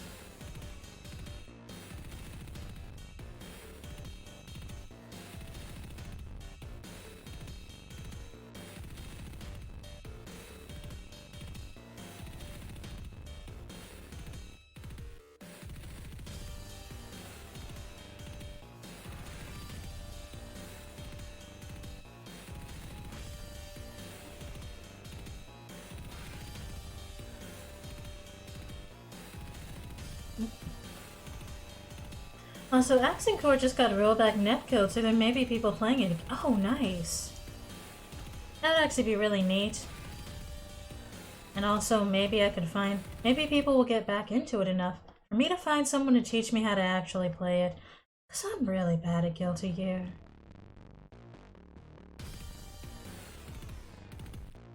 My issue is that the first fighting game that I ever started with was Skullgirls, which has a very, very intuitive combo system. It's like, okay, you go light, medium, heavy, special, and you just kind of do any combination of those, rinse and repeat, and that's how you get your combo chains. I don't know what order I'm supposed to be doing things in other fighting games. And people who play other fighting games start talking about things like frame data, and I'm like, what is a frame data? I play fighting games like rhythm games. We started with Soul Calibur. Nobody plays Soul Calibur anymore. Is that the one... Is that the one where... that has a bunch of hot women not wearing a lot of clothes, and it's in 3D, and there's a lady with a hoop with a bunch of spikes on it? I do know it is at least the one I always misspell the name of, because yes. I always, without fail, I spell it like this. With an E. I'm like, yeah, Soul Calibur. And my friends are like, close. Not quite.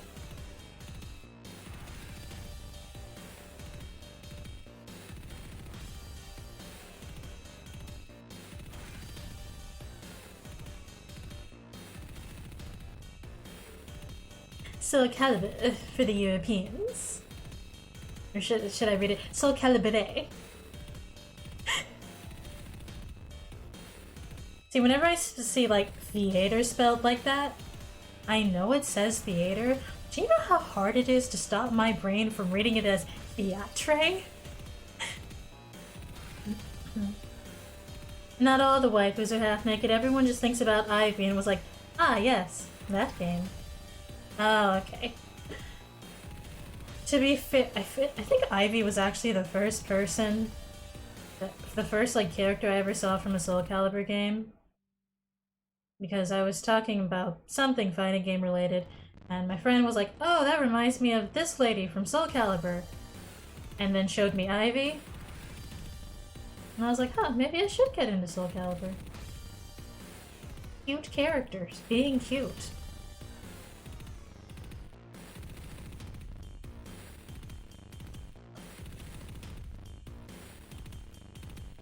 I really just choose my fighting games by the aesthetic of the characters. That's why I was so into Skullgirls. It's like cartoony art style, cool character designs, monster girls. It's like this game. Also, that reminds me, I have a controller that I can do quarter circles on again, so I'm back at my Skullgirls training arc. Maybe Skullgirls stream soon. At least they're equal opportunity. Just look at Voldo. Wait, hold on. Soul Calibur. Oh.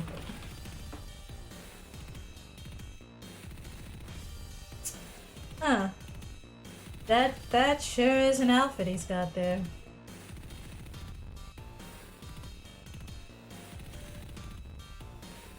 This man is making some fashion choices, and good for him.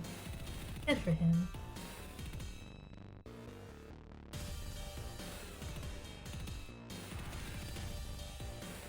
Also, since the internet seems to have stabilized a little, let me see if we can get our vaporwave back.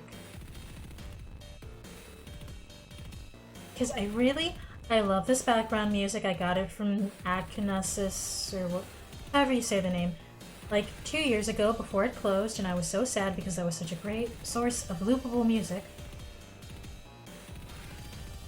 And I love this music, but come on, we got Vaporwave Enthusiast Club in the tags. We need our Vaporwave. Let me see. Let me see if,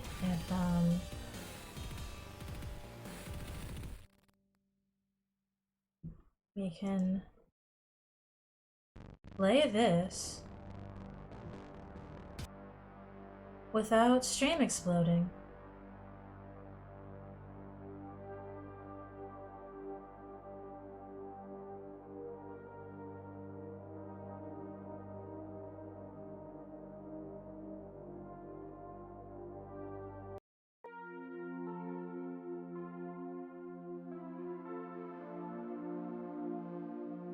I kinda wanna listen to the Starcourt mix again.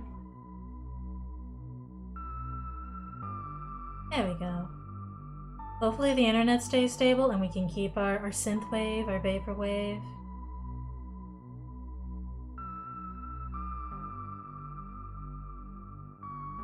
Yeah, and that means I should put the music credits back up.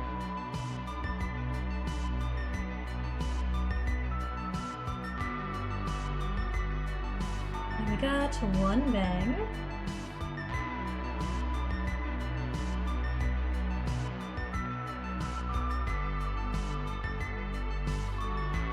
Oh gosh, this is the one I was kind of dreading shading because look at the shapes. What I mean, on one hand, they look cool. On the other hand, oh my gosh, why did I draw those curves? Oh boy, oh boy.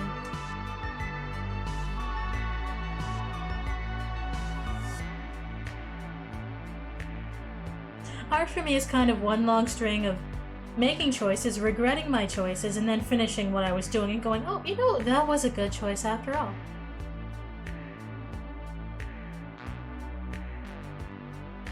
Actually, I haven't touched Drive in a while. It's the only game that you have ever table flipped with. Oh boy.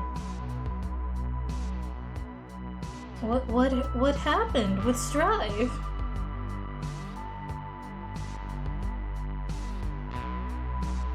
I only touched Strive once because I don't own it, so I had to wait for a friend who owned it to use the Steam, like, multiplayer thing.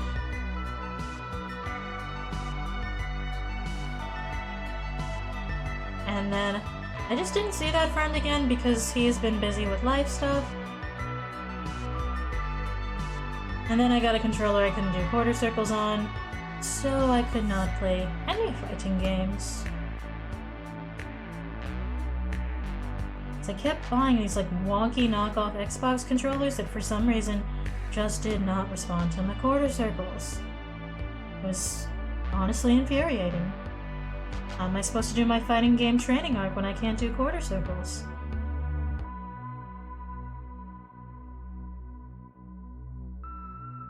You're curious and have to press the mystery button. You're playing it with a broken keyboard? Oh, Phenim, no! Yeah, the HDL is just for people being... That's for when people are being a little too not PG-13. A little too thirsty on main. And so we have the the HJL command to remind them that we are. Look, we draw some very attractive ladies here, but this is a PG-13 stream.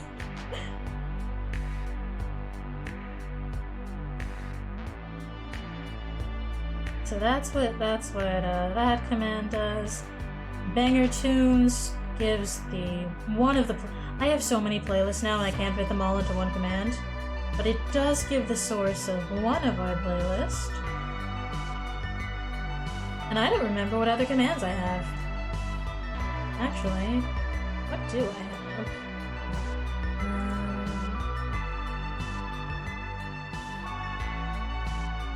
Oh, stickers! Stickers! Because we have my, one of my buddies runs like a small printing business.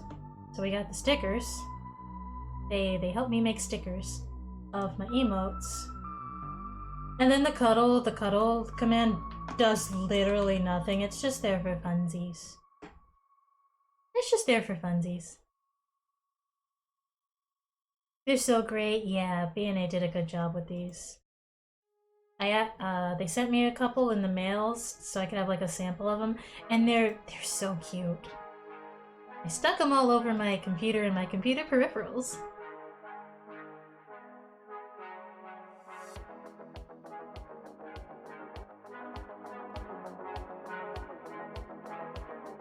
I always forget like what commands I have. Oh, I know another fun. I need to update this one, but we have. What is it? Hydro Homies? Pulls up the entire Hydro Homies ban list so that I don't have to repeat it every time.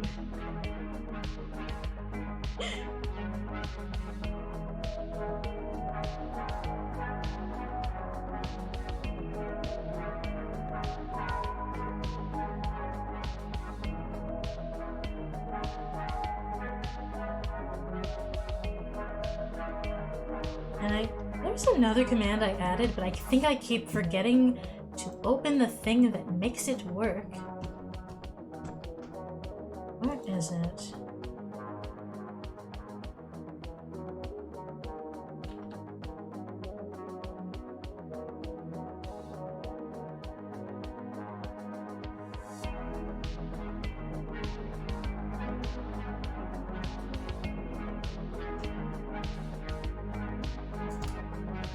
Let's see if this command works now.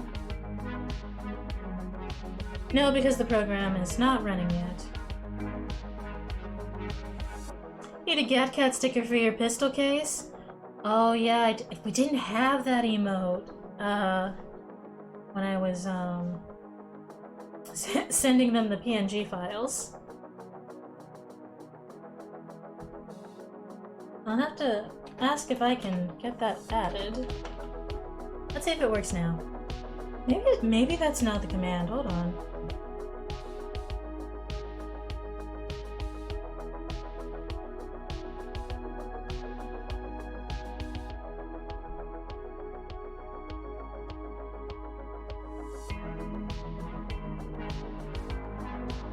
Is StreamerBot not connected?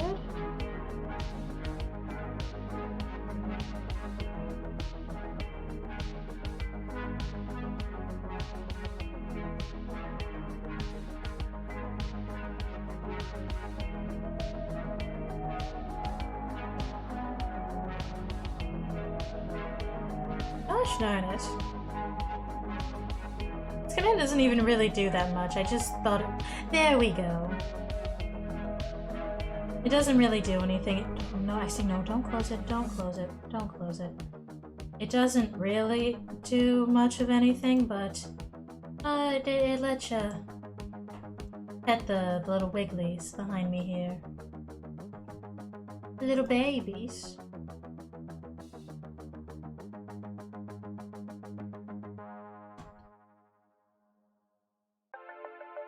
Those are the normal wigglies. I'm trying to see, do we still have the Christmas wigglies in here? We do! Christmas wigglies. These come out every holiday season. And then I put them away until December.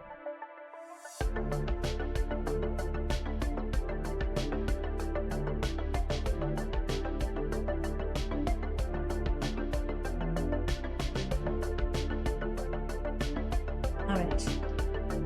I will actually focus on drawing now. This is an art stream, I promise.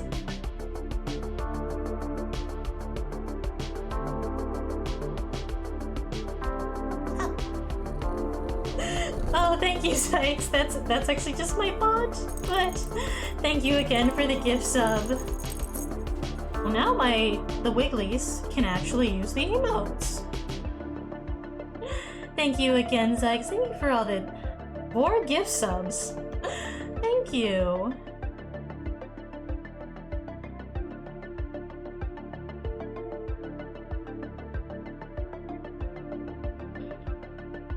I appreciate it a lot. Sorry, I have been talking for so many hours, now my voice is being very uncooperative.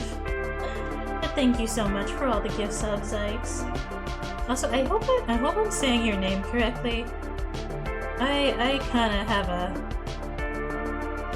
Sometimes I mispronounce chatters' names. So, if I have ever mispronounced your name, just let me know so I can fix it. I am pronunciation challenged. I get it. Okay. One of the reasons I like the movie Megamind so much is because whenever like Megamind just completely butchers the pronunciation of a word, I'm like, he's just like me for real. He's just like me for real, for real. If I ever got it wrong, then it just becomes an exclusive nickname, which is even better. Yeah, that's how I feel when, sometimes people have a lot of trouble reading my Twitch username. Because it's also like super even if people get it right, it's super ambiguous. Because I myself will read it both as, what is it, Lalondine and Lalondine. Because it's really just an overcomplicated inside joke. But sometimes people have trouble pronouncing it, and sometimes it'll be like slightly off, but I don't even correct them because 1, they did their best with this like fake French name, and 2, I just it's like kind of fun for me just to see how different people pronounce it. Like especially since the Dean part trips people up so much, and also just because shortening people's names is common. Some people will shorten it to Lalo, some people will say Lalo. So I get like Laylandine, Lalandine, Lalandine. It's fun to see how people pronounce it. And then sometimes people ask me how to pronounce it, and I just have to admit, I don't know. I don't even pronounce it quite correctly myself. I also get really funny moments where people just misread it entirely, and I get called something like landline. I will never forget somebody being like, "Oh my gosh, I thought your name was landline." That was one of the 2 funniest ways someone read my name. The other one, the absolutely mortifying one, being someone read it as landlord. I was like, landlord? Landlord? Why landlord?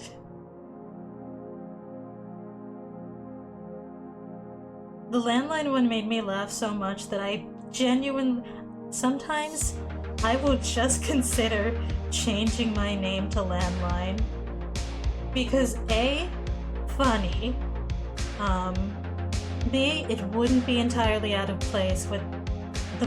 Because I keep leaning into like this retro aesthetic more and more.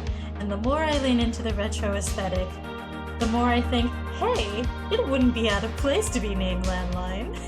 Talk about an insult. I was like, wait, landlord? Landlord?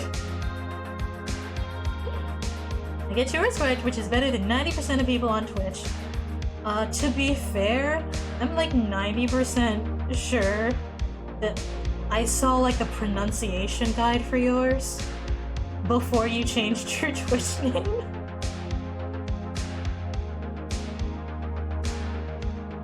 Like I think you flat out told me in DMs like how to pronounce it at some point, which I think is like the only reason.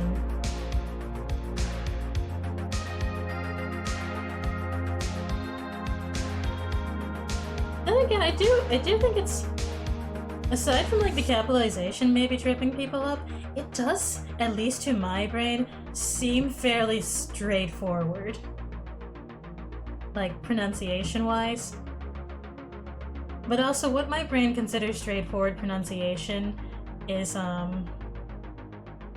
it's all over the place, especially because my brain likes to combine the pronunciation rules of like 5 different languages just together into this horrible soup that makes sense to no one but me. Consider landline April Fool's model. Oh fudge, you've given me the most cursed idea. Do you remember the Garfield phone?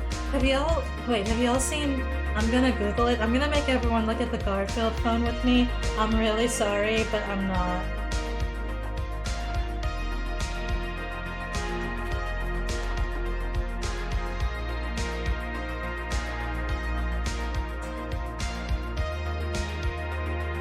I found something that is so much cursed. More cursed than even the thing I was looking for. Anyway.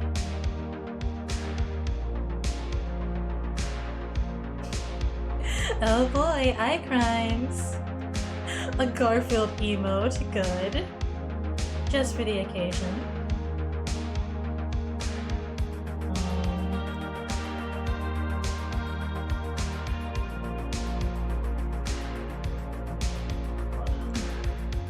I need to move Firefox or it's gonna be the wrong size. Behold. Anyway, what if for April Fool's I was just this? Forget, would you still love me if I was a worm? Would you still love me if I was a Garfield phone? Like, babe, would you still love me if I was a phone? Specifically the Garfield phone. Oh, that is a cursed emote. I love it. I love it. 10 out of 10.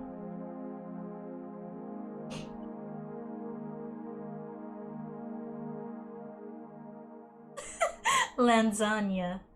La lasagna, if you will.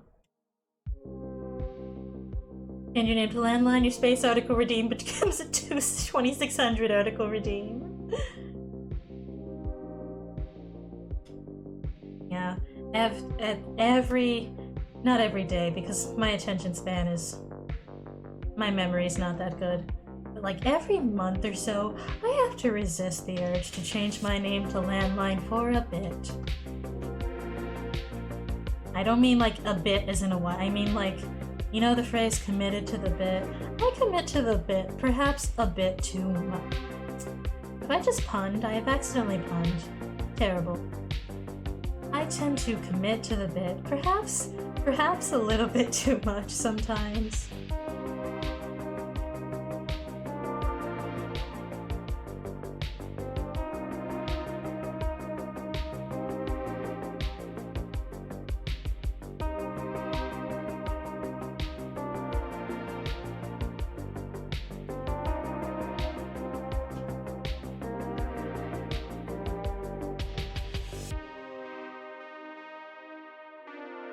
It's made an entire live 2D model for the bit.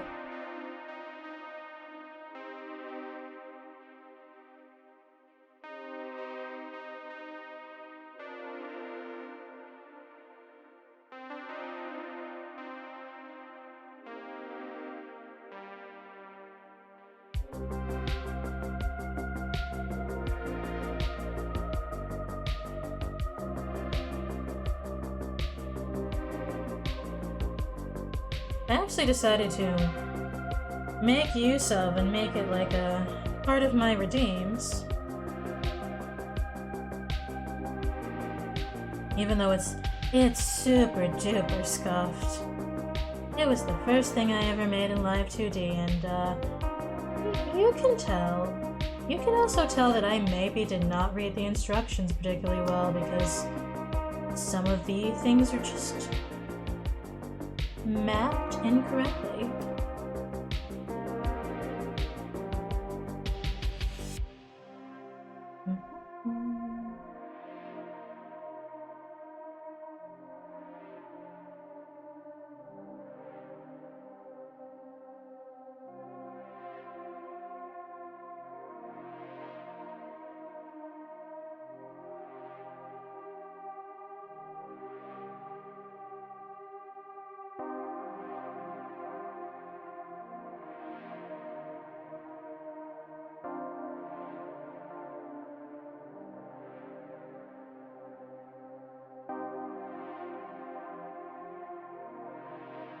Super high stability G-Pen, go!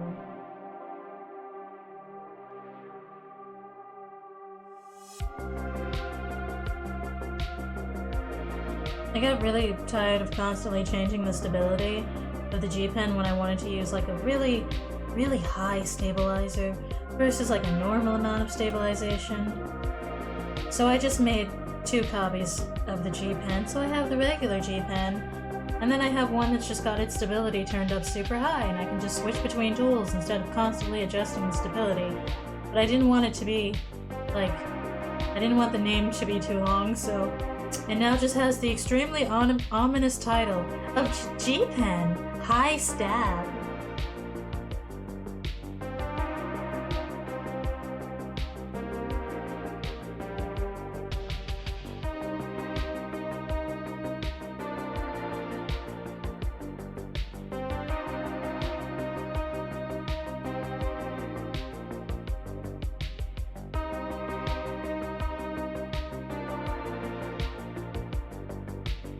I feel like if anyone was ever to look too deeply into my Clip Studio settings and start judging what they found there, my cursed brush names would be like the least of their problems.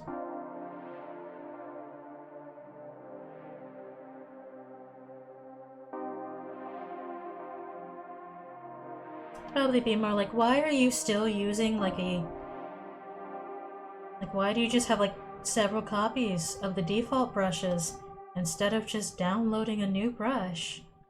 And the answer is lazy. Do not want to look for new brush on Clip Studio Store.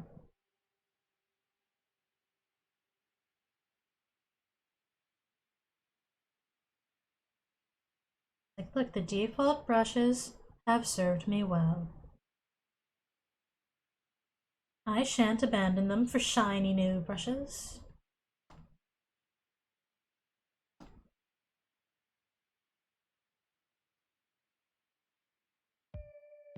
Okay, there's like a long pause at the end of that one song, and I always think that YouTube has stopped the music again. It's like, no, nah. That's just the end of the song. Don't worry about it.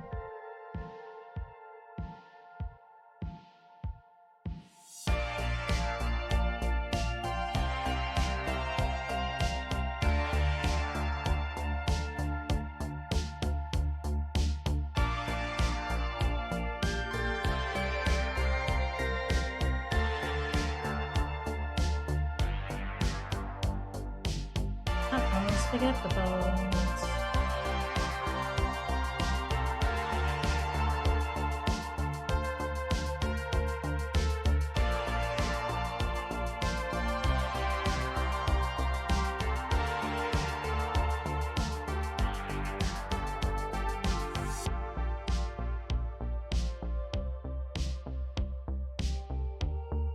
Been spending a lot of time on the hair shading, just adjusting the lines. Because something I realized I did not like about some of my old art is that if I look too closely at the curves on the hair shading, on a lot of the shading, but especially the hair, the lines just look crunchy. And they curve at awkward angles, and I just really didn't like it. So I was like, okay, let's not make that mistake again with this one. Let's be careful.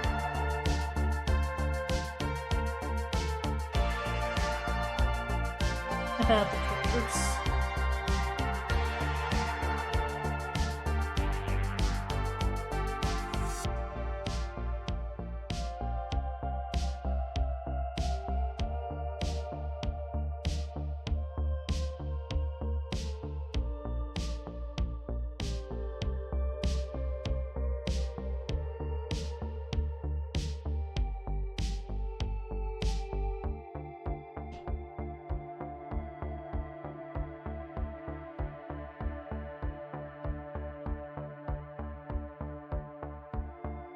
Thankfully, I do really like how this hair is coming out.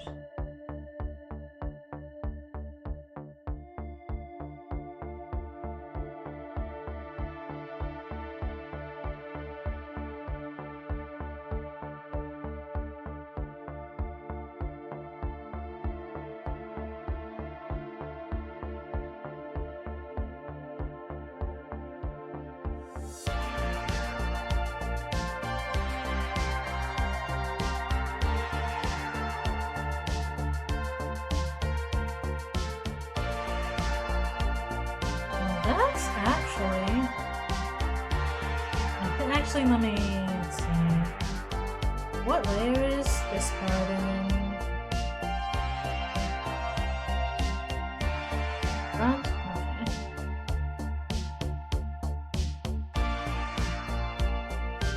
There's a part here that I actually...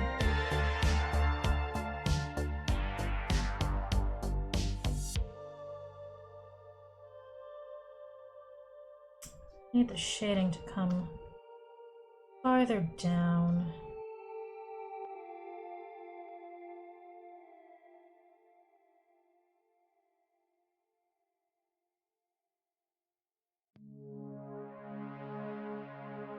And then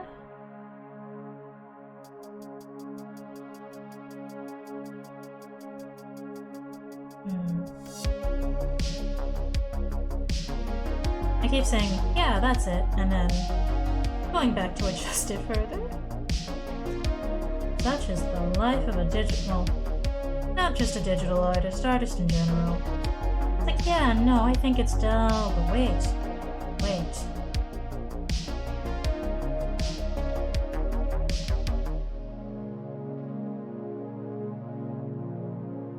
But that is the main hair done. Because this side, well, the shading done. I still have to do the highlights. Very important part.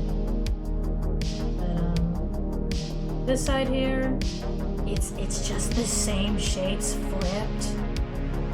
And so I'm probably just gonna flip this side. Because last time I was doing live 2DR, I made a bunch of extra work for myself where I did just flip the base shapes. Then I decided to do the shading separately because I had a specific lighting thing in mind. I'm not gonna do that this time. I'm gonna work smarter, not harder this time. I'm just going to flip this side once I do all the shading and all. So that's the main hair done. Got the earsies to do, and then I have... Oh, wait, no, I have one. Actually, I have one more piece of the main hair. Thankfully, it's not a complicated part. It's just like this back hair here that's some extra volume.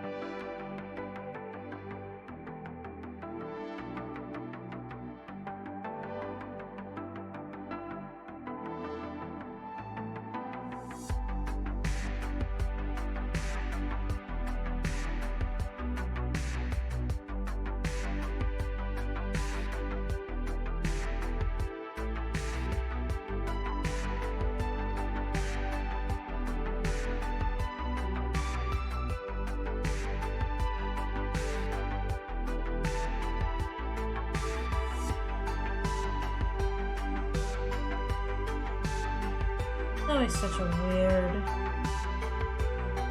a part of the hair that like trips me up until I import it in Live 2D, into Live 2D, and realized that yeah, I did do it kind of wrong.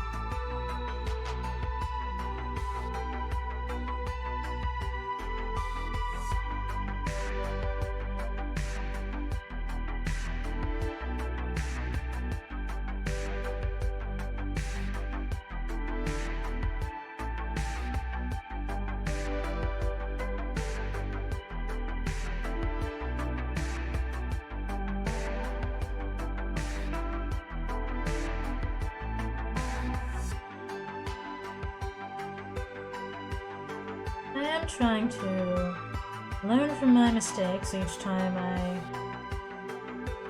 start a new Live 2D project.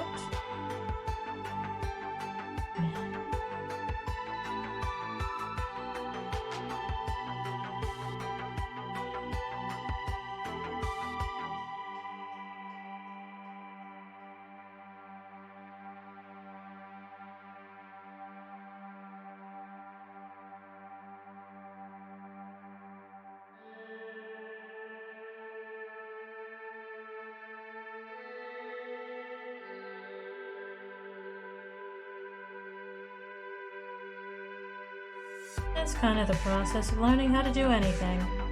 You do it, you realize you hecked up, and you go, well, let's not do that again. That specific thing that we hecked up.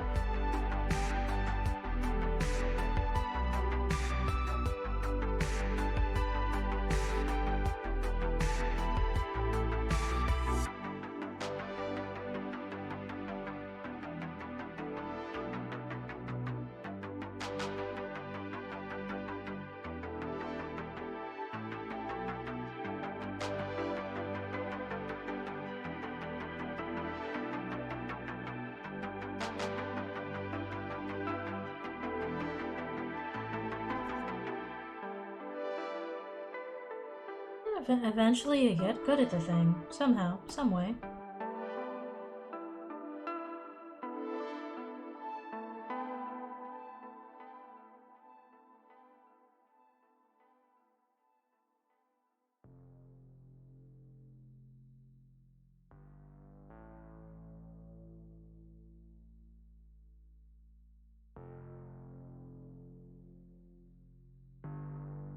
Sometimes getting good at a thing is just stubbornly fist-fighting the program in question until you figure out what you were doing wrong.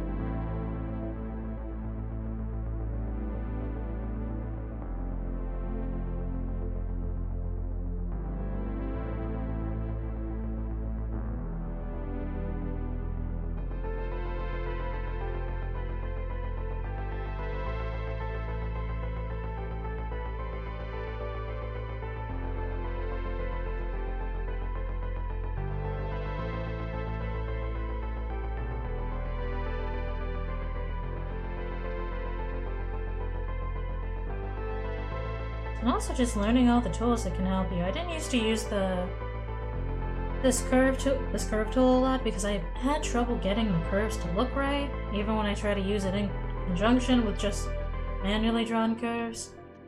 I kind of had to start using it because of the way that I draw hair. It was making my wrist very angry with me. I was like, okay, maybe we'll learn to use the curve tool so our wrist will stop screaming at us.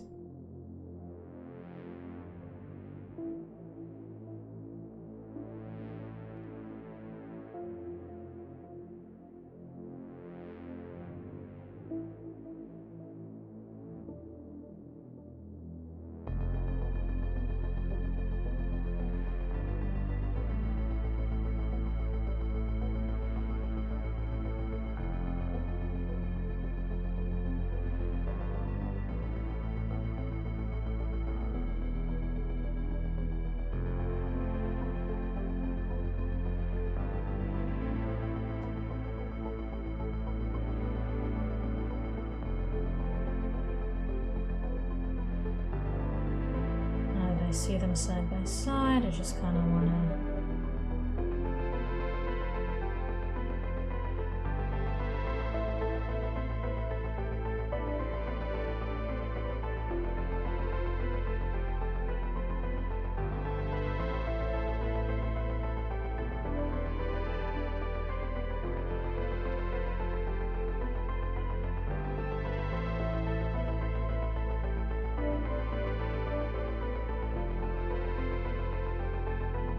think that's more what I was going for.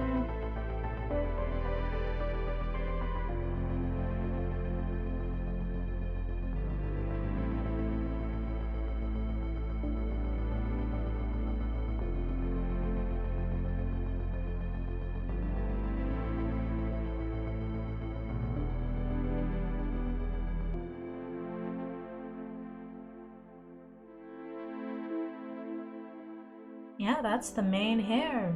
Shadow's done. I still have a lot to do on these pieces, because, you know, I got highlights. I'll probably do some more, like, just funky little, different color strands in there. In addition to the grade, I get very extra about shading hair. You can look at, like, doesn't even matter what art style it is. I put a lot into the hair. Here with the shiny.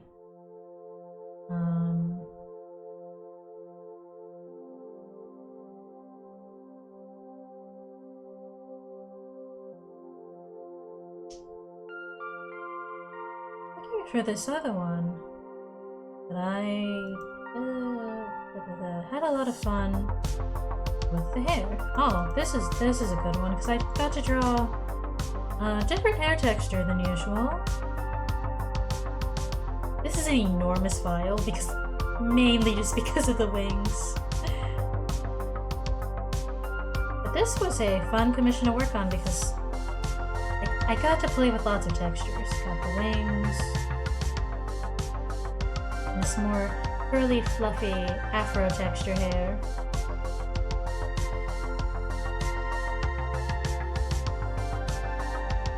This is a really old piece, but I still like the wings and the hair. I feel like now looking at it, I feel like I could have drawn that face so much better. Could have done like the clothes better, but I still very much like the hair and wings.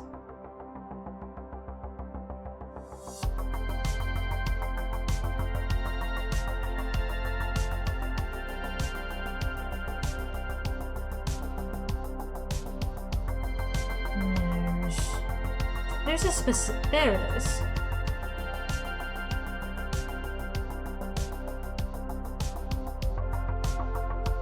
This hair was so much fun to do.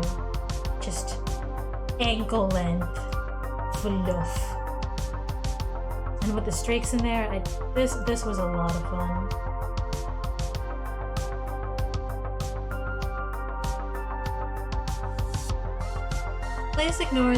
Please ignore the poorly drawn chainmail. I do not draw armor. Luscious, thank you. Thank you, Bunch. There's another one that I really, really liked. Let's see. Which folder is it in? We just don't know. Let's see.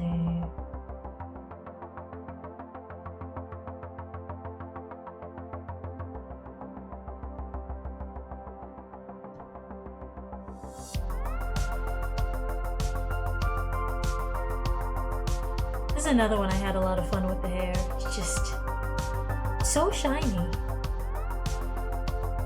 Curves over here, some of the shading curves over here, kind of funky, kind of crunchy, but like, I like the colors on this one.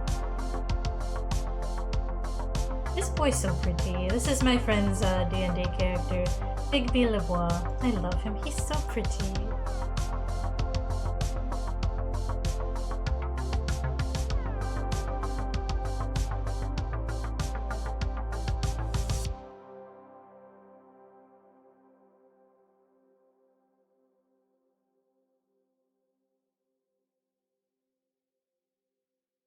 I'm missing a folder.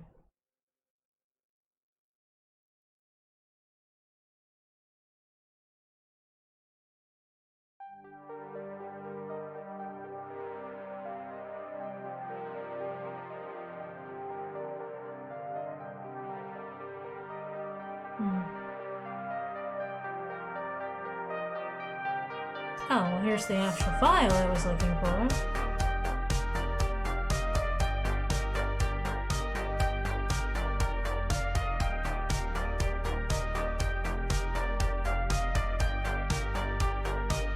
I like to do like extra shiny, extra textured hair.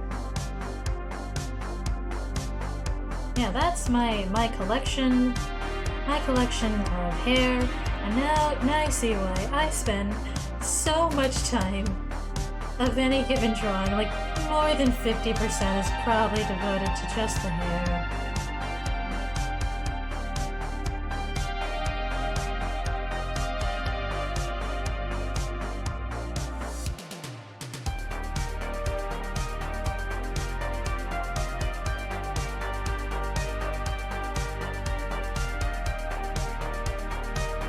Well, we might be done with that part. We're not quite done with the hair because we have this like singular piece way back here. There's also this back here, but I'm not actually going to shade that because I'm gonna do a funny little star effect with it instead. I don't think you remember having seen the finished Tsunami before. You may have fallen asleep at your desk for that one. I think I finished that off stream. I was like, okay, I'm gonna get some work done on the hair before, and then I can finish it on stream, and then I accidentally finished the entire thing, because my attention span only has 2 levels. It's we're gonna absolutely get this done in record time, and you're not gonna eat or go to the bathroom today. Or it's... What year is it? What was I doing? Where am I? Who am I? What is a cat girl but a miserable pile of secrets? I should play Castlevania one day. Yeah, it's either... There is no in between. There is no in between. Normal attention span? I don't know her. Also, I'm glad the internet has been holding up for us to have our synthwave because I am vibing to this. This is such a good playlist. Carl Casey just puts out free banger after free banger.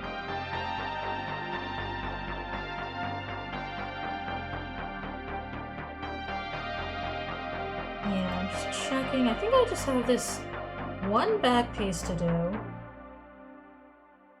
And then I would be done with the shadows. Also, it has been almost 6 hours of stream. Oh, 5.5. So about 5.5.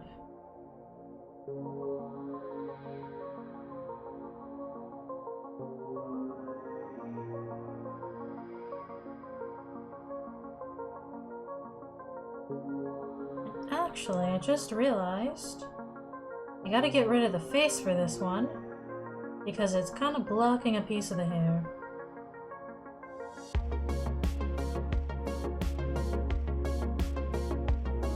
It's actually kind of funny to like get rid of the face and then re-enable all the hair layers. Just ominous faceless cat girl, don't worry about it. This is the Lalo you see in the back rooms. Like everything else is just so contoured to the face. There is still a general face shape there when you get rid of the face, and I think that's really funny. Might also just be because every time I have this file open, it's like, yeah, what time is it right now? 3 in the morning? Did I do my Duolingo? Hold on, sorry. I did it at 5 a.m. yesterday, so it has not reset. Yeah, I always wind up working on things at like 2, 3, 4 in the morning, and so everything is funnier to me than it really should be. Also, speaking of, it's 3 a.m., so I should turn the tambourine redeem off, because people will be mad if I'm playing tambourine at 3 a.m. I love the tambourine redeem. Probably should not have it enabled at 3 a.m. Sorry to anyone who wanted to hear the tambourine. Gotta come back on Thursday for tambourine, and hopefully I will be streaming at normal hours and not 3 a.m. Though I don't usually stream super late because I get very loud. And everyone is like, please, we are trying to sleep. Please stop yelling. But when I managed to like actually be chill and actually live up to my cozy tag. I think I got rid of the cozy tag a while ago because I was yelling too much. When I actually managed to live up to my cozy tag. But let me put it back. It's actually kind of nice streaming this late because it's like there's like no distractions. There's like nobody else is up. It's just so quiet and so peaceful.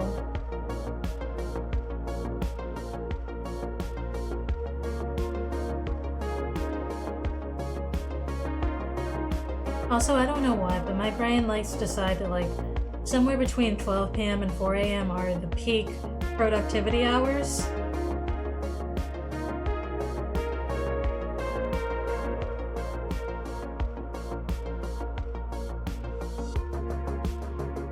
Which is great for drawing, not great when I decide, yeah, let's clean the kitchen at that hour. Then nobody's happy. When I decide, you know what sounds good at 2 a.m.? Cheeseburgers. Oh no, now I want cheeseburgers. Good news is that by the time I end stream, it'll probably straight up be morning and then everyone else will be up. And then I can make cheeseburgers to my heart's content. And someone's probably gonna ask why I'm making cheeseburgers for breakfast, but I don't have to answer that. I actually do, but I don't have to give a good answer.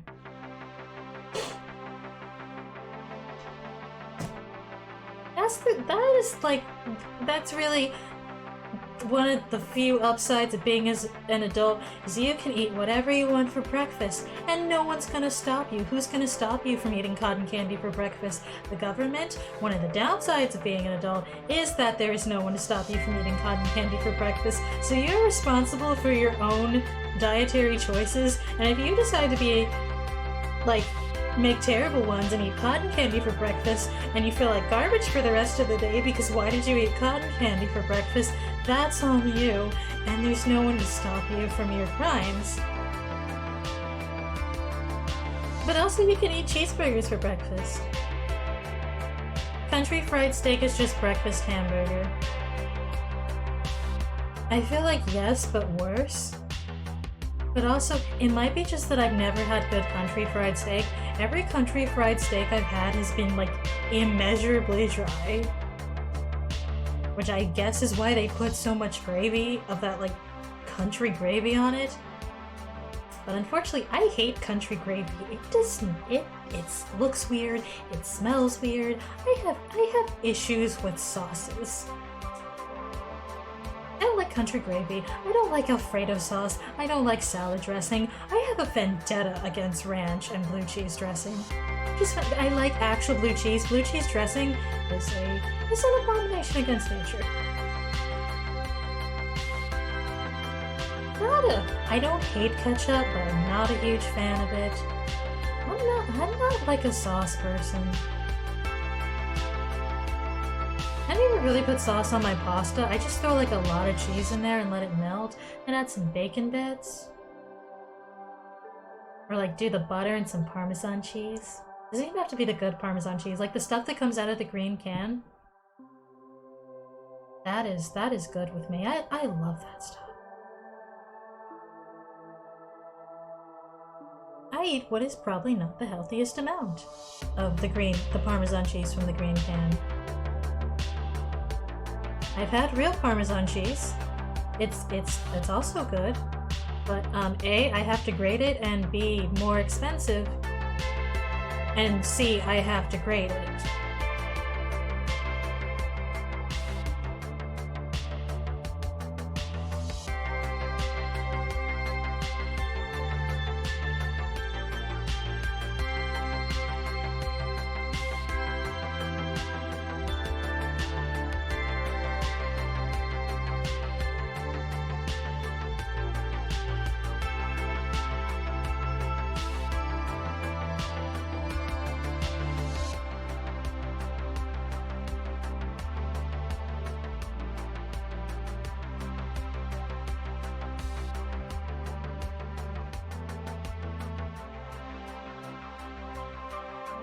Real Parmesan slaps though, but so expensive. Yeah. That's the thing about cheese. Like, good cheese is like some of the best food in the world, but good cheese is so expensive.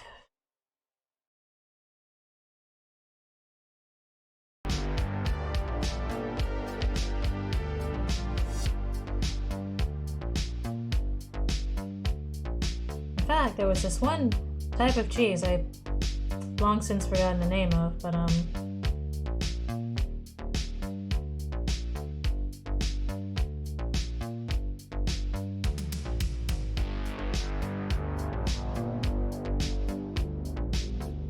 apparently the import taxes on it were so expensive that the store didn't want to stock it anymore.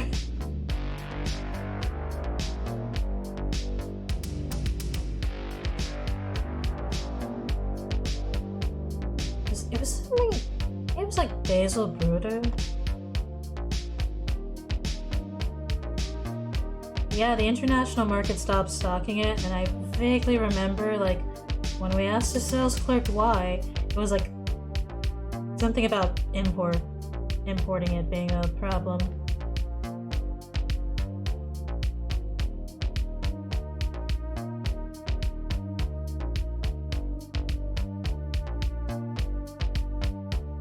And the funny thing is, I don't remember the cheese itself being, like, that expensive as far as cheeses went.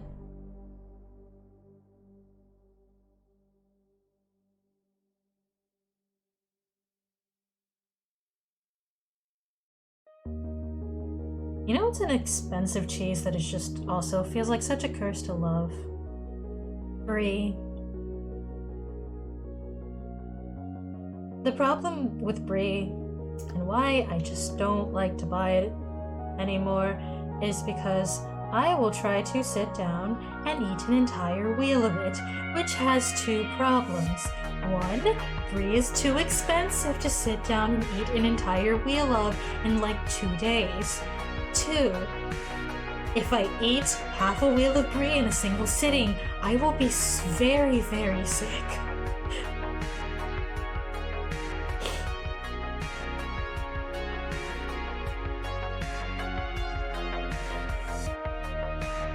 I probably shouldn't be eating Brie in the first place. I'm lactose intolerant, but consider cheese good. The desire for good cheese but lack of funds for such endeavors. The only thing standing between me and Brie, honestly. It's so expensive. Good cheese is mad expensive, and that's why I just keep buying the cheapest blocks of great value brand sharp cheddar. Which is like still pretty good. I think I just like cheese. Which is also why I don't consider American cheese a real cheese. Like, if you're a real cheese, why not taste good?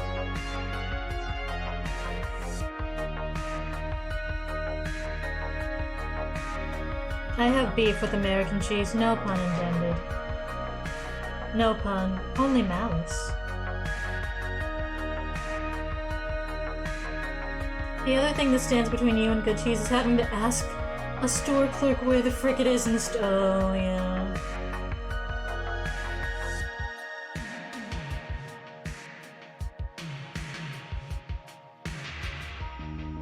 Let's see. I at least didn't have that problem.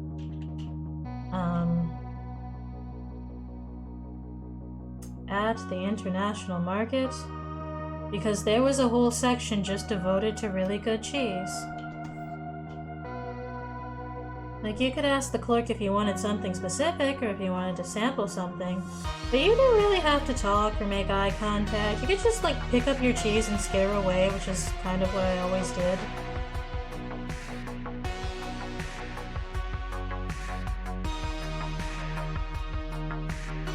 And also how you can tell I'm actually very socially awkward in person, because, like, I talked to that clerk before. It's not like it was, like, a complete... He's the one who, like, introduced me to that specific cheese. But then I would just, like, skitter away, like... He was a stranger I'd never talked to before.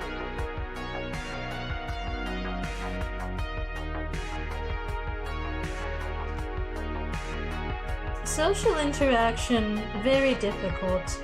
My brain, very smooth.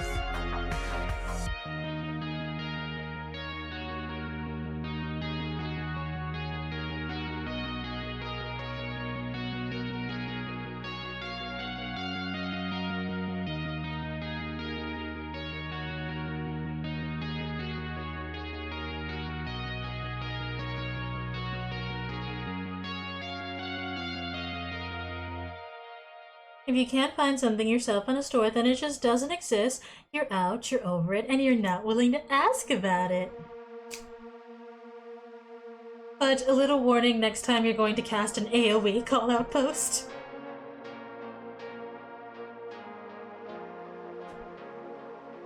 It's like, me too. Me too.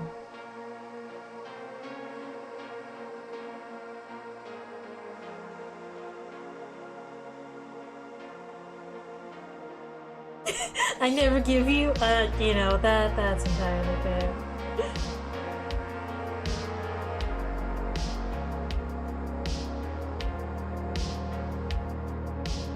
The problem is that I never realize it's going to be an AoE call-out post.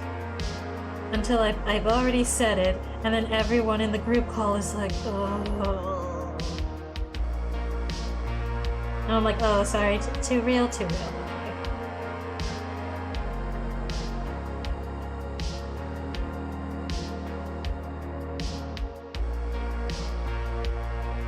Actually happened the other day with something that wasn't even like a call-out post or anything about me.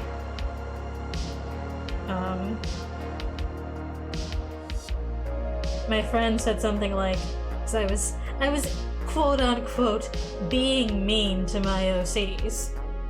And my friend was like, don't be surprised when your OC's unionized. And I looked at the OC we were talking about and I was like, he's not gonna unionize, he's depressed. And then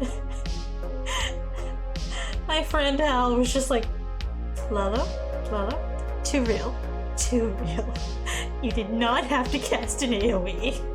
It's like, sorry.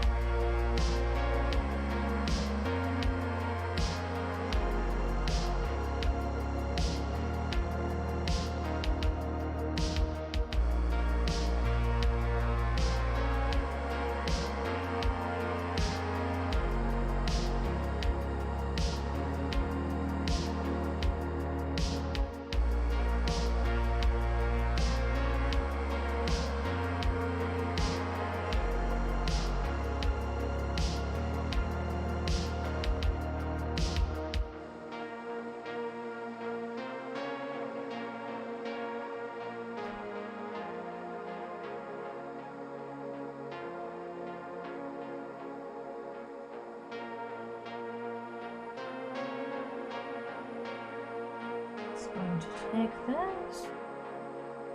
Even out that curve.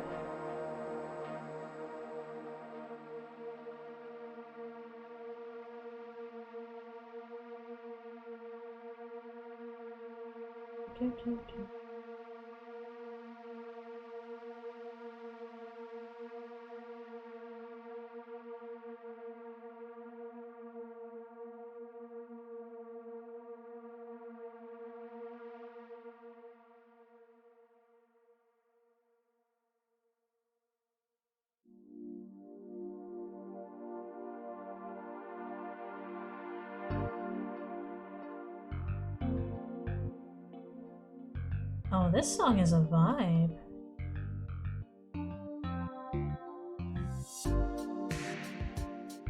I keep using the wrong G pen and I'm like, huh, why do these lines look weird? Lalo, you have the super high stability one on and you're drawing like it's a low stability pen. Not doing that.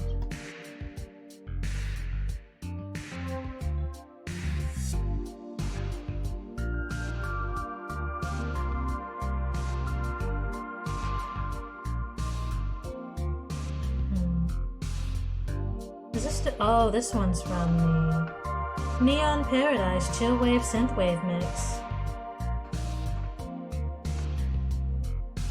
But you know, I'm just gonna put in chat because I love this playlist so much. It's a good playlist. I put in chat.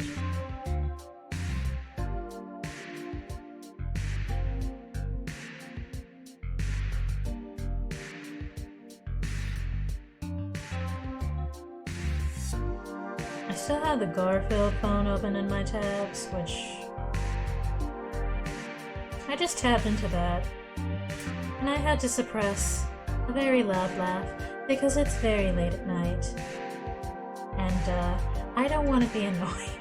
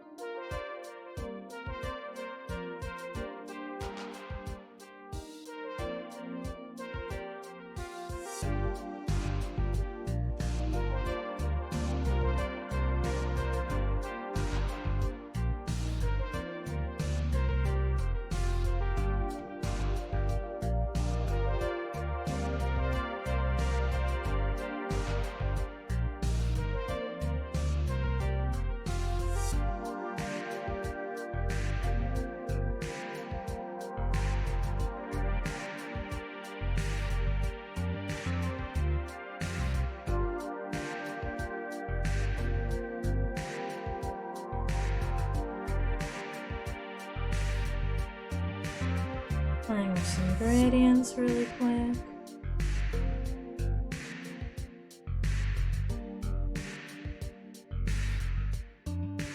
And then we get to do the fun part with the star brush here.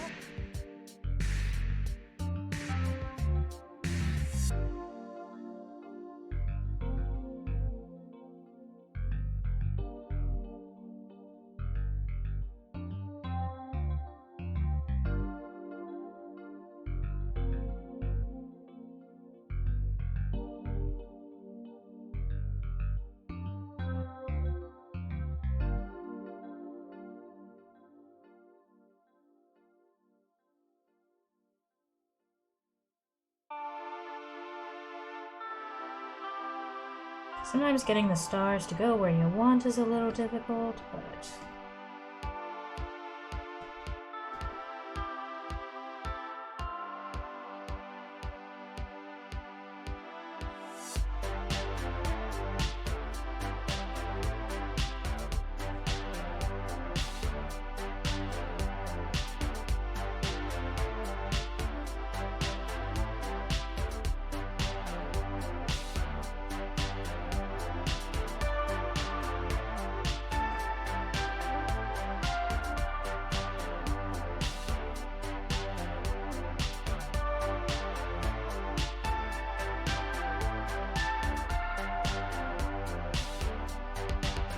So that layer back there is just going to be a nice starry night sky.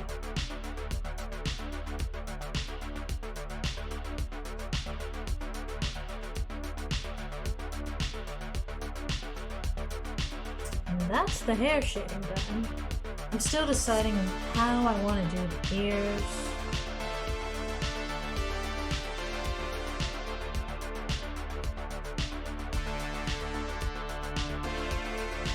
So I feel like I draw the ears slightly different every time. But I think I'm gonna leave that for next Tuesday. Or off stream. Sometimes I do art. More so when I have commissions, I'll do art in between streams. Sometimes I will procrastinate on all of my important art until next Tuesday, and in the meantime I will just be drawing miscellaneous OC doodles. But I'm going to try to work on this before next Tuesday, since I'm almost done, and I also do want to reopen my commissions. Mainly because people are waiting, and I'm like, oh right, yeah, okay, I will open, I promise. Just I started 27 projects at once again, my bad.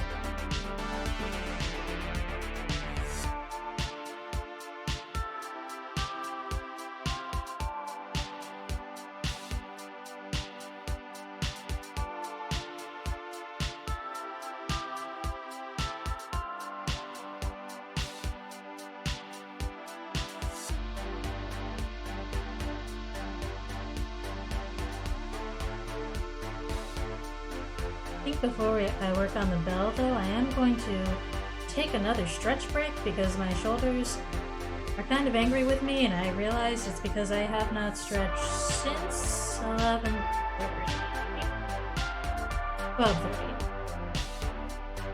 And it's now 4 in the morning. Oh yeah, the perfectly valid, have a good sleep fudge. Good night, sleep tight. Wake up, get comfy, get cozy, and wake up refreshed and ready to fistfight the day. Thanks for stream, thanks for watching, Fudge, and thank you for being here, being a helpful mod. Hope you have a good sleep. I'm gonna go stretch my bones. I'm back. Drawing the bell. Gonna be fun, and then I think after that, we'll look for someone to raid, because it do be 4 in the morning, and although I drank 2 cups of coffee, so I'm not sleepy, because why on earth did I drink 2 cups of coffee at, like, 9 o'clock? I don't know, it was a choice. So I'm not sleepy, but I am kind of hungry. And so, probably gonna end stream after we shade the bell. But I do have energy to shade the bell, so I'm gonna do a bone stretch break, be right back in 10 minutes.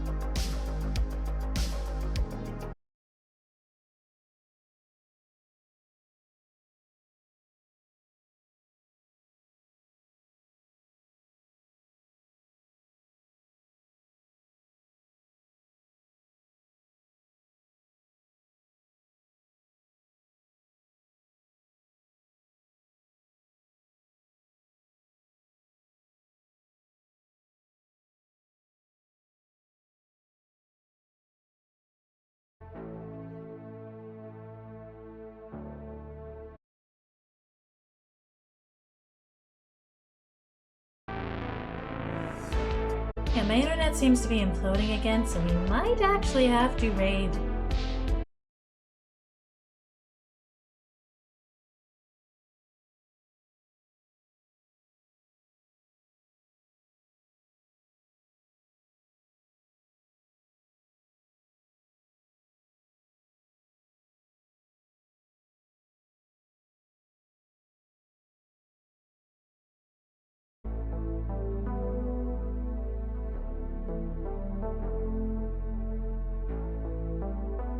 Okay, I think we're reconnected.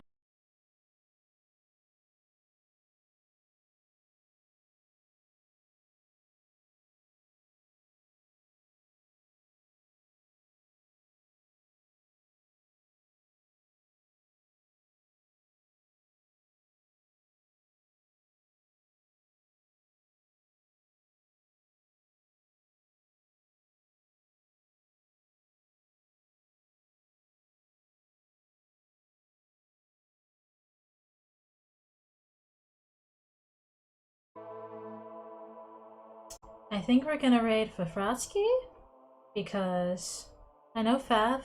Well, one, Artstream to Artstream, because Fav does live 2D rigging. And, Fav streams at Gremlin hours, so they will probably still be streaming for quite a while.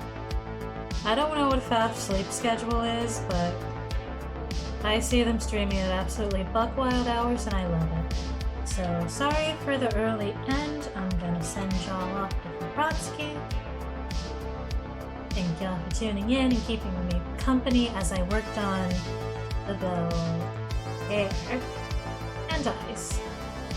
Actually get another look at the eyes. For those who didn't get to see the eye close-up, got those dramatic shoujo manga lashes. Did I not start the raid? Anyway, actually started the raid. Thank y'all for tuning in. Hope you had a fun time. If you're sticking around for the raid, heck yeah.